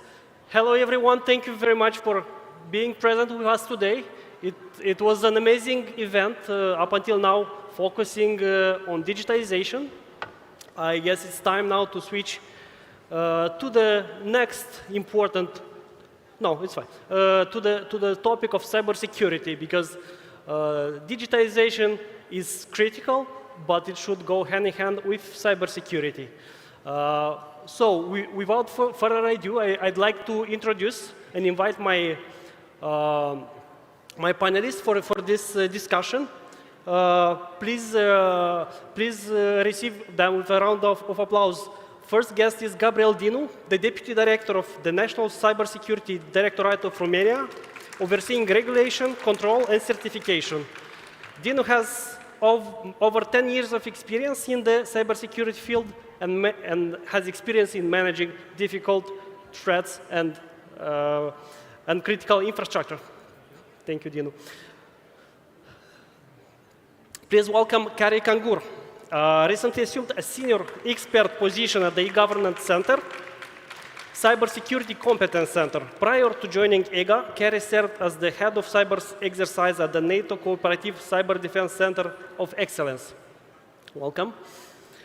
Bledar Katsedei is the expert at the National Authority of Cybersecurity of Albania with over more than 12 years of experience. Welcome. And last but not least, Marius Dumitrașcu, the Managing Director, CVL and Coder. Marius has a vast experience in both information and cybersecurity. So, dear gentlemen, thank you very much for joining us today. So, as discussed, as mentioned in the beginning, this panel will focus on discussion on cross-sector collaboration in case of incident response. we'll try to discuss the importance of this collaboration and how we can foster our ways to work together. Without further ado, let's proceed with the discussion. And my question would be, first question would be addressed to Gabriel. I would like to focus and discuss also about some real-life examples, because oftentimes we gather and discuss very strategic planning and how things should work. Let's have a mix in discussion and also try to give real-life examples. So, considering the recent incident, big cybersecurity incident in February 2024, which affected the healthcare sector in hospitals in Romania. We knew from the press that the attack led to encryption of data, and it was a major disruption for several service providers. Please share with us what were the primary challenges faced by the Directorate in coordinating the response to the recent ransomware attack, and how were these challenges addressed? Hello. First of all, I want to say I'm glad to be here again in Chișinău. It's a very beautiful city, and there's always the events are very well organized and with very interesting topics. To answer to your question, yes, at the beginning of this year, we had a major incident in Romania. It was a ransomware attack that affected 26 hospitals in our country, and it was the root of the incident was the fact that all those hospitals were using a solution, an enterprise management solution, and the attack affected the provider of that solution. But because of the architecture and the way the infrastructure of the provider has been administered, the attack spread to all those, almost all of those entities. Some of the entities have been affected because the data stored at the provider has been encrypted. Others have been affected because also the backup, which was stored in their own network, was also encrypted. And there was also indicators that the attacker has been scanning the networks of the hospitals. So there were a lot of factors that led to a widespread attack, and this had, in our evaluation, some, very concrete conclusions. One of them was the fact that, first of all, because of the current state of the legislation, the service provider has not been under any obligations to adopt cybersecurity measures, because it wasn't in the scope of the legislation at that point in time. So this was one factor that led to this kind of situation. The next thing that happened was the fact that the hospitals, which are object to the legislation, and they have obligations to implement cybersecurity measures, didn't in fact do that. So the fact that they didn't respect the minimal measures, cybersecurity measures, led to them being affected by the incident. Now, the good part was that the provider was the one who announced the incident to our team. So we had the possibility to work together with them and to take immediate measures. So in just a couple of days, the situation was back to normal, and the entities were capable of working in normal conditions. Also, there was another factor that led to some attenuating circumstances: the fact that not all the hospitals are entirely digitalized. So they were able to, keep working on paper. So, sometimes not being very technologically advanced, it might be a situation when you can recover easier. Also, we managed to recover the data from other backups or other, other sources. But the other conclusions that we draw from this, we need to adopt, of course, new legislation, and the NIS2 directive will solve this issue. Also, we had to handle a very big crisis at the moment as an organization. We were, for a couple of days, we were always having to respond to questions from the press. There was a constant pressure on us to make announcements in order to make sure that we wouldn't have, an image crisis or a crisis that would affect the trust of the population in our institution or in the public health sector. So we had to take immediate measures to make a crisis cell that comprised the managing of the incident in parallel with managing the public communication and managing the relations with other entities. For example, we received a lot of offers for help. Gladly, we didn't need very much help, but one of the things that has been done at the point was the fact that one of the antivirus companies offered free antivirus licenses for all the hospitals, which was a very good solution for the ones that needed this kind of help. So there are a lot of issues that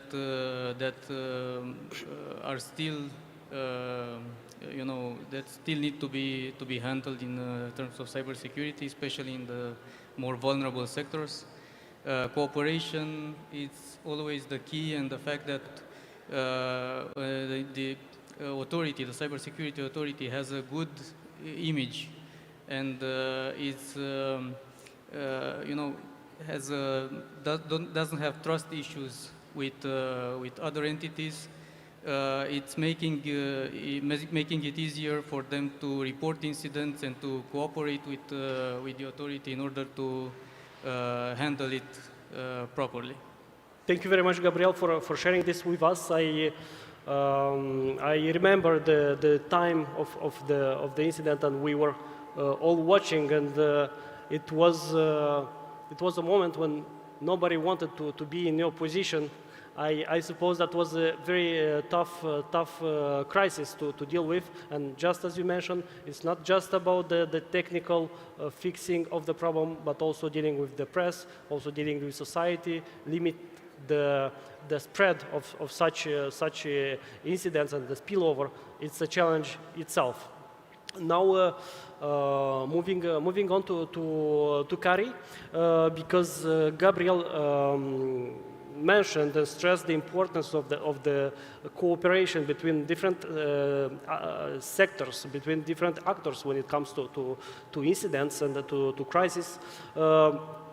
I'd like you to share with us your perspective and what are the benefits and key considerations when it comes to international cooperation. What should we do better and how we can benefit from this cooperation when it comes to incident management at the international level? Yes, thank you. It's my first time in Moldova, so it's good to be here. Welcome. It was a really interesting experience you shared regarding the ransomware attack, and I was just thinking about the past experience that I had when organizing large-scale international cyber exercises and the stress that comes with it. And perhaps what I would add in regards to the question is that international cooperation, especially when we talk about exercises, what I have seen is that it's the learning that you get from each other. When you combine teams of, for example, rapid reaction teams that are put into a stressed environment to test out their procedures, communication procedures or technical skills, not only they are in a really good position to learn from each other, not just a different organization within a nation, but also similar organizations in a different country, neighboring country, then it's a really good opportunity for technical people to raise their skills. It is also very beneficial for diplomacy, because this is where the relationships are built, because when we talk about exercises, then we talk about simulations that are isolated from the real world, more or less. And this means this is a safe and controlled environment to test out these worst-case scenarios without the fear of having a really big problem afterwards if you fail to defend it, for example, or you fail in a procedure. This is a place to learn from each other. It's a place to learn from the organization, the staff themselves of their procedures. Where are the bottlenecks, for example? And when it comes to perhaps what are the considerations in international cyber exercises or trainings, I think it's really important that before entering such a exercise or taking part of an exercise, it's important to consider the terminology and the frameworks that the nation right now has adapted. Are we speaking the same language when you enter this team or a exercise? How is our language skills? Are we able to interact with each other? And the standardization of technology. The closer we are in these standards, the easier it is to actually get the most out of the learning experience. This is what at least I have seen from the past few years. Okay, thank you. I mentioned I took note of you mentioned about the TTX, and indeed for us it seems it's the best way to train people, because we conducted recently a similar exercise in the government, and we realized that so many actions that we were wasting time and to figure out how we should address them could be prepared well in advance. So this is something very useful to know, that there should be preparation, not just response to the incident when it happens. Moving to our next guest, Bledar. You are a technical expert in the National Agency of Cybersecurity in Albania. I'd like you to share your insights and perspective, taking into account the the large-scale cybersecurity attack in Albania that was targeting the Albanian government in 2022 and 2023. It was a series of big incidents which were attributed to a state actor, Iran. So taking into this into account, how did the national authority responded to that attack, and what changes were made and implemented in the aftermath of this disruptive incident? Thank you. First of all, I want to thank you, and this is a great summit. Congratulations.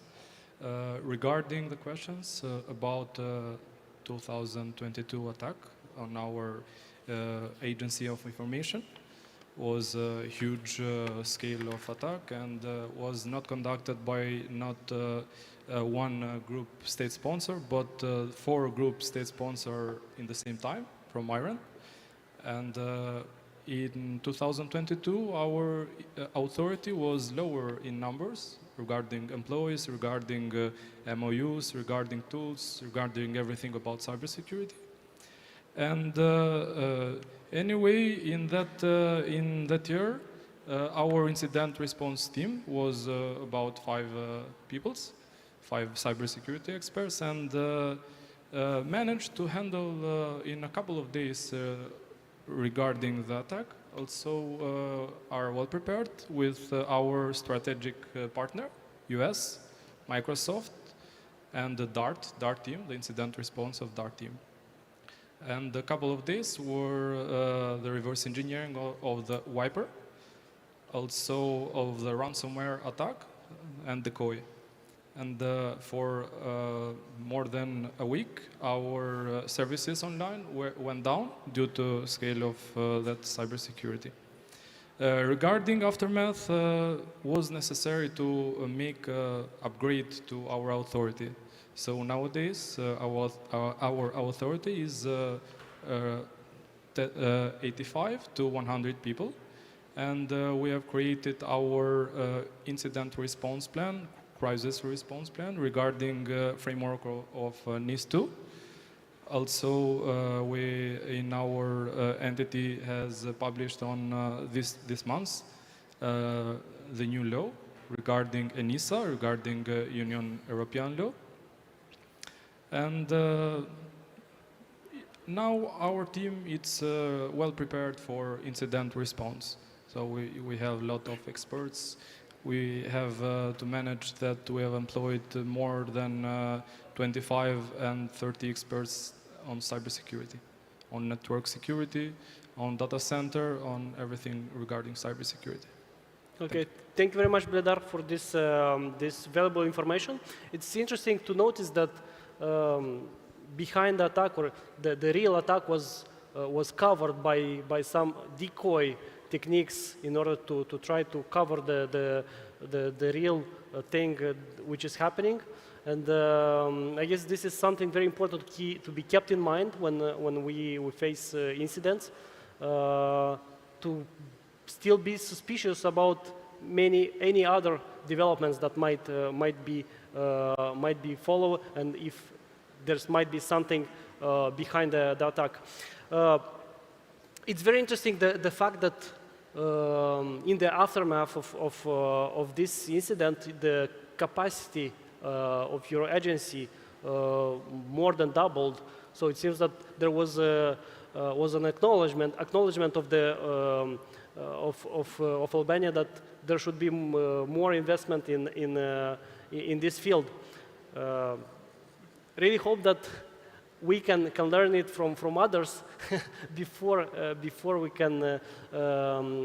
we become a victim ourselves. This recalls me. I just want to make a quick parallel with a situation that happened to Moldova like almost a decade ago, more than a decade ago. It doesn't concern cybersecurity, but it concerns economy. We discussed this before, and we were hit by severe embargo for our wine industry, for wine exports. And everybody was very stressed at that point, and it was a real crisis. But in the aftermath, now looking back, many people say that it was a good stimulus for the industry to develop and to grow bigger and bigger. And I guess that event contributed to your experience from last night, for those who went to the wineries and enjoyed the wine in the evening. Now that we discussed about this really big attack, and we look up to you, how you managed to overcome that, because that was, I don't have any other examples that I can cite that were with a bigger impact. I would like to continue the discussion from the perspective of the business, and here, Marius, I would like to share with us, because we heard some inputs from people from national agencies, from state-backed institutions. But when it comes to cybersecurity, we need to be very inclusive and collaborate with all the actors, including the private sector. Can you please tell us how can businesses balance the need for information sharing with protecting their own secrets and intellectual property? Because this is a concern we are seeing in discussion with our private sector partners. Thank you very much, Mihai. Information is power, and we all know with great power comes great responsibility. When we're talking about information sharing, basically the most important factor is trust. Trust must be earned. We have procedures, we have standards, which once implemented gives our partners the trust that we are handling our information correctly, secured. We have the trust that our business is handled correctly inside.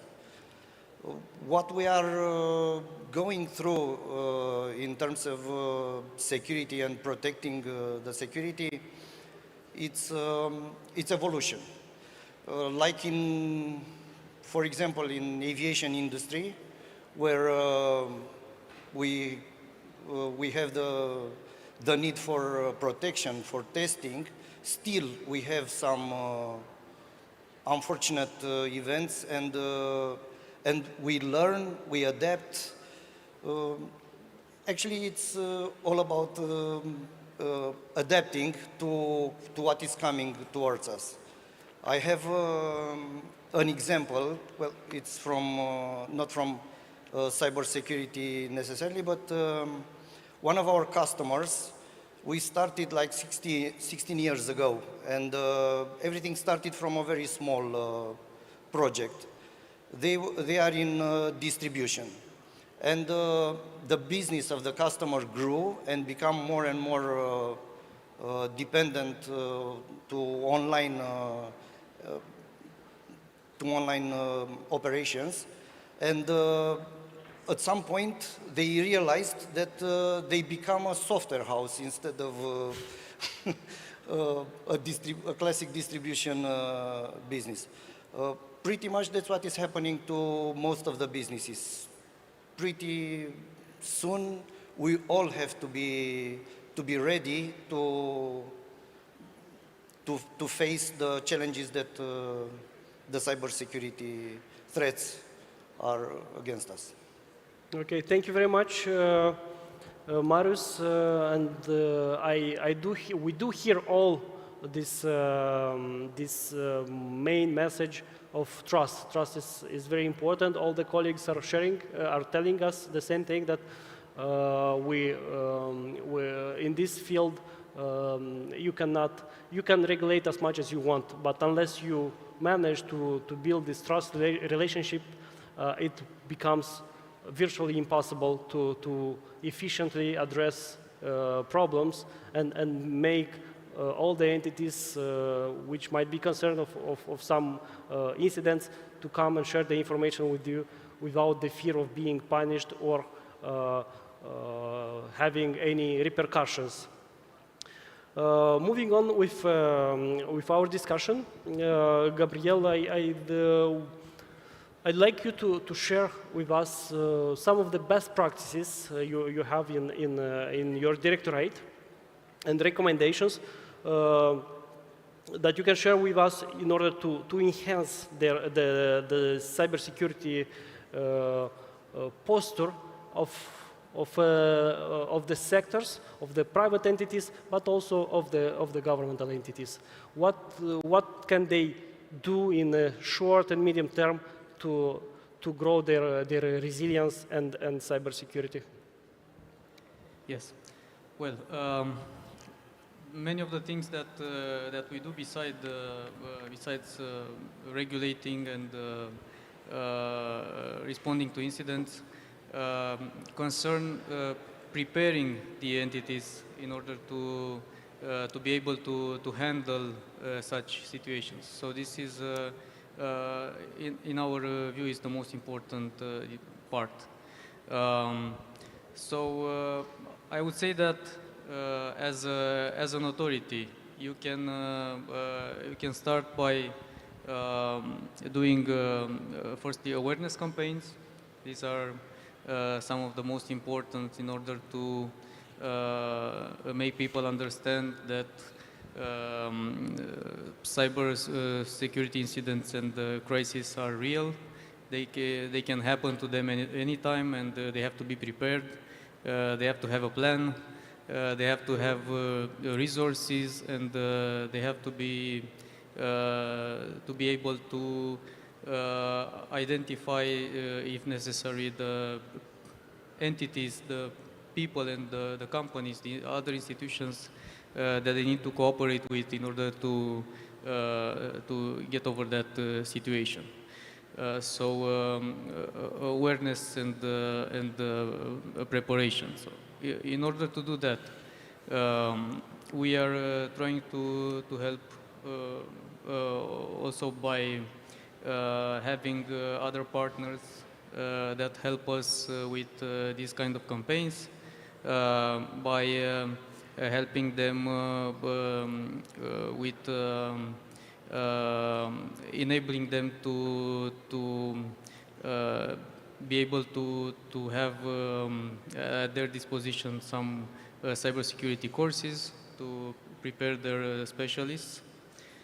Also, we are trying and we are having each year workshops, especially in risk management and in crisis management, and of course exercises like TTPs or technical exercises, TT or technical exercises in order to help them be able to handle the crisis. We have smaller exercises for sectorial purpose, and we also have national exercises where we are also partners with other institutions in Romania, with the private sector and the academia, and with other organizations like ISACs that we have. So, like I said before, it is very important to have good partners that can help you when your resources and your capabilities are not able to handle the situation, and this can happen in some situations, like my colleague said here, what happened in Albania. Of course, we need to take into consideration that people need to know what to do when they are put into these kind of situations. And of course, exercises are the best way to manage that. Thank you. Okay, thank you very much. Kari, one more question for you, taking into account your vast experience when it comes to cooperation, collaboration, and organizing these large-scale incidents, TTX and exercises to prepare the readiness of incident response. What can you share about how governments can mandate or make policies in order to incentivize or even mandate this cross-sector and international cooperation and collaboration when it comes to incident response? Should there be policies that forces different actors to work together? Yes, thank you for the question. From what I've seen, in light of the exercises, there has to be, as already mentioned several times, regulations and policies set, because without those, there can be no cooperation. I mean, this is the basis, that something that regulates, for example, threat intelligence sharing. It has to be coming through a pipeline to a hub. Probably National Authority on Cybersecurity deals with that. There has to be incentivizers for private companies as well. Maybe they're too afraid to share. Oops, we got hit by a ransomware, but you need to regulate it in a way that they are not afraid to share this information. And this is how you build the trust as well. Again, building the trust is the key, and with the help of regulations, policies, and I think something that was mentioned lately as well, but what I see myself is the community building as well. It's not as much as with regulation, I have to deal with regulations, but Gabriel also mentioned that organizing even these exercises or community building events, which also lies often on the shoulders of the CERT or CCERT. This is a really good example of how you get the national, let's say, stakeholders or the experts from private academia together, discuss on cybersecurity topics, share their painful stories, and deploy a chat room that will stay on and live its own life in parallel with the official procedures. And this way, with the help of all of the above mentioned, you already have your nice building blocks for a more secure nation. Okay, that's very useful.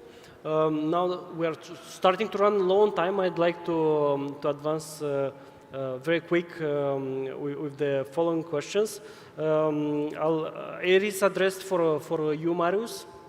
I'd like you to share us your perspective on how academia and academic institutions can better equip the students and the future generations with skills that are necessary to collaborate and work together. What's your thoughts on that? Thank you for the question, Mihai. I think all the actors involved in cybersecurity should contribute to developing the future specialists. And we all have the obligation to help the academic institutions to do that. We have a good example here. We have been doing some great things with Technical University in Moldova. We've experienced some approaches that brings the future specialists close to the real situations. Of course, we are doing it at the basic level right now, because first we have to get them the feeling of what is going to happen. But the general idea is that a gamification approach sometimes, most of the times, I think, is more productive, because, come on, everyone likes to play. And I was talking to Kerry earlier about this book, Ender's Game, where They were trained to fight the battles without knowing that they already doing that for real. So, in my opinion, we need to come closer to the students within the universities, because we have to avoid taking we as companies and even institutions, we have to avoid taking the students away from the academic zone. The institutions that are facing the real life situations can contribute a lot with content for this training, because they can bring the real situations to the students, and they can understand what they are going to face when they become specialists. Okay, thank you very much for these insights. We discussed about the great work you are doing with the Technical University of Moldova. I was really impressed to see students there working on real-life examples and learning from experienced specialists how to deal with this kind of incidents. And to me, it's really amazing that we are able now to cultivate this kind of skill set at this stage. And from my opinion, it should be done as soon as possible, because talents need to be identified and give them perspective and a career path that is very interesting for them, especially for those who are passionate about the cybersecurity. I will have one last question for all the panelists before wrapping up. Please summarize and tell us your key message, the main takeaway, in 1 or 2 minutes on what's your perspective and what should we take in mind or have in mind when it comes to cross-sector collaboration in incident response. Bledar, I'd like to start with you, please. Yes, thank you. So regarding human is the weakest point on cybersecurity. That's true. That's nobody that is 100% secure, even the biggest vendor in the world. So some lesson learned about it. We need to take care from the young ages. So it's better to explain to Parliamentary school, to high schools, to university, what is the cybersecurity and what they need to learn about cybersecurity. Everything nowadays is going through cybersecurity. So we has now a digital world, and we need to be safe on this kind of world. We need to share information in the safest way, and we need to work closely with each other on cybersecurity. Okay, thank you. Kari, can you continue, please, with the takeaways? Yes, I don't want to steal your idea, but this is what also crossed my mind.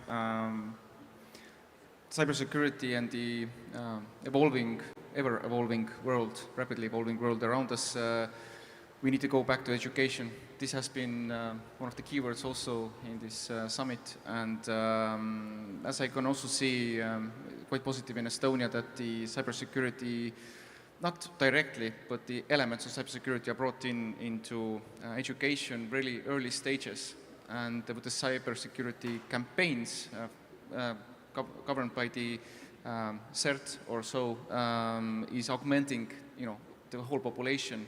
So education is the key, and what I learned and saw from the exercises, and what was something that I kept telling to the participating nations and organizations, is that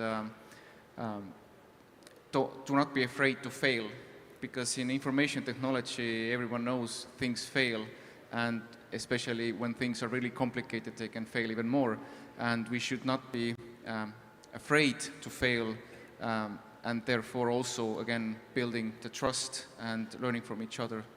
Thank you. Marius, can you share your ideas with us? Of course, I agree with education as basis for the future specialists.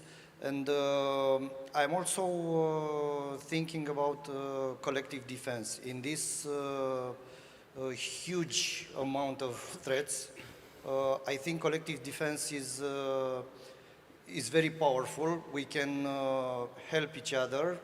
We have to gain trust to each other. And I'm pretty sure that we will face and we will learn from these experiences.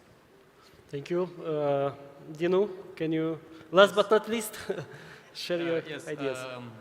I totally agree with what you said, and I heard the word trust, and I believe that when we talk about cooperation, trust is one of the most important issues that we need to have. We need to establish relations based on trust.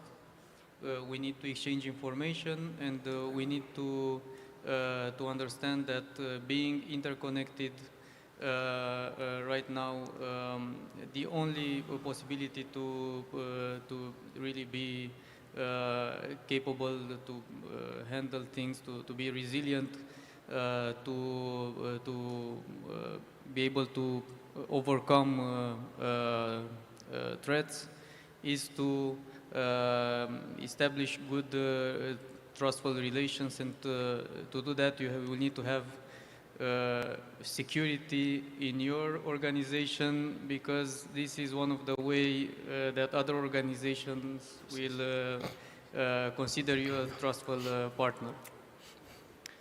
Thank you. Thank you all for your interventions. To wrap up this session, I'm retaining that we all discussed, and the key message that I heard is collaboration and cooperation. We discussed the importance of this working together and building these trusted relationships that can take our cooperation even further. And in this, taking this in mind, I'm very glad and happy to make an announcement. I kept it to the end. Today, we signed first memorandum of understanding between the Agency for Cybersecurity Moldova and the Directorate of Cybersecurity in Romania. So this is the first formal agreement, because we are just formalizing the work that we are already conducting and the formidable cooperation we already have. I really hope that starting from now, we can take it even to a higher level and even push the boundaries of collaboration and cooperation even further.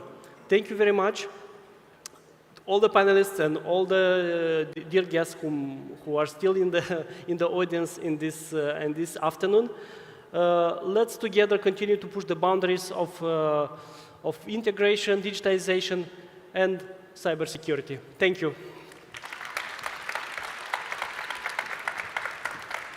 Let's facem o poză. Thank you for this panel.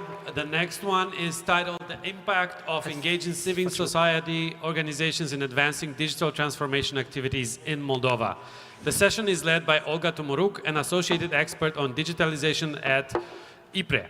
The panel will explore the crucial role that civil society organizations play in driving digital transformation in Moldova. So it will focus on All good?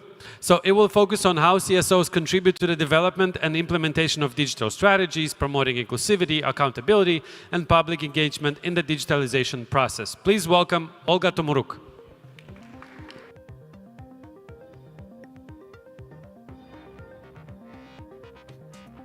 Thank you.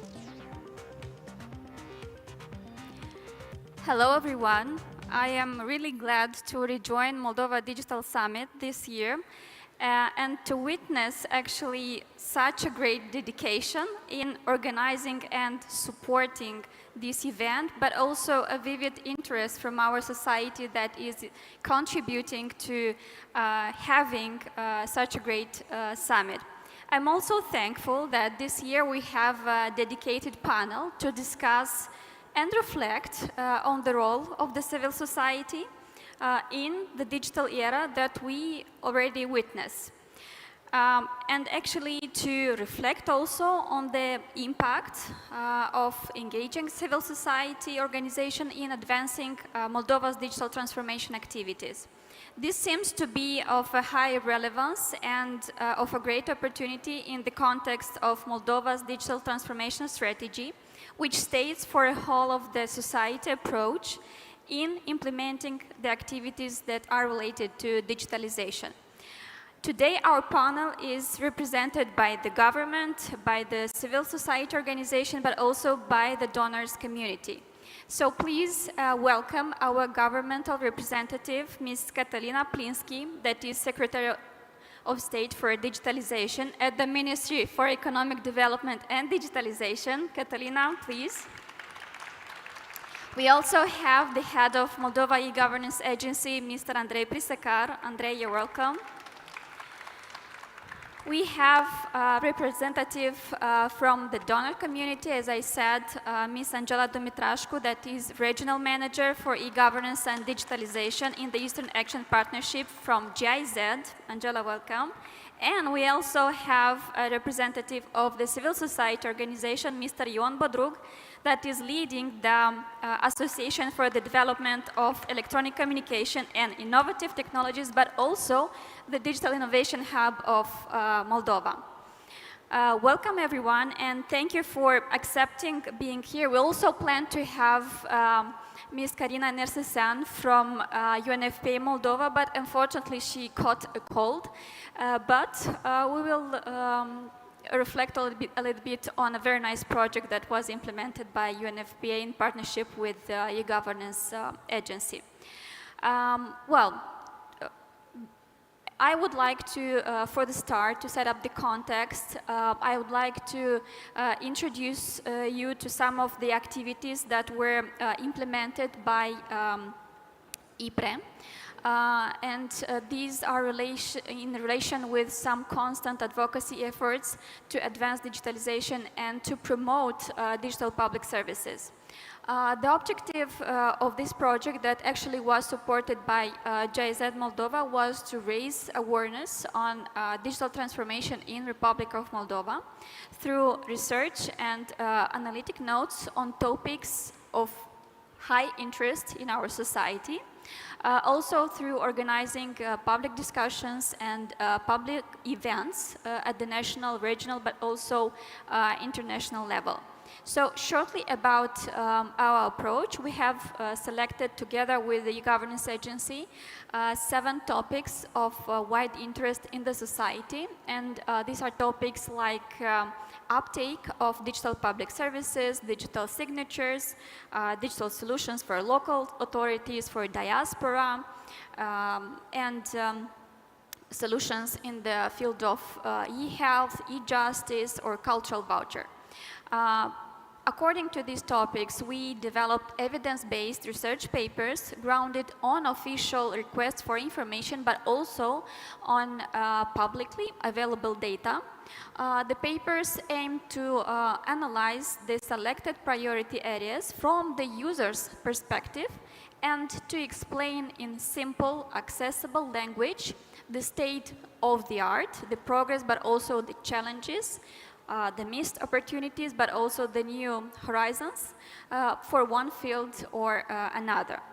Based on these developed research papers, we organized, first of all, closed discussions on preliminary findings and information cross-check, followed by open discussions and open events with national top experts and also decision makers. Next, being aware that digitalization is happening not only in Chișinău, but all over the country, we went outside Chișinău in the regions meeting their local authorities, organizations, business representatives, simple citizens, businesses, and also we were discussing digital topics, issues, in order to change their perspective for accessing digital services.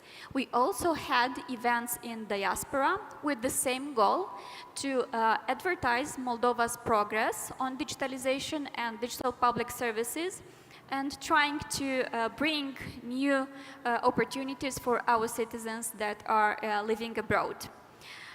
We had also various media interventions like articles, interviews, radio events. We had some interviews at the national radio. We published infographics, videos, in order to explain the main outcomes of these research papers and to advertise again on digital transformation activities.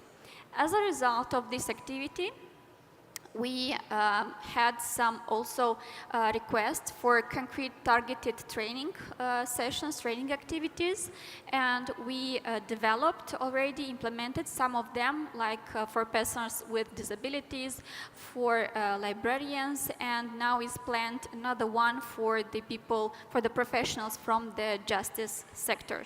So basically all these activities were a constant advocacy and mediation efforts aiming at increasing the visibility of the digitalization and of the digital public services, but also aiming to build a digital nation. Now we are able to formulate a series of recommendations based on the main findings of the activities that were conducted in the framework of our project. The main one, the first, would be the fact that no argument-based research on digitalization topics was conducted in the Republic of Moldova, and no objective third-party conclusions regarding the objectives, the outputs of the digitalization are provided. And so there is a very weak advocacy for digitalization and digital rights in our society. From this perspective, what IPRE is considering to propose is that advocacy efforts should clearly continue, and that is where, in our opinion, civil society organization could play an important role, and they should be involved in order to pursue the public interest and to translate the challenges or the opportunities in simple, accessible language for simple users, citizens, or businesses, in order to raise awareness but also trust in these services. Secondly, we also noticed very clearly a weak or even lack of interinstitutional dialogue between service providers, decision makers, users, citizens, and certainly there is a lack of a co-creation approach. Somehow this situation is not reasoning with the objective to develop user-centered digital services, to educate digital natives, and to have 100% digital nation. In this regard, what is needed for sure is that the digital transformation strategy 2023-2030 should be clearly explained, communicated, and enforced to all stakeholders. So everyone should position themselves towards this strategic document and identify their role. And again, think tanks should be involved as facilitators of cooperation and communication between various types of stakeholders, as it is already proved that it works. And the third one is the fact that there is an obvious digital divide already in place in our society, but also among public entities. So it's not only a problem of the users, but also of the public entities. And that is why there is a clear need for more structured, comprehensive, and targeted communication campaign or actions to minimize this digital divide. And again, as shown by our practice, civil society organization could bring additional value in this regard, as people trust these kind of actors in building digital skills. So to conclude, for sure, civil society organization can play an important, maybe crucial role in advancing and achieving actually those objectives of the digital transformation strategy. Well, now this was the experience of IPRE. Before starting the discussions, I would like to have a complete image on the topic, and I would kindly give the floor to Mr. Ion Bodrug to share the experience of ACETI and more recently of Digital Innovation Hub, of engaging and working with public sector, private companies, but also academia for boosting innovation and promoting digital solutions. Bună ziua tuturor! Mulțumesc pentru această întrebare și felicitări organizatorilor pentru așa un eveniment de învergură pentru Republica Moldova, care în principiu culminează cu aceste 2 zile importante pentru transformarea digitală. O mică așa retrospectivă, cine este ACETI? Asociația pentru Dezvoltarea Comunicațiilor Electronice și Tehnologiilor Inovaționale a fost creată în 2019. De la început am fost 4 companii locale. Acum, peste 5 ani, avem practic 23 de companii. Au fost mai multe pe perioadă, dar adică unii veneau, alții plecau, dar altceva că astăzi noi ne dăm bine seama că aducem o valoare adăugată, cel puțin regiunii din partea de nord a țării.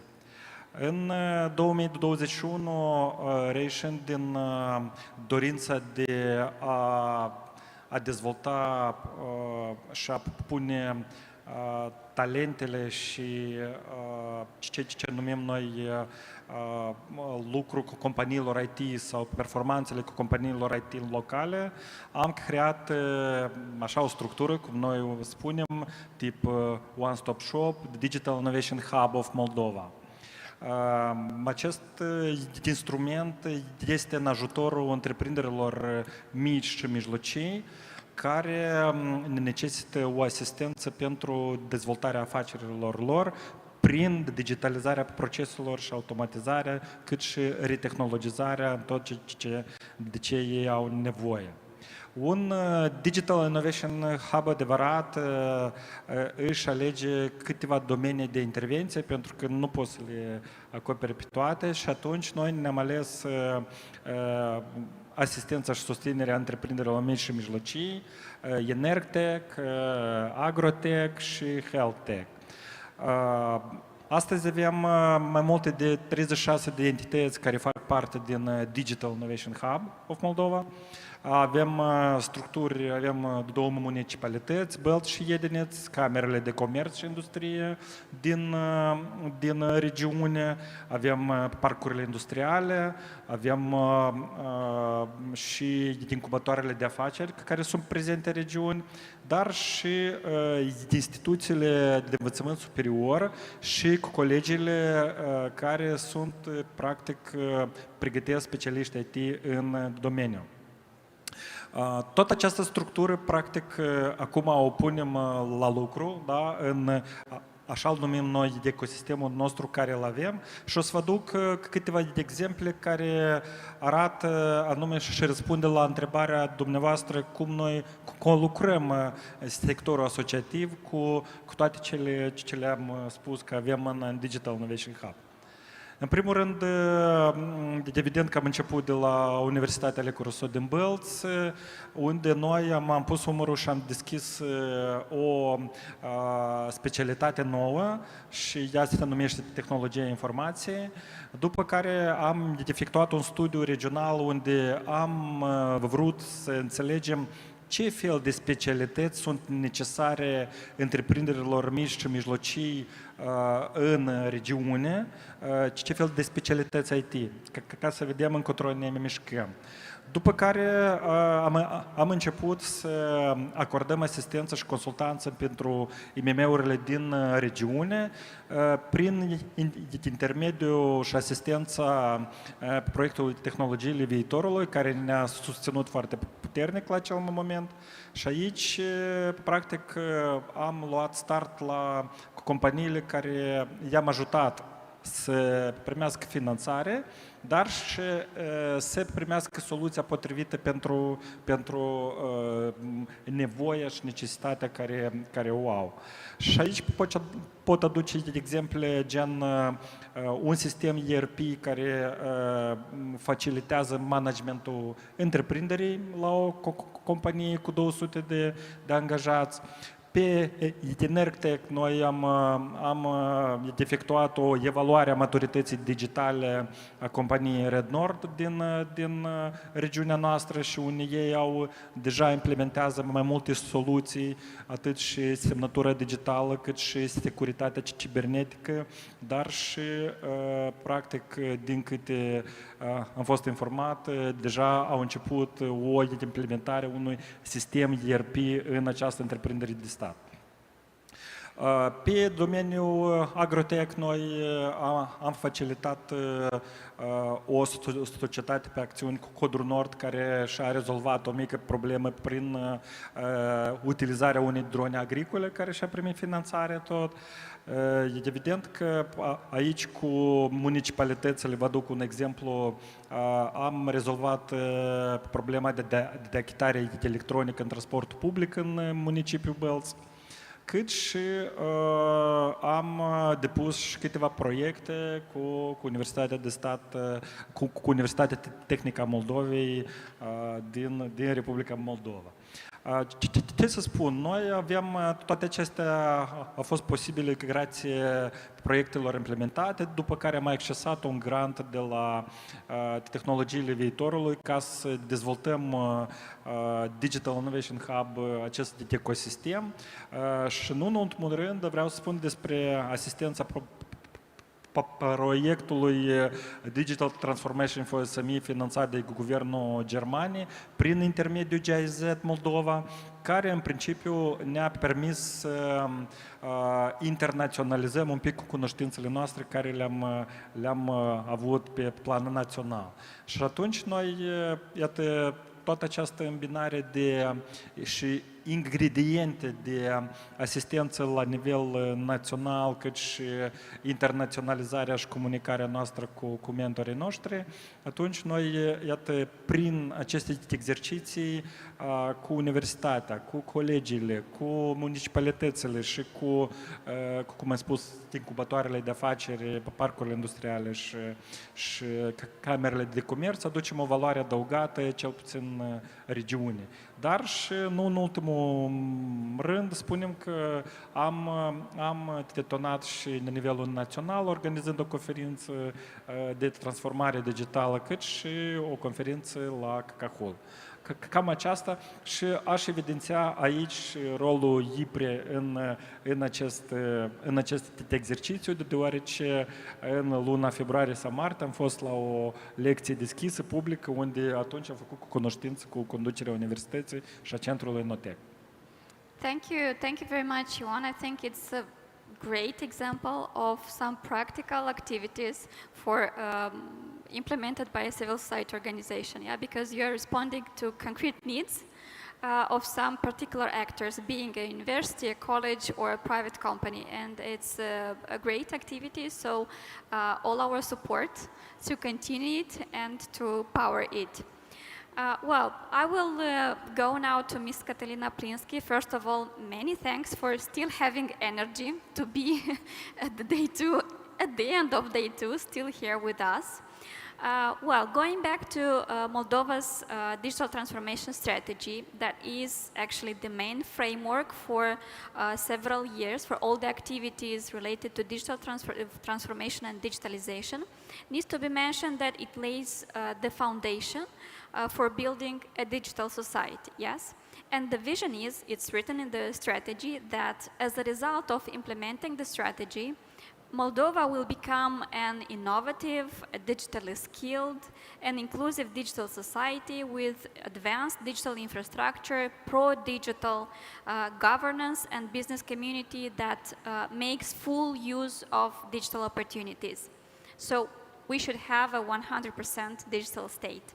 But, of course, it requires a lot of joint efforts from all parties involved, government, private sector, and associative sector, and academia.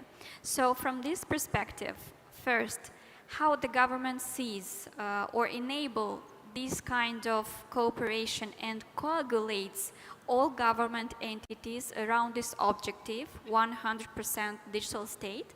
And second, how does the government see the role of civil society in this regard to advance digital transformation activities?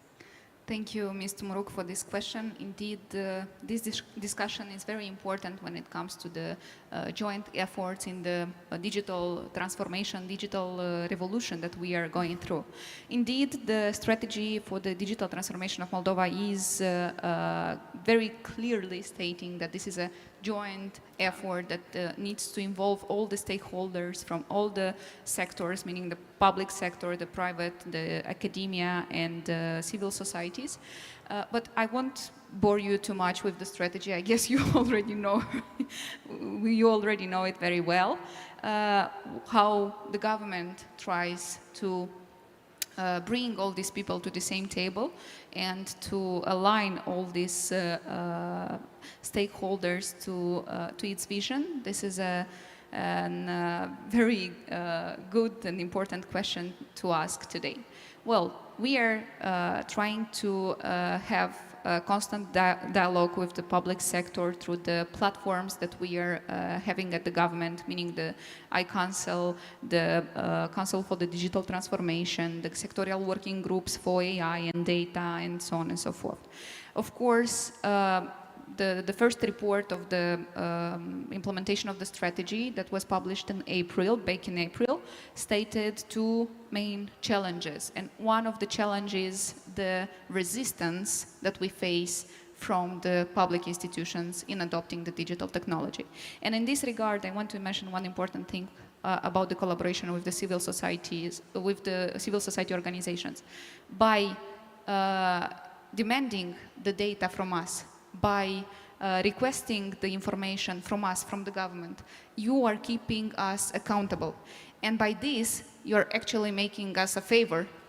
You are making our job more easier when it comes to the interaction with other public institutions. So I was really happy when I saw the study that was published by IPRE with the support of GIZ and all the requests for information that you've sent us. Of course, we are going towards open governance. And the open governance is not only about the open assets, meaning the data, it's also about the open participation. Open participation means that all the citizens are involved in the decision-making process, and the civil society organizations play a vital role in this regard. Two other important things to mention here. The civil society organizations are the ones that, in my opinion, play a very important role when it comes to the digital skills. Because we can develop the public services like dozens of them per day, but the uptake of these digital public services is dependent on the digital skills that we have in our society. So really count on the society, civil society organizations in training and upskilling the citizen. And it was mentioned today also, the civil society organizations help the government to build the trust.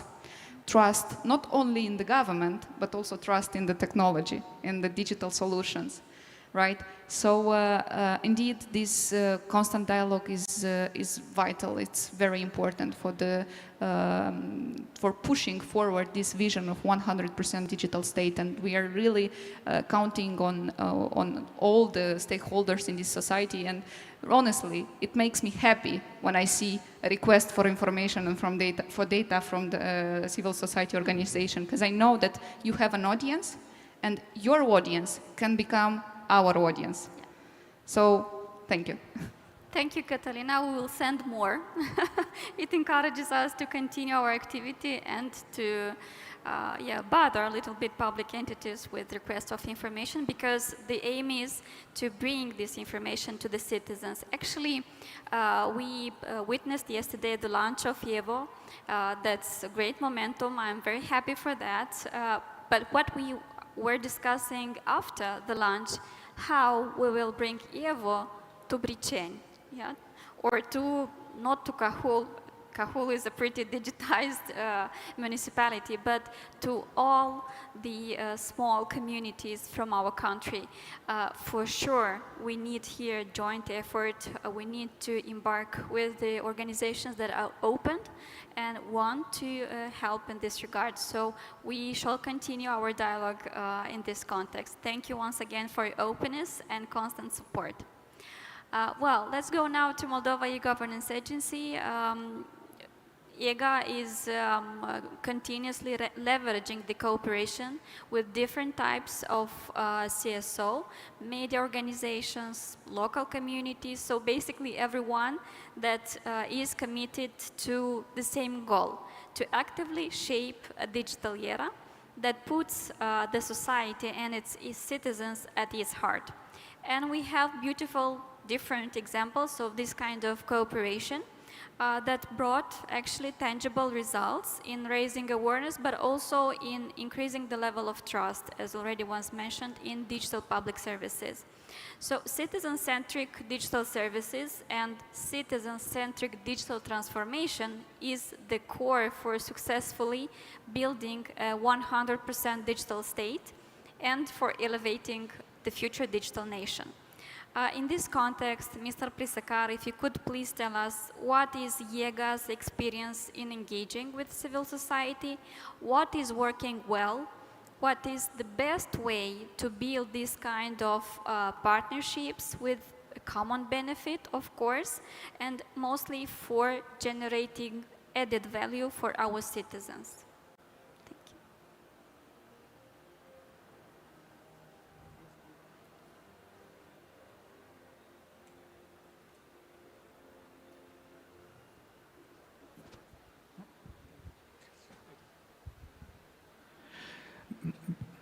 Ok. Mulțumesc mult, Olga. Într-adevăr, un subiect fundamental și foarte important pentru noi. Noi avem, din 2010 încoace, tot dezvoltăm soluții digitale. Dar observațiile noastre arată că chiar dacă dezvoltăm valorificarea lor de plină, cumva mai stagnează.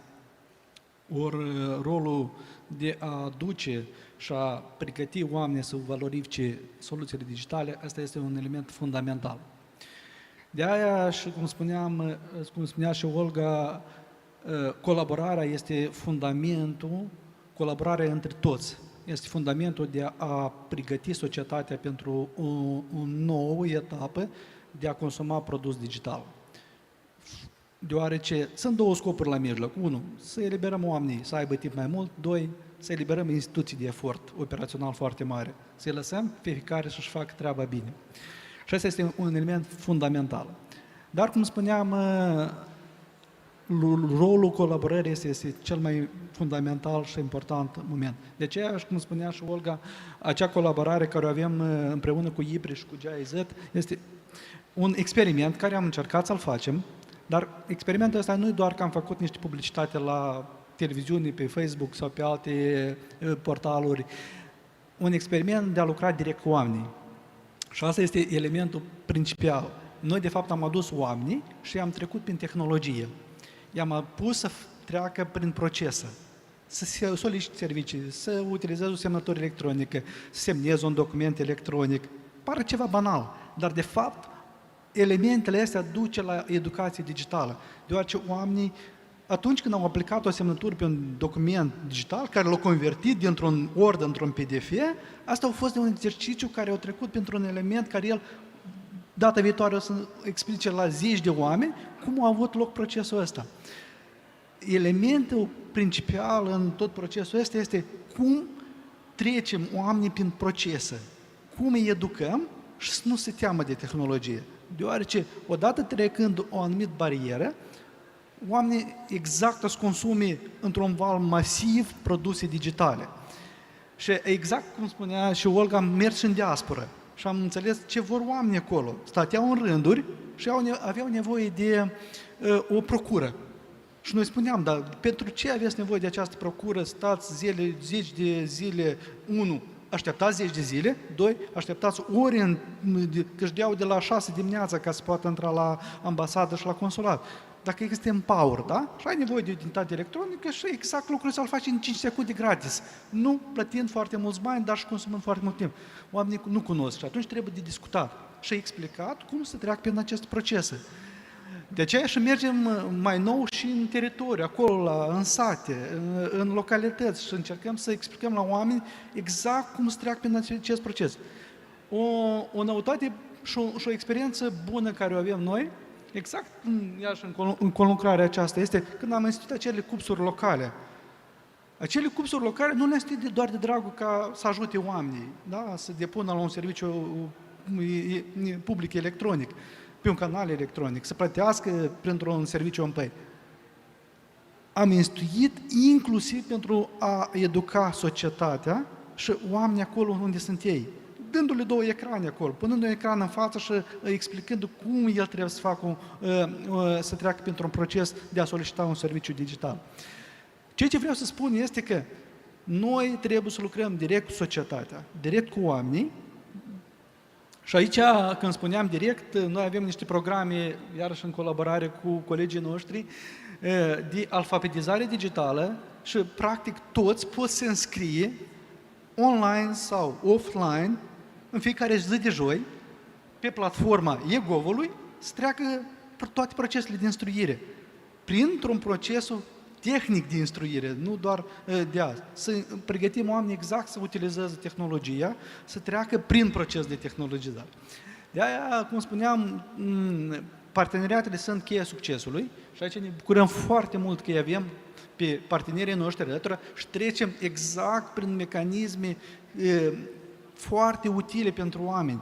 Și observăm mai nou tendințele, cum se mișcă în digital și mai la început de această zi, Mircea Eșanu arăta niște statistici acolo în spate, da?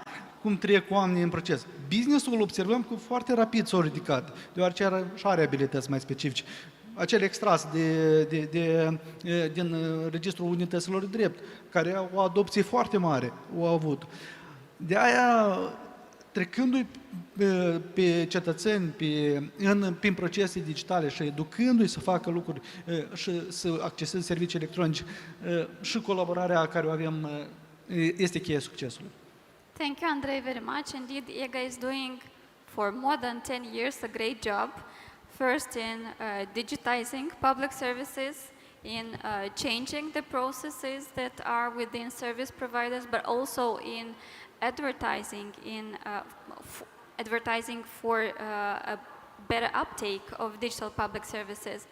But it's never enough, yeah, because we had a lot of potential users. We have a big list of public services that are available in digital format, so for sure we need to everyone join this initiative and assist the ministry, the agency, the other service providers that already have digital options for their solutions, and to spread the word in our country and abroad for the citizens that are living abroad in order to use and benefit actually from these available opportunities. Thank you once again.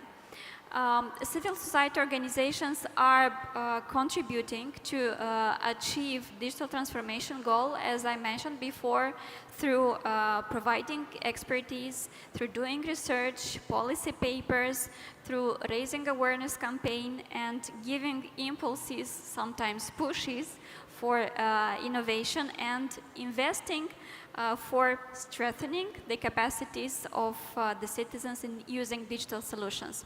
GIZ Moldova is supporting these kind of initiatives through diverse projects and in diverse forms, through several projects in Moldova. And thank you for being together with us in our country's digital transformation journey.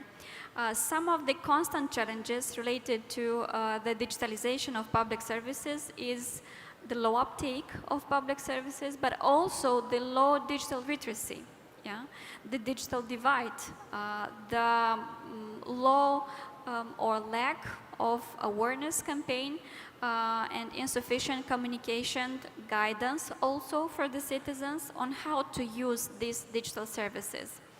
Ms. Dumitrașcu, you have already a great experience related to digitalization of public services, and if you could share with us your perspective in how we could, or what we can change for better to raise the uptake of public services, but also where you see better the role of civil society. Is the donor community or GIZ Moldova open to engage with civil society organization in supporting our country for achieving the digital transformation goals?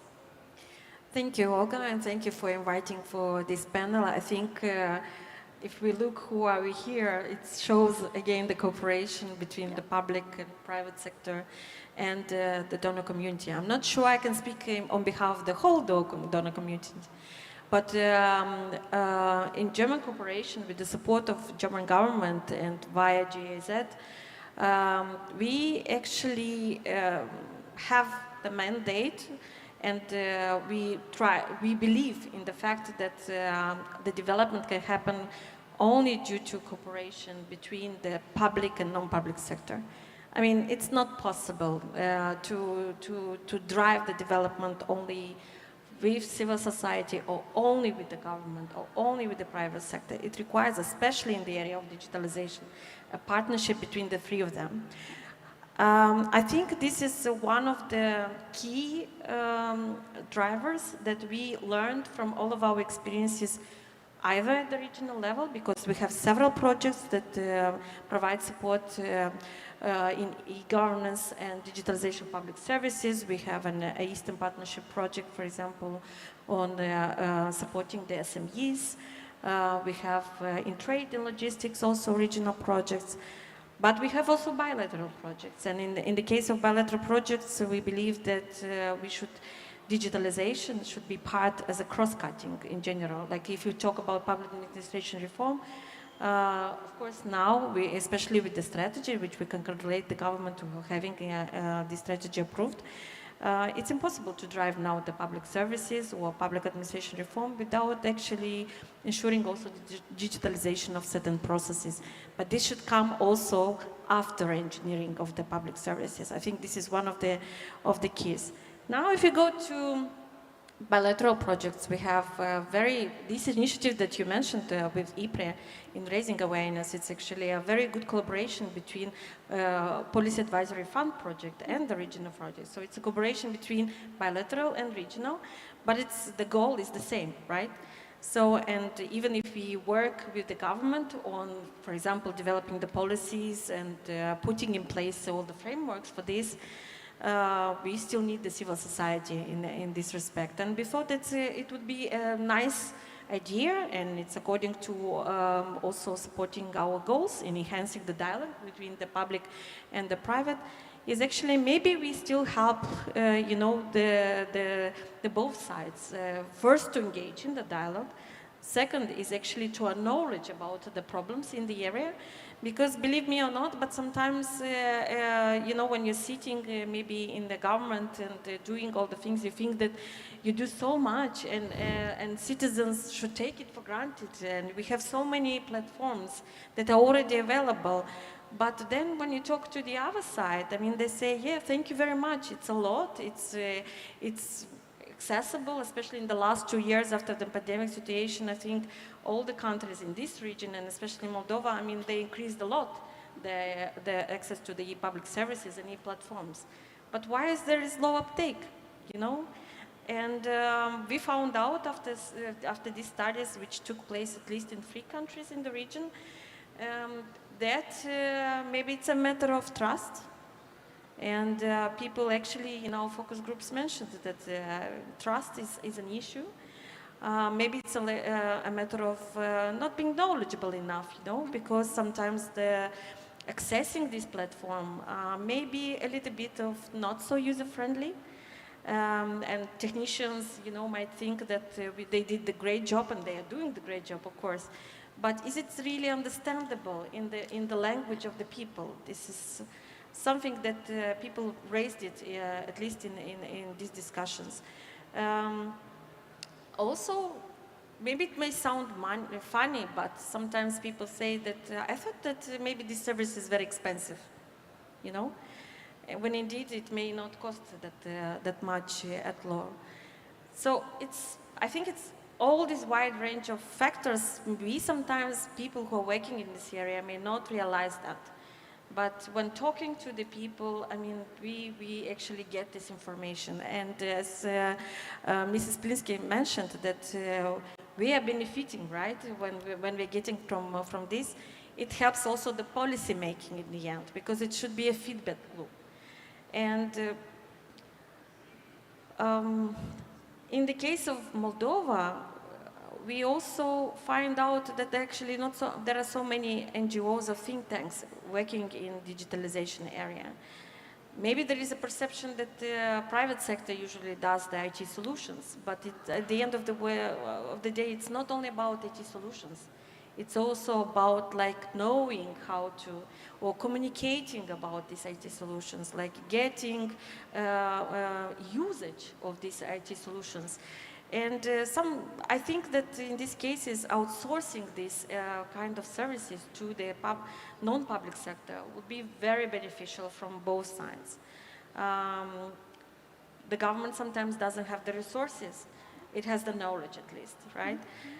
Civil society has a coverage, and coverage of different target groups. We should not forget that this uptake also, there is a differences depending on which category of age you are, or what kind of gender you are. Yes, we are talking a lot about women in tech also, like, which is also an area that we need to boost as much as possible in this. All of this can be done through a proper research, evidence research, which of course government sometimes doesn't have the time, although surveys are done. I know that in this digitalization area, I know that e-governance agency is doing surveys to find out at what stage, but thorough analysis of why it's happening, where the roots are, and what are the solutions.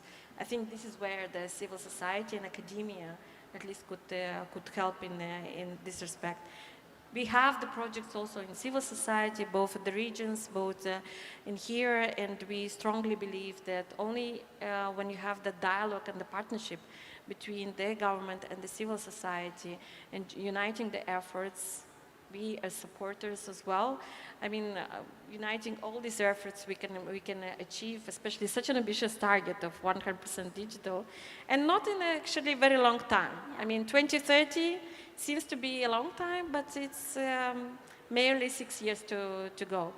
So I would like to congratulate, first of all, for having this discussion at the same time, but also invite the civil society and congratulate the openness of the government to actually have this dialogue and cooperation. And I hope we are going to do much better when we meet next year in this kind of regional event. Thank you very much, Angela. It's indeed great to see such open discussions with great opportunities for future cooperation. We do not have Karina, unfortunately, with us, but I would like shortly to recall one great project that is very close to me.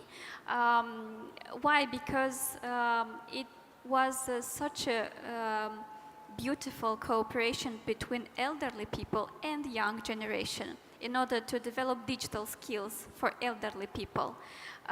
So basically, young generation was enforced from local communities or groups of initiatives of young people from small rural areas were enabled to speak, to go to elderly people and to explain them how they can use smartphones to stay connected or to have access to digital public services. And EGA partnered with UNFPA and these groups of initiatives in order to advertise on digital public services and to help actually elderly people to stay updated with everything that is happening in Moldova. For me, it was a project that is close to my heart because I saw how the elderly people transformed, from people that was afraid to have a phone in their hands to someone that was basically navigating through different solutions and keeping blogs. That was a great transformation and maybe an initiative that we can learn from and to build in other different projects and initiatives. To close our discussions, I would invite you to come up with a call to action. What can be done tomorrow or next week or next month or in autumn in order to achieve this target 100 digital % state? So who wants to start? Please feel free to contribute. I can be the first. Well, you know, I've always believed in win-win relationships between any kind of stakeholders or partners, and this has to be a win-win relationship for everyone in this country, from the state to the private partners or the civil society organizations. We can win from the fact that you are promoting the digital society, and you will win from the fact that we are developing these solutions. So let's look at this as a partnership, not as a mandatory thing. It's a partnership for the brighter future of this country, for the economic growth, for the better position of Moldova on the European Union scene, and a better, and the integration of the Republic of Moldova in the European Union. So I guess we all have the same goal here today in this room. Thank you. Thank you, Catalina. Ladies first. I can sorry. be next if our men. Sure. Do you want to go No, next? it's okay, Angela, please. Okay. I would be brief. One would be, don't be afraid of change, because results might be rewarding. I think this is, especially in the area of digitalization, where people are skeptical about artificial intelligence and maybe other stuff. I think we need to encourage the people to actually be courageous to accept the change. And I think in years' time, we will see that these changes can be actually very beneficial. Thank you, Angela. Andrei? Noi atunci când vorbim despre digitalizare, tot încearcă să e ceva complicat, greu, care e imposibil, barieră, un perete. Ori mesajul ar fi simplu. Noi trebuie să vorbim cu cuvinte foarte, foarte simple despre digitalizare. De fapt, ce este digitalizare? Nu sunt instrumente digitale în general. Sunt procese simple, comode și eficiente. Noi aici trebuie să vorbim. Din prisma asta să comunicăm la cetățeni. Și atunci noi să avem și succes. Ori dacă noi vorbim de cuvinte foarte complexe, sofisticate, grele, atunci oamenii nu ne înțeleg pe noi. Și aici să aduc un exemplu simplu. Noi, într-un anumit CUPS, am avut o doamnă, 60 de ani. A venit din afara țării, a lucrat, ca de obicei, ca toți moldovenii. Și cumva am venit la primărie, hai să o facem reprezentat digital în teritoriu. Și aici ce am făcut? De fapt, am venit în jurul ei, am făcut toate pregătirile, se temea doamna să pui mâna pe clavele calculatorului celea. În rezultat, după o lună de zile că am muncit, practic ajuta să presteze 65 de servicii publice. Am adus persoana să aibă o satisfacție enormă pentru ceea ce face, de a utiliza. Deoarece noi am vorbit simplu, comod, și n-am pus cuvinte complexe despre digitale. De fapt, am explicat procesele simple care le atingi cu un instrument digital eficient. So let's keep it simple. Mulțumesc. Da, și ca să spunem și noi din partea asociației cum considerăm noi, eu l-aș susține pe domnul Andrei aici în perfect, că în nenumăratele sesiuni de informare în dialog cu întreprinderile mici și mijlocii, companiile IT veneau și vorbeau în limbajul lor. Și le spuneam, stați un pic, nu folosiți aceste scurtături pe care le folosiți în discuția între departamentele voastre, vorbiți simplu, managerii sau șefii din alte companii care n-au treabă cu digitalizarea și adică cu toate aceste procese, vorbiți simplu și vorbiți foarte clar în limbajul înțeles de toată lumea. Dar, ce am vrut să te spun? Pot să spun că acest proces, noi finalizăm acum un studiu unde vedem foarte clar trendul unde companiile au nevoie de asistență pentru digitalizarea proceselor.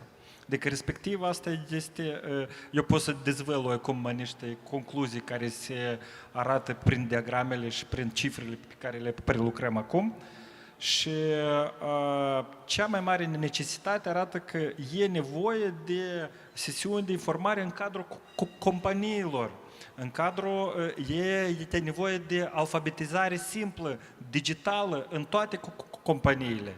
Și evident că este nevoie de un dialog mai intens cu autoritățile publice locale prin intermediul proiectelor susținute de donatori.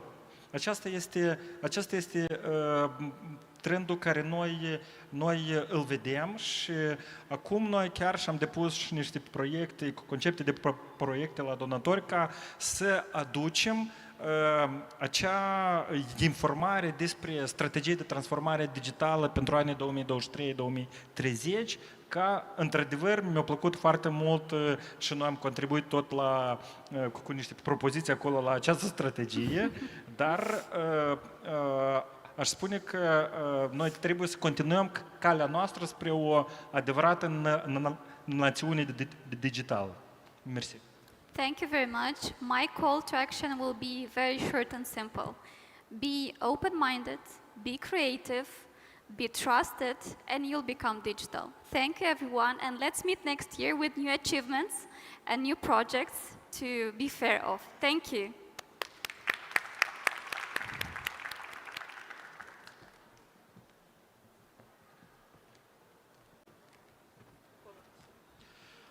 Thank you very much, Olga.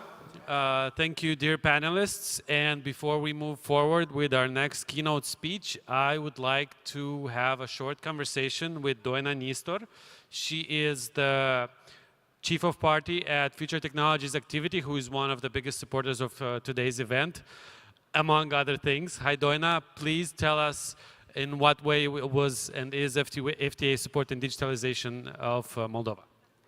Thank you so much. First of all, Alex is our colleague at FTA, so we are happy. That's one way. Yeah, that's a big secret for the audience, and we're very happy to support Moldova Digital Summit this year. We're bigger, we're stronger. We do have regional ambitions, so we hope to see more and more friends from all over Europe, here in Moldova, but also from across the ocean. We came here with a big delegation from USAID.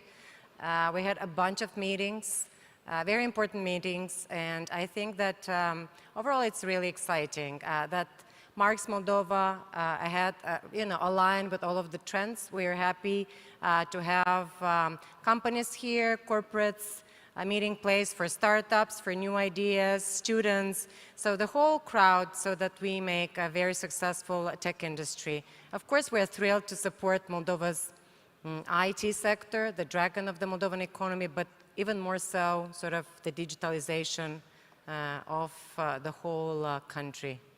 We're also supporting a lot of education, right? Like the whole Cybersecurity Academy at Technical University is also one of the ways we're supporting it. Well, we visited actually a CyberCore, the Cybersecurity Academy this morning to see the progress. We will have the opening in September. Personally, I think education is the backbone for an inclusive digital economy of the future. It's very important. I was speaking with Toju, in a couple of minutes after her presentation about AI, and it's like we agreed that it's very important to invest in people, so that there is a very inclusive digital future. And as Future Technologies Activity, you mentioned us many times, we're also happy to be co-funded by 3 important governments. This is the American, the Swedish, and the UK government, and these are the front runners in innovation digitalization. So we hope that we build these bridges and we bring this here in Moldova. Thank you very much, Doina. So for our next keynote, it is titled Building Resilience in the Face of Modern Threats. Lessons from Sweden's approach to psychological defense, presented by Andrea Liebman, head of the Digital Hub at the Swedish Psychological Defense Agency. So please welcome Andrea Liebman.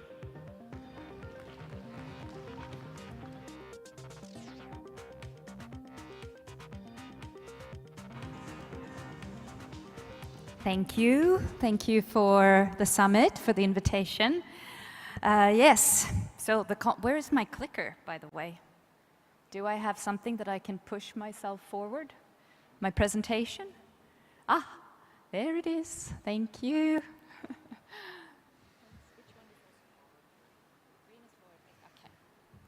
Okay, so you can see the title, Building Resilience. So, yeah, the Swedish Psychological Defense Agency. I was on another panel here earlier, and so I talked a little bit about what we do, and now I'm going to do a sort of a deep dive, so you'll get, hopefully you'll get a better understanding. So the agency started its activities January 1st, 2022. However, we were a small group at another agency, the Swedish Civil Contingencies Agency. It's an all-hazard agency since 2014 for obvious reasons. And our mission, let's see, is to safeguard our democratic society and freedom of speech, as you can see here. And we do that by identifying, analyzing, and countering foreign malign information influence, disinformation, and other misleading information directed at Sweden or Swedish interests. So with the emphasis on foreign, it's foreign adversaries targeting us with disinformation, for example, as part of a larger hybrid warfare arsenal.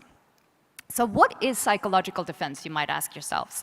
Now, you can also read here, it's our society's ability to identify and resist malign information influence and other misleading information directed at Sweden to influence our decisions, perceptions, or behavior. So other actors from abroad under false flag attempting to influence us. For example, how we're going to vote. In war or threat of war, the psychological defense must prevent or make it difficult for an attacker to break down our resistance and will to defend through disinformation, propaganda, and psychological warfare. Now, what constitutes malign foreign information influence? Well, it has to be foreign, it's antagonistic, it's deceptive, and it targets our vulnerabilities in our country.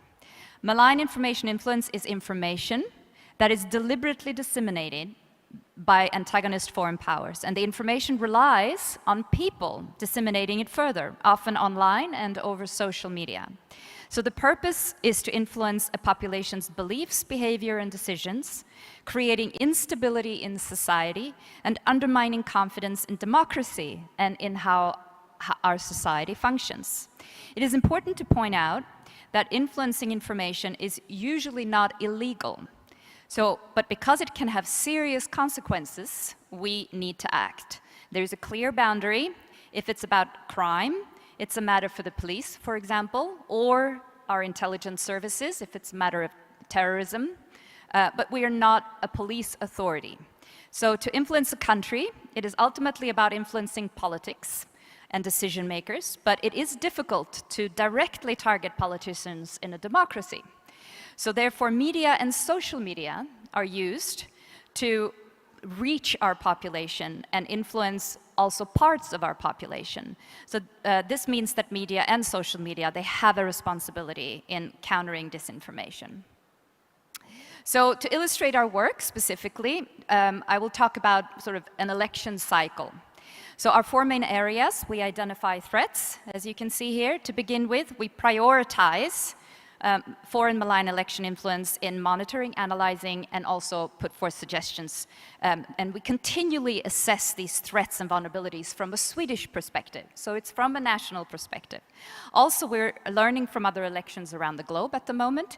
And this is a super election year, after all, that you might have heard of. Coordination. We work to strengthen coordination in various ways. A very important forum is the National Election Network in Sweden. It was established ahead of our own elections in 2022, and where several security agencies participate. The security police, the Swedish Civil Contingencies Agency, and the National Cybersecurity Center. So we've carried out joint exercises, we share situational pictures, and we synchronize our preparations. And also an important difference between national general elections and elections to the European Parliament that are coming up here 9th of June is the increased need for international cooperation in this case, and in cooperation within the EU in particular. So the election is conducted nationally, but the results, the composition of the European Parliament, of course, is by definition a transnational phenomenon. So this can give rise to new vulnerabilities, such as that an antagonistic actor from a third country can target weaknesses in the entire EU system and in specific countries with consequences for all member states. So for that reason, we cooperate closely within the EU in what is called the Rapid Alert System, and where our sister organizations around the EU member states and EU bodies share incident reports and tune in on an ongoing basis. Now, if you have this network established in Sweden and also within the EU, it's sort of not so difficult to then sort of think about like, okay, we have a faster way of connecting if something happens. Awareness, yep, we carry out training for central actors and meet many civil society organizations in Sweden. We have a structured dialogue with the major social media platforms and tech platforms and companies. We gather the Swedish media houses for a continuous dialogue. We will also work with communication within the framework of our communications campaign. It's called Don't Be Fooled. Who wants to be fooled, right?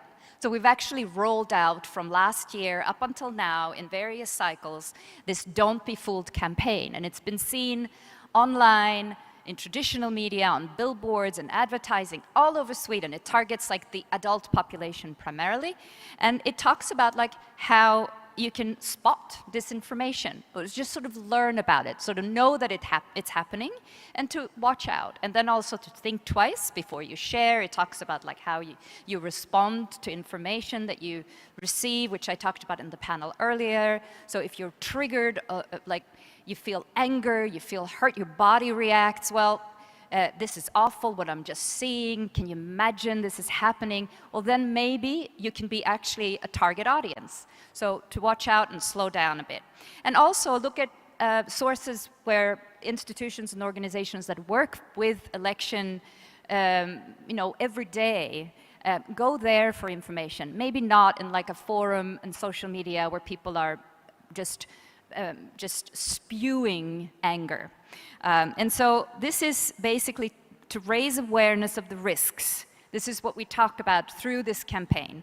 And we talk about malign information influence, but we go deeper. We have like a disinformation lexicon, and people can look closer at what it actually is all about. And not to increase the anxiety in our population. So it's sort of it has a balance in the type of information that we produce there. And we support and respond. We're preparing action options if the election or other parts of Sweden are subjected to a coordinated influence attack during an election period, and as part of a sort of that national election network where we exchange information. Now, what we see ahead of the EU elections 2024, Sweden is a potential target, but it's not a priority. Russia is identified as the main threat actor to Europe. Coordinated disinformation campaigns are targeting other member states, and Russian infrastructure is in place, which includes websites, they produce them themselves, cloned and copied websites, I will show you an example of that later. Vulnerability analysis is done ahead of time, and bot networks are produced, large networks in social media, different platforms, it's cross-posting, so that links can be disseminated with ease. Now, Sweden needs to be prepared for a potential attack. That's where we are. Now, what's the aim against attacking disinformation attack against the elections? Well, an antagonist actor, they will want to basically serve their end game, whether it's economic, political, or other. It's difficult to point out individual reasons why these actors engage in influencing democratic processes in other countries, but there is research in the area, and it points out to several different but interwoven purposes, I would say. So to begin with, it's influencing the debate so that the election result is in favor of a malign foreign power. Like the right party, for example, does not succeed in the election. And this can be done through smear campaigns, fake news reporting, and hack and leak operations. Attempts to reduce well, decrease voter participation in general or in different groups in society. And basically, it's seeding narratives through social media is the main vectors, such as like the elite rules, burn your vote campaigns, and perhaps particularly relevant for the European Parliament elections, as the voter turnout is already quite low in Sweden, for example, and in Europe. So, and it is connected to creating distrust in democratic institutions and principles. Democracy in general, but responsible government in particular, claiming that democratic governance is weak or corrupt. And another purpose is to try to undermine trust in society's functionality. This can be done by trying to polarize the debate in sensitive areas that are high on the agenda. Like everyone talks about it at the moment, so yeah, that's where it goes. And other methods include attacks against public websites, for example. And a fifth purpose is to discredit institutions responsible for conducting the election. So the process has not gone right, or the eligible candidates are unsuitable for various reasons, and there may be also claims that ballots are stolen or forged. I mean, we've seen this, the US elections, and that the vote count is not done as it should be, or that the authorities that conduct the elections are corrupt in various ways. So we also see cyber attacks or misleading images and videos, likely also to sort of coordinated methods and techniques in this. So fortunately, in Sweden, we do have a robust electoral system, and that is transparent, and there is also relatively high trust in current authorities and the media. So we sort of look at like where we come from. So it should always be nationally altered and tailored. Now, also, a final point, they polarize and undermine cohesion in society. That's the ultimate goal. And if Sweden is weak and divided, the antagonist appears stronger. That's the logic. Now, Russian interest in the European elections weaken the EU and question the legitimacy of the Union, aim to alter the opinion building and structural framework of the EU Parliament to benefit Russia, while disadvantaging Ukraine and the US, and strive to remove sanctions and reduce support to Ukraine. And the methods I will show you here. This is one established method and disseminated now. It's happening as I speak. It's basically first of all, Russia, they conduct sort of like a preparation phase where vulnerabilities are investigated, as I mentioned, and polarizing issues and threat vectors are tested. And at the same time, they're also opportunistic. So there's preparation, but opportunity and targeting audiences happens like as things change. Now, given an opportunity to amplify or distort current events that are in their strategic direction. And they have created these cloned websites, fake accounts, bot networks, they spread these links. And basically, then, if this all is sort of prepared, then it can also be activated when needed. And first, we've gone through these smearing campaigns, as I mentioned, but then it goes to cyber attacks against election infrastructure or political parties, the DDoS attacks against other parts of society, and we see that influence against elections generally increase in the last month and 72 hours before an election, and then also once the election day is over. Also very important to keep going, because then the legitimacy of the results can be questioned. This is part of those websites that I mentioned, because the Russian channels, Russia Today and Sputnik, has been more quieted down. There are sanctions against them. They've created these specific platforms. It's called Doppelganger, Portal Combat. It's called Doppelganger in German because it was identified in Germany. And so basically, what is going on here is that it focuses on Europe, these websites, then there's false articles created that are disseminated through all those bot networks with specific messages that are completely tailored and geared towards what I've told you about, like affecting populations in various countries.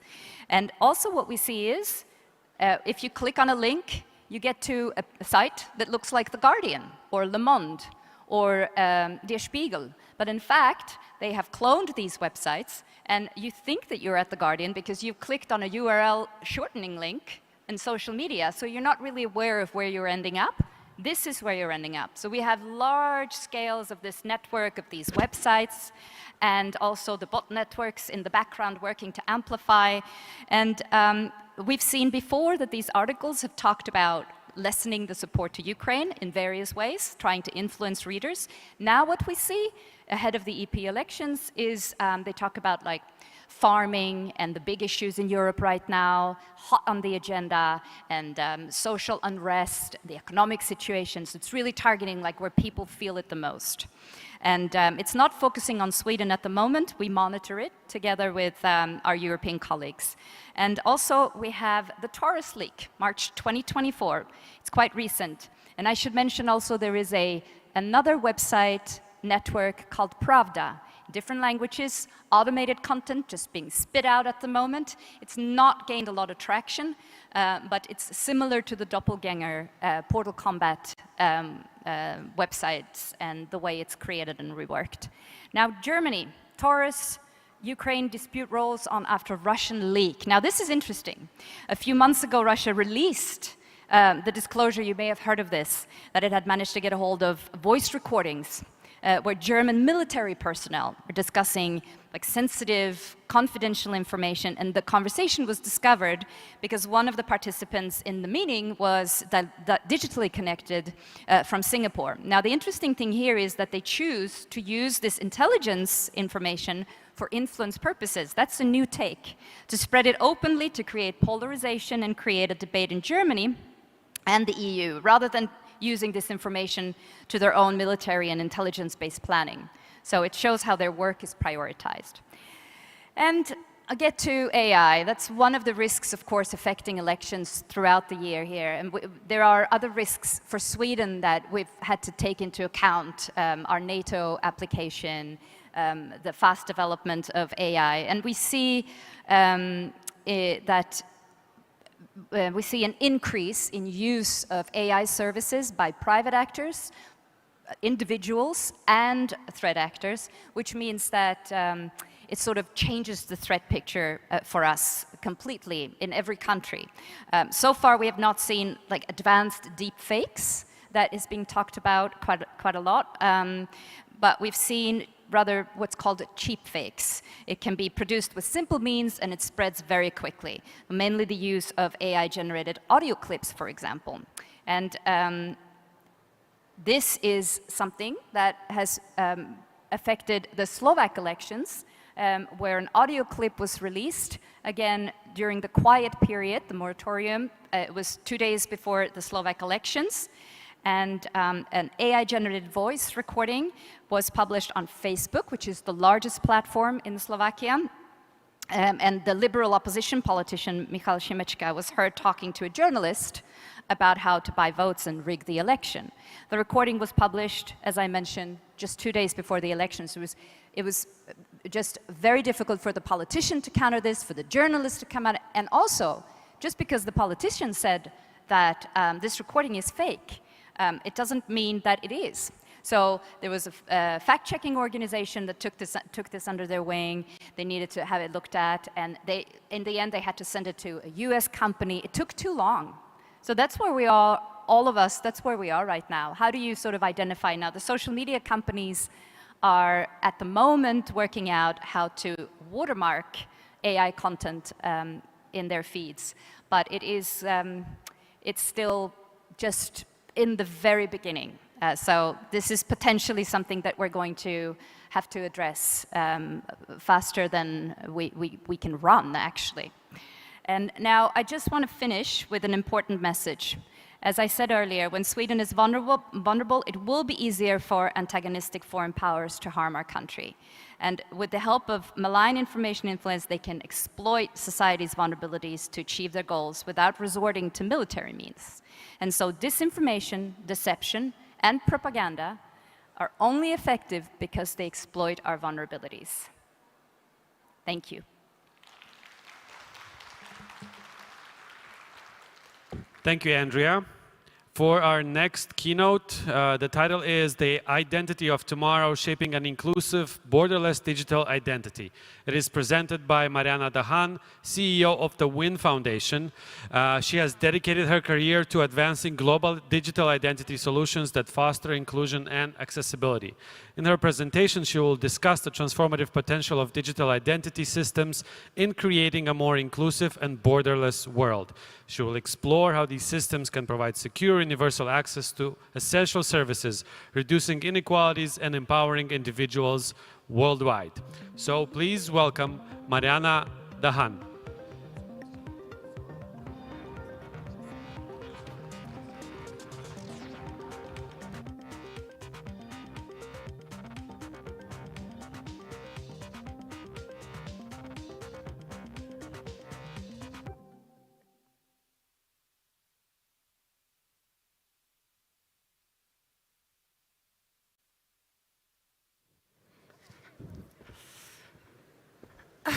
Hello, everyone.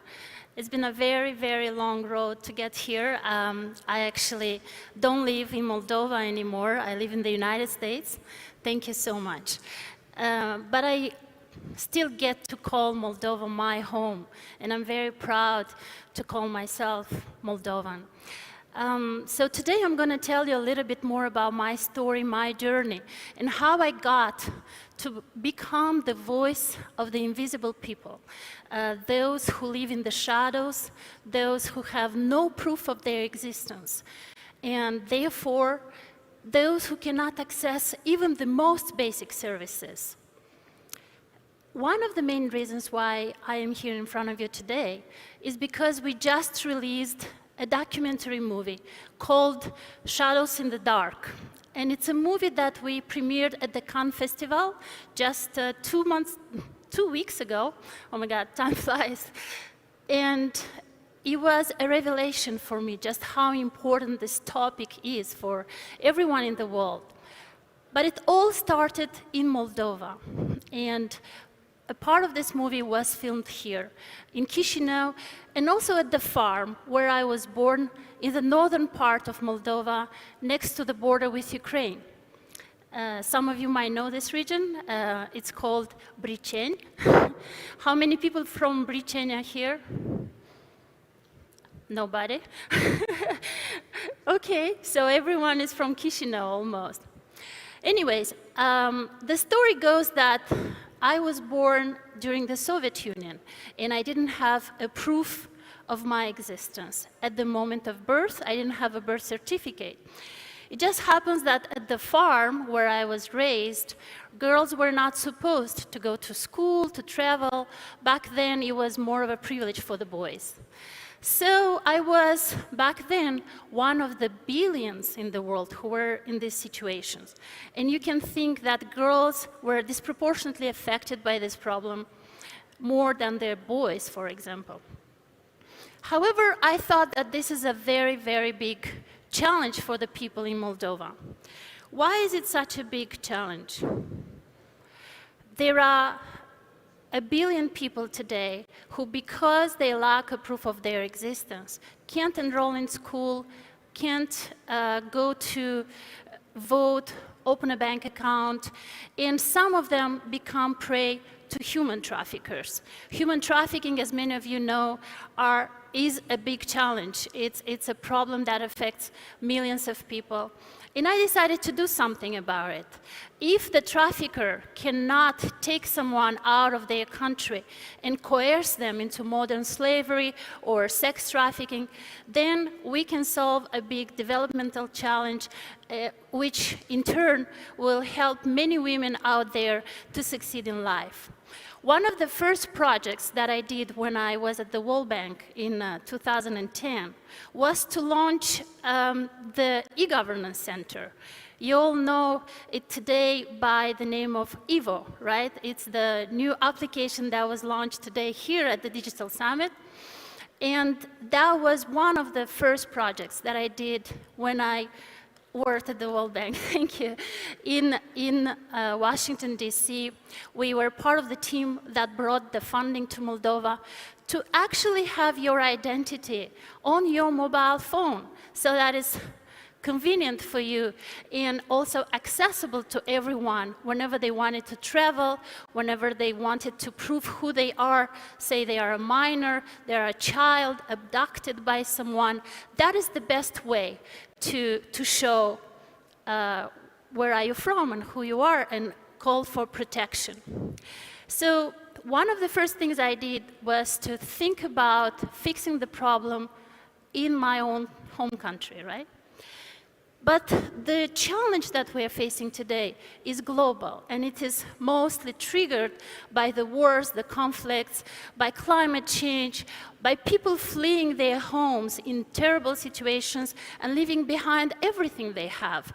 You know, their passports, their birth certificates, their diplomas, everything. So when they arrive in a host country, what do? How do they prove who they are? So in 2014, basically a couple of years after the Moldova project, I started a program called Identification for Development, ID4D. It is now one of the biggest programs at the World Bank. It is funded by billions of dollars of donor funding and operates in 50 countries. A lot of these countries are looking at Moldova as the first country that implemented such a program. And it is because I have shown them that this is the starting point. This is how you design a program based on a passion, on a challenge that you really want to solve. So this ID4D program is a full-scale project that operates now globally. And we managed to reduce, in a couple of years, the number of undocumented people, of stateless people, from 2.5 billion to just under 1 billion people. So, you know, it's a great achievement, and I'm very proud to have been part of it. However, while working on this project and also looking at other countries implementing it, I realized we have a huge problem, and that was the security and the privacy related to your personal identity data. It turns out that there are governments out there who are using identity data to persecute people, to track them, to surveil them, to imprison them. So basically, they are weaponizing identity against the citizens themselves. So I decided to do something about it, and I created a nonprofit organizations, and we started travel around the world and document everything. So we started a documentary movie collecting the stories from the countries we were visiting, interviewing the refugees, the stateless people, the migrants, but also those who were developing technology solutions for them. We wanted to know how is this being designed, implemented in the countries we were talking about, in theory, back in Washington, D.C. And what we uncovered was sad. Basically, there are people out there who are being precluded from services just because they belong to an ethnicity or a religious group that is inconvenient to the government. So instead of helping to include the populations, the people without identity, now we have created a tool to exclude them. And this is sad. Some of the people we interviewed just recently come from Ukraine. These are refugees from Ukraine. One of them, Yana, she says that she's happy with having a biometric passport. In fact, right after the war, she could use her biometric passport to enter many countries in Europe, being admitted to them without any problems. She doesn't fear for her safety. But another girl, her name is Alexandra, she came to Moldova with a small child, and she feared that the data that was collected about her and her child can be used against her, especially by the Russian regime. And this is a very solid concern. She says that there are people out there in Russia who are hunting Ukrainian children to put them in camps. Just like many of you might know, in China, the Uyghurs family are being persecuted on the basis of their identity, and they are being kept in concentration camps. So what is making this possible is a technology that enables authoritarian regimes like the one in Russia to uniquely identify every single individual, to be able to distinguish between someone who has a Russian ethnicity versus an Ukrainian ethnicity, and then to uniquely track them, identify them, and then imprison them. This is a very scary future that we are facing. And unfortunately, it's not just in Ukraine or Russia. We've seen this happening, for example, in Afghanistan, where a central database was built with everyone's identity data, and then it was seized by the Taliban regime, where they could uniquely track everyone who has collaborated with the United States recently. So what can we do about this? On one hand, I understand the need for someone to provide their identity biometric data, to have a digital identity that being used for easy access, convenient access on an application like the Ivor. You know, something that you just go and you get all your benefits in one place. On the other hand, we have the problem that if the government decides that they do not like you, then they can exclude you from both this database, access to the services, and data that you have provided them can be weaponized against you.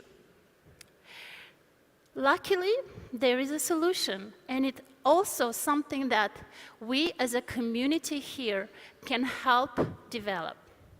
It is a new emerging technology that many of you have heard because of the cryptocurrency, but it's actually a much more solid and foundational technology, which is a decentralized technology called blockchain. Of course, many of you here know.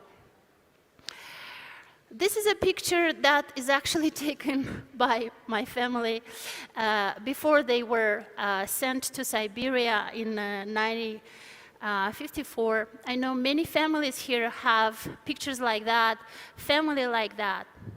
Back in the days, they were making lists and archival documents or pictures were used to determine who is who and then who has to be sent or not. Today, because of the identity data that they have collected on you, they could just uniquely identify each and every one of you and, imprison or sent to Siberia. Although this is a very hypothetical scenario and it's not likely to happen, it is important that everyone in our society understands the risks that are being carried by a lot of these technologies. And it's very important that everyone works towards developing new technologies that can help us solve these challenges. The New York Times has just recently published a report about the mobile industry and how data that we are using on our mobile phones is being tracked and surveilled by large government organizations like the NSA. In the United States, many of you might have heard about Edward Snowden and the way he has exposed data collection on the mobile phones by the NSA. Well, the good thing about that is because there was one Edward Snowden among the American population, now everyone knows about what happened and how they are being surveilled and manipulated. So they were human rights groups that could stand up, raise their voices, and educate everyone about their rights. So that today, everyone has to provide their agreement to give their data, to sell their data to companies who want to sell them products. So basically, this allowed to empower every citizen. And the blockchain technology is allowing us to do that in a much more streamlined manner. I'm not going to go into the details of it because I'm sure many of you here know what it is. It's a cryptographically encrypted way of storing the data on a platform that is decentralized, so basically no one, no government, no agency can come and take control over it. And there are many initiatives out there at the global scale that start to use this in government services. I've been advocating for this since its creation. At the World Bank, I was one of the first people to talk about blockchain for humanity, and we were working with MIT Media Lab to explain to the development community the importance of securing individual data. So I'm very happy that this year, the EU Commission has released its new platform that is called EU Digital Identity Wallet to provide every citizen access to digital identity, but also to a platform where they can transact, get money, trade crypto, and all of this in a self-sovereign manner and in a secure manner where only the citizen has control over its data and everything that is being transacted with. I think this is a great pilot, and it's rather new, but because Moldova wants to be the innovator in this space, and I'm really amazed by the brain power that I discovered here since last time when I visited with Mobile EID project in 2012, now in 2024. Fast forward 12 years, I can see how much progress has been made. And the integration into the EU platforms and systems is really important for us because we need to catch up on this innovation wave and just take the best of what technology can offer. So really happy that the e-governance center is following these new guidelines of the EU Commission and providing solutions that are based on blockchain and decentralized technology. And all we need now is more education and more awareness raising.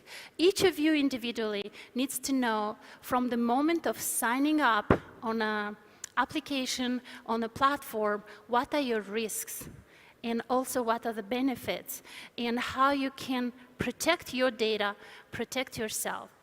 So a big thank you to the organizers for this event. I think it's a great educational opportunity for all of us.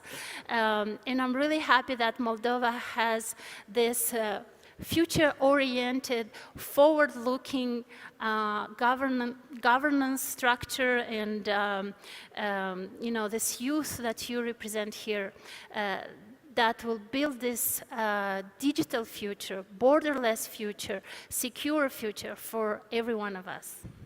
Thank you so much. And just before I go, I want to invite everyone to actually see the documentary movie that I have shot in Moldova, presented at Cannes, and now premiering it in Moldova next week at Artcore. Vă mulțumesc tuturor. Dacă vreți să veniți la eveniment, voi fi foarte bucuroasă. Mulțumesc! What if you somehow lost your identification? Purse or wallet gone. No driver's license, credit cards, passport, no birth certificate. All wiped out in a disaster. The lifelines we depend on can disappear. Please help us to be safe. You can lose access to your money.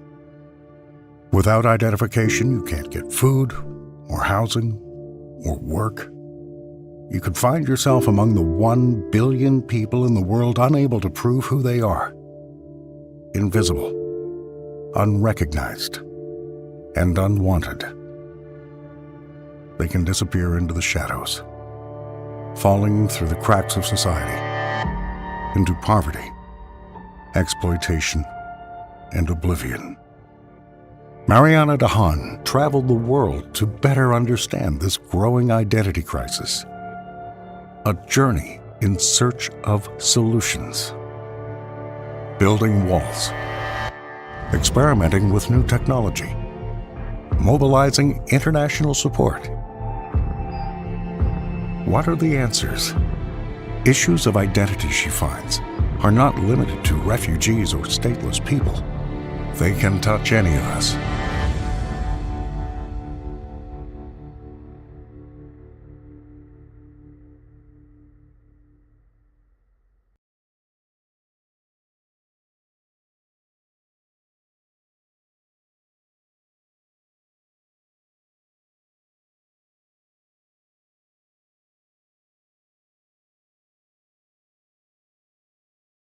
But hurry up to secure your spot, and please come to see the movie. Thank you. Thank you, Mariana. Next to me right now is Ana Chirița. She's the Strategic Projects Director at National Association of ICT Companies. And I want to ask her about tomorrow's plan at TechWell. Hey, Alex. Thank you. We've had on the stage. Nicoleta said we should go on stage. Are you sure? No. Alex said here, sorry, so it's going to be here. Tomorrow we continue the third day of Moldova Digital Summit with a wonderful expo where TechWell opens its doors, and we will have a lot of workshops such as drones or Arduino or robotics or digital marketing, Google Ads, and many, many others. So it's for people with from age 3 to whatever they think, be it 70 or 80 years old. And we'll also witness the winners of the TechWell Junior Ambassador, which are the brightest minds in this country, participating for the third year in a row and developing applications for their communities. So let's come and cheer them up, have a wonderful time with the family. And the doors open at 10 o'clock in the morning in TechWell campus, and we'll be all day with great music, great atmosphere, and a lot of fun. Thank you. Thank you, Anna. And you're about to go on stage now. And I invite Marina Bzovy, MITP Managing Director, together with Deputy Prime Minister Alaiba, to do the closing remarks for the second day of Moldova Digital Summit.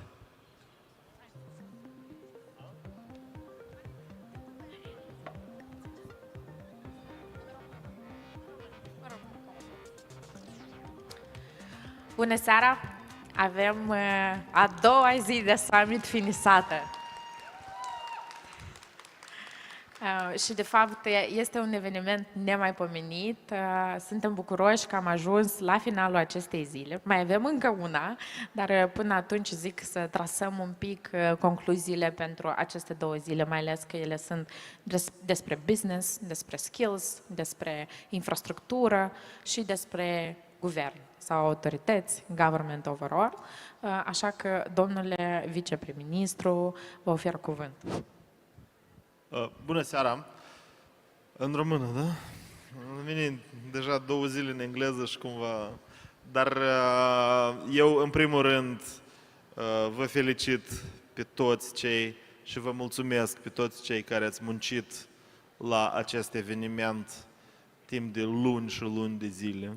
Vă mulțumim foarte mult pentru munca pe care ați făcut-o și iată că a meritat. Eu cred că noi am ajuns în acest summit prin aceste 2 zile, la acest eveniment, la această locație. Noi am setat un cu totul alt standard la ceea ce înseamnă un Moldova Digital Summit bun. Anul viitor o să avem și mai bine. Noi deja aveam idei despre cum să facem și mai frumos și mai interesant. Am avut discuții foarte interesante, foarte ce ține de viitor. Am discutat despre ceea ce ne așteaptă în ziua de mâine și Moldova pășește și trebuie să pășească hotărât în viitor, în civilizație, să nu ne temem de acest cuvânt, pentru că trebuie să fim în rând cu lumea. În zilele acestea a două în țara noastră, în acest loc, s-au discutat exact aceleași subiecte, exact aceleași domenii, ca și în orice altă capitală tech din lume, pentru că asta este standardul la care am setat acest eveniment și în aceste 2 zile și intenționat am făcut-o. Am avut o zonă expo foarte interesantă, foarte engaging, cum să spunem. Ne-am mândrit și am arătat startup-urile noastre, comunitatea noastră frumoasă de startup-uri, care precis cel puțin cel puțin un startup din ele o să ne facă mândri ca și țară în foarte scurt timp. Asta eu cred cu desăvârșire și de aceea suntem alături și ajutăm cu ce putem. Și mai mult decât unul, pentru că de aici foarte curând o să împuște ceva mare. Fix așa cum din Estonia am pușcat și a fost un început, când Skype a început să prindă teritoriul și a devenit global cunoscut, după asta s-au început și alte procese. Și de la noi asta urmează și eu vă promit că asta o să o vedeți. Asta nu o să fie, nu luați asta promisiune de politician, asta e pur și simplu, eu cred foarte tare în asta. Pentru asta suntem alături, ajutăm cu ce putem, cu niște finanțări de la ODA, cu niște, reforme mai așa moderne și mai civilizate decât demne de standardele unui stat sovietic. Și cu siguranță credem în asta. Am avut tinerii noștri cu niște prototipuri și niște creații foarte interesante și ei, fiecare dată când am avut ocazie, am spus, deschideți companii, începi să lucrezi și începi să cauți aplicații pentru ideea ta. Și ne mândrim foarte mult cu ei. Am avut partenerii noștri de dezvoltare alături de noi, am avut sponsorii noștri care au susținut inclusiv financiar aceste 2 zile, această platformă în care s-au întâmplat. Am avut desigur partea guvernamentală, care chiar poate să arate câte ceva și într-adevăr au fost eu cred că pentru fiecare din noi care au fost în acest eveniment au fost niște două zile cu adevărat memorabile. Eu nu o să le uit niciodată în viață. Eu am ținut să fiu aici, pentru că aici mi era lucru în aceste 2 zile, aici erau oamenii pentru care muncim, aici erau antreprenorii pentru care muncim, aici erau comunitatea academică, aici era sectorul public și așa mai departe. Și desigur că am avut un public minunat. Am avut, într-adevăr, au depășit așteptările, atât prezența, cât și interesul față de subiectele pe care le-am discutat. Eu, scuze că am vorbit prea mult, văd că e 0000, n-am observat. Vă mulțumesc foarte mult și vă mulțumim foarte mult. Ana? E complicat să adaugi mult după ceea ce a spus domnul viceprim-ministru. El are multe lessons learned, cred că, din acest summit. Cred că pentru fiecare dintre noi, inclusiv pentru comunitatea de business, avem mai multe acțiuni care urmează să le întreprindem. Summitul de fiecare dată își propune să traseze anumite realizări, dar și anumite obiective pentru o perioadă ulterioară. Aș zice că avem ambiție mai departe să creăm produse și proiecte și programe care să vină să susțină antreprenorii din Republica Moldova să crească și mai mult. Cred că prima istorie de succes va marca un succes mult mai mare și zic că noi avem istorii de succes în Republica Moldova, dar nu povestim atât de mult despre ele pe partea de unicorn și așa mai departe. Și noi avem în Republica Moldova unicorn, by the way. Dar cred că asta și este următoarea fază. Pe de-o parte, cum ajungem la 100% digital, da? Asta a fost și sloganul summitului din anul ăsta. Cum ajungem să scriem istorie astfel ca o țară mică, și am să zic iarăși cu inima mare, nu este doar o țară în care ne ținem de ospitalitate, vinuri, mâncare bună, dar și suntem tehnologizați la nivel de școli, la nivel de companii, la nivel de infrastructură, la nivel de stat, peste tot. Am să repet ceea ce am zis și dimineața. Este vorba de o colaborare și cred că colaborarea pe care am demonstrat-o toți ca maturitate, indiferent de ce, cum, unde, mereu a fost o viziune și viziunea contează. Iar astăzi, cu încredere, putem să zicem că viziunea guvernului coincide probabil și cu viziunea sectorului privat, pentru că noi ne vedem ca parteneri în fiecare proces care se întâmplă. Mersi foarte mult tuturor care au fost astăzi aici timp de 2 zile. 2 zile este foarte mult, dar 2 zile trasează doar o linie și de mâine, de luni, mâine mai avem o zi, de luni începem a lucra la ceea ce ne-am propus ca să realizăm aici pentru a fi 100% digital. Mâine vă așteptăm încă o dată la Tech-ul. Avem și un Maker Fair foarte mare, un festival al makerilor tot la Tech-ul. 15-16 iunie, sâmbătă și duminică. Noi nu ne săturăm să lucrăm în timpul săptămânii și de aia mai lucrăm și sâmbetele și duminicile. Respectiv, vă așteptăm acolo. Mersi foarte mult, mersi Nicoletei, Marina, Luminița, Oxana, Sveta, Olga, deci toți cei care, dacă am uitat pe cineva, sorry, știu că sunteți foarte mulți, o echipă extraordinar de mare și cred că anume acest lucru a adus o viziune diferită. Mersi pentru tot ce ați făcut. La mai mult și la mai mare. Eu am niște cifre care trebuiau de spus. Peste 200 de semnături electronice au fost emise în cadrul zonei Expo, în cadrul summitului. Un fond care s-a promis, reiterat public, pentru startup-uri. Legea cu privire la parcurile industriale, un parc tehnologic fizic. S-a mai semnat un memorandum de înțelegere cu Sharjah Technology Park, de care tot startup-urile ar trebui să beneficieze. Mă refer la ale noastre moldovenești. S-a lansat și IT Investment Guide, pe care detaliile le găsiți cu siguranță. Dar astea sunt doar foarte puține highlight-uri ale celor 2 zile de eveniment. Vă mulțumim tare, tare mult că ați fost cu noi și pe final vrem să încheiem cu o sesiune cu startup-urile noastre care au fost prezente la eveniment și să le invităm pe scenă, alături de noi, să-i vedeți și să descoperiți cu siguranță unul din ei, măcar unul din ei, va fi unicornul de mâine. Make your beat, yeah!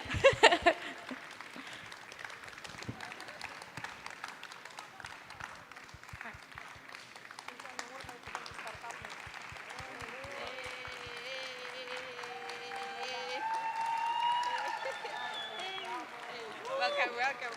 N-avem medalie, dar...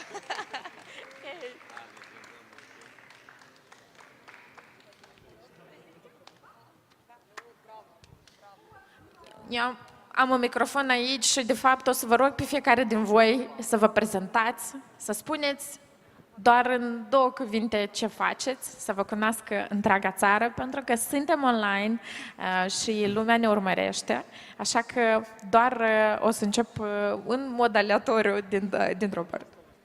Da. Salutare la toți, sunt Alexandru, sunt fondator la AISIG. Doina și Iulia sunt colegii noastre, sunt software ingineri.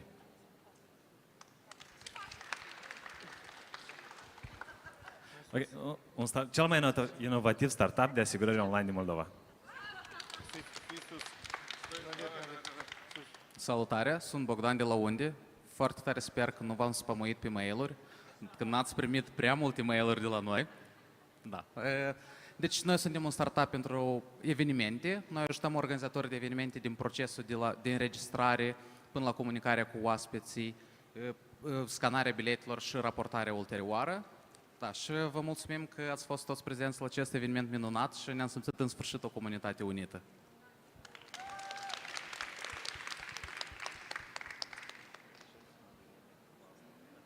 Normal, eu cu mare drag aștept spamurile și chiar codurile de la evenimentele lui Bogdan, așa că e o problemă.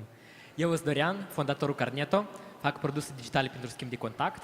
Iată, să veniți în spate la alei încă o dată și ați testat stand-ul nostru digital pentru conectare cu startup-urile pe rețele sociale și cardul digital pentru a partaja contacte simple și ușor, într-un mod eficient și eco-friendly. Bună ziua tuturor! Mă numesc Marta, sunt fondatoare Zeno Academy și noi suntem primul serviciu de tutorat online pentru elevi. Îi ajutăm să treacă bacul cu succes, examene de clasa 9 și alte teste. Avem ca misiune să schimbăm educația în Republica Moldova și please join us. Mersi!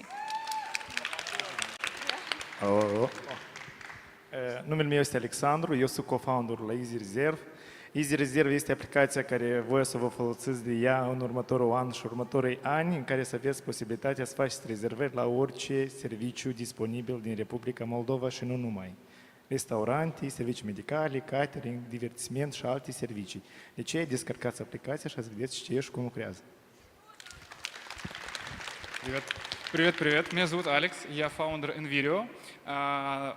Идея нашего проекта заключается в том, что максимально ускорить переход на зеленую энергию. И я не буду здесь долго говорить, поэтому давайте сделаем Молдову зеленой! Salut tuturor, sunt Valentin, membru al companiei IT FinTech. Avem 2 soluții. Una este MyID, deci este identificarea clientului la distanță. Cred că unii au auzit, unii mai puțin. Dar avem și identitatea digitală. Dar pe lângă asta este și a 2 soluții, Viva AI. Deci este un chatbot based on AI. Așa că îndrăzniți și aflați mai multe. Bună seara tuturor, eu mă numesc Nicolae Guzun, sunt fondatorul Sunboard. Este o soluție de analytics pentru companii B2B SaaS.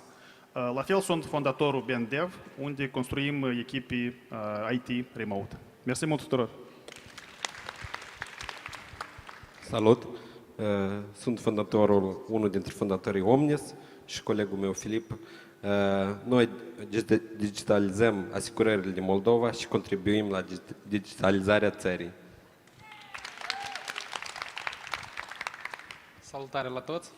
Mă numesc Alexandru și sunt membru a echipei Fagura. Suntem o companie care oferă servicii un instrument de investiții în piața Republicii Moldova. În același timp oferim finanțare companiilor mici și mijlocii și persoanelor fizice care au diferite necesități. Cu mare drag vă așteptăm cei care doresc să devină investitori și cei care au necesități de finanță. Bună, mă numesc Dorin Cerbu, sunt cofondatorul la Zinix.AI. Noi facem roboți moi, roboți specializați care se pot plia pe spații dificile, greu de intrat. Unii alți roboți au dificultăți mari și piața noastră este piața petrochimică, spații industriale. Roboții noștri sunt capabili să salveze vieți omenești de sub dărâmături, disaster relief. Avem o platformă de AI cu care putem analiza datele de la senzorii noștri. Salut! Wow! Sunt Artur, fondator la 2 startup-uri. Primul este Story Crafters și noi oferim voci autentice pentru branduri de neoprit, adică influenceri. Și a doilea este Sufragio, o soluție de vot online pentru uniuni, asociații de business. Sperăm că pentru partide politice, sindicate și așa mai departe. Și vrem și vot online la următoarele alegeri. Mulțumim!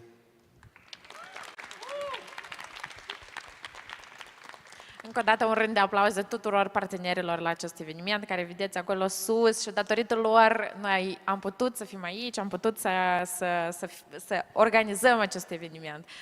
Și un grand aplauz pentru toți care îi avem acum pe scenă. Ei sunt viitorul. Bravo! Și eu înțeleg că afară continuăm, pentru că mai urmează partea mai puțin formală a evenimentului. Noi gata, eu mă dezbrac din cămașă, îmi pun tricou, așa ca să mă simt și eu om. Și o să fim alături încă, nu știu, cred că, da, este food court, este niște vin, pentru că noi avem IT, dar avem și vin. Hai să nu uităm să susținem producătorul autohton și aici. Și asta este o ocazie foarte bună. Vă mulțumim foarte mult! Evo a fost lansat. Evo o să fie cu fiecare din voi, alături și mereu cu tine. Doar că acolo o chestie tehnică acum se fixează și tot o să fie bine. Dar, încă o dată, este inevitabil la început să apară lucruri din astea. Eu sigur că toți înțeleg, voi toți sunteți startup-eri, voi toți găsiți bug-uri și voi toți vedeți că într-un fel arată la tine în cap, dar atunci când îl apeși ca să funcționeze, mai împușcă și în alte părți. O să ne corectăm, o să perfecționăm și o să învățăm și data viitoare nu o să facem fixă și ești greșeală, o să întâmple probabil altceva, pentru că așa lucrează un sistem care se autocorectează și o să fim tot mai buni. Vă mulțumim foarte mult și vă mulțumim pentru că sunteți aici. Ne vedem neapărat la anul, ne vedem mai mulți, eu vreau să avem de 2 ori mai mult spațiu pentru startup-uri, pentru că tot asta e, guys, e pentru voi, ca voi să prindeți aripi și să mergeți foarte încrezuți înainte, să cuceriți noi teritorii, noi țări, să ieșiți din Republica Moldova, pentru că noi, într-adevăr, dacă vrei să reușești în afacere, trebuie să știi că țara asta e a ta, dar ca tu să ai volume, trebuie imediat să te gândești cum să te extinzi, cum să vinzi în afară, cum să exporți, fie asta servicii, bunuri sau orice. De aceea, noi suntem alături anume ca să fiți acei pionieri în Moldova viitorului, Moldova care trebuie să fie în rând cu lumea. Vă mulțumim! Thank you, everyone. I would like to extend the invitation that the Deputy Prime Minister just did. Everyone is invited outside where we have DJ Marcus Lawyer, where you can drink wine or lemonades or energy drinks, and then come back in 1 hour for a live concert with Dara. Also, everybody who does have a headset for translation, please take them back to registration. Toți cei care au avut nevoie de traducere, vă rog să duceți aparatele înapoi la informații. Mersi, am obosit și eu.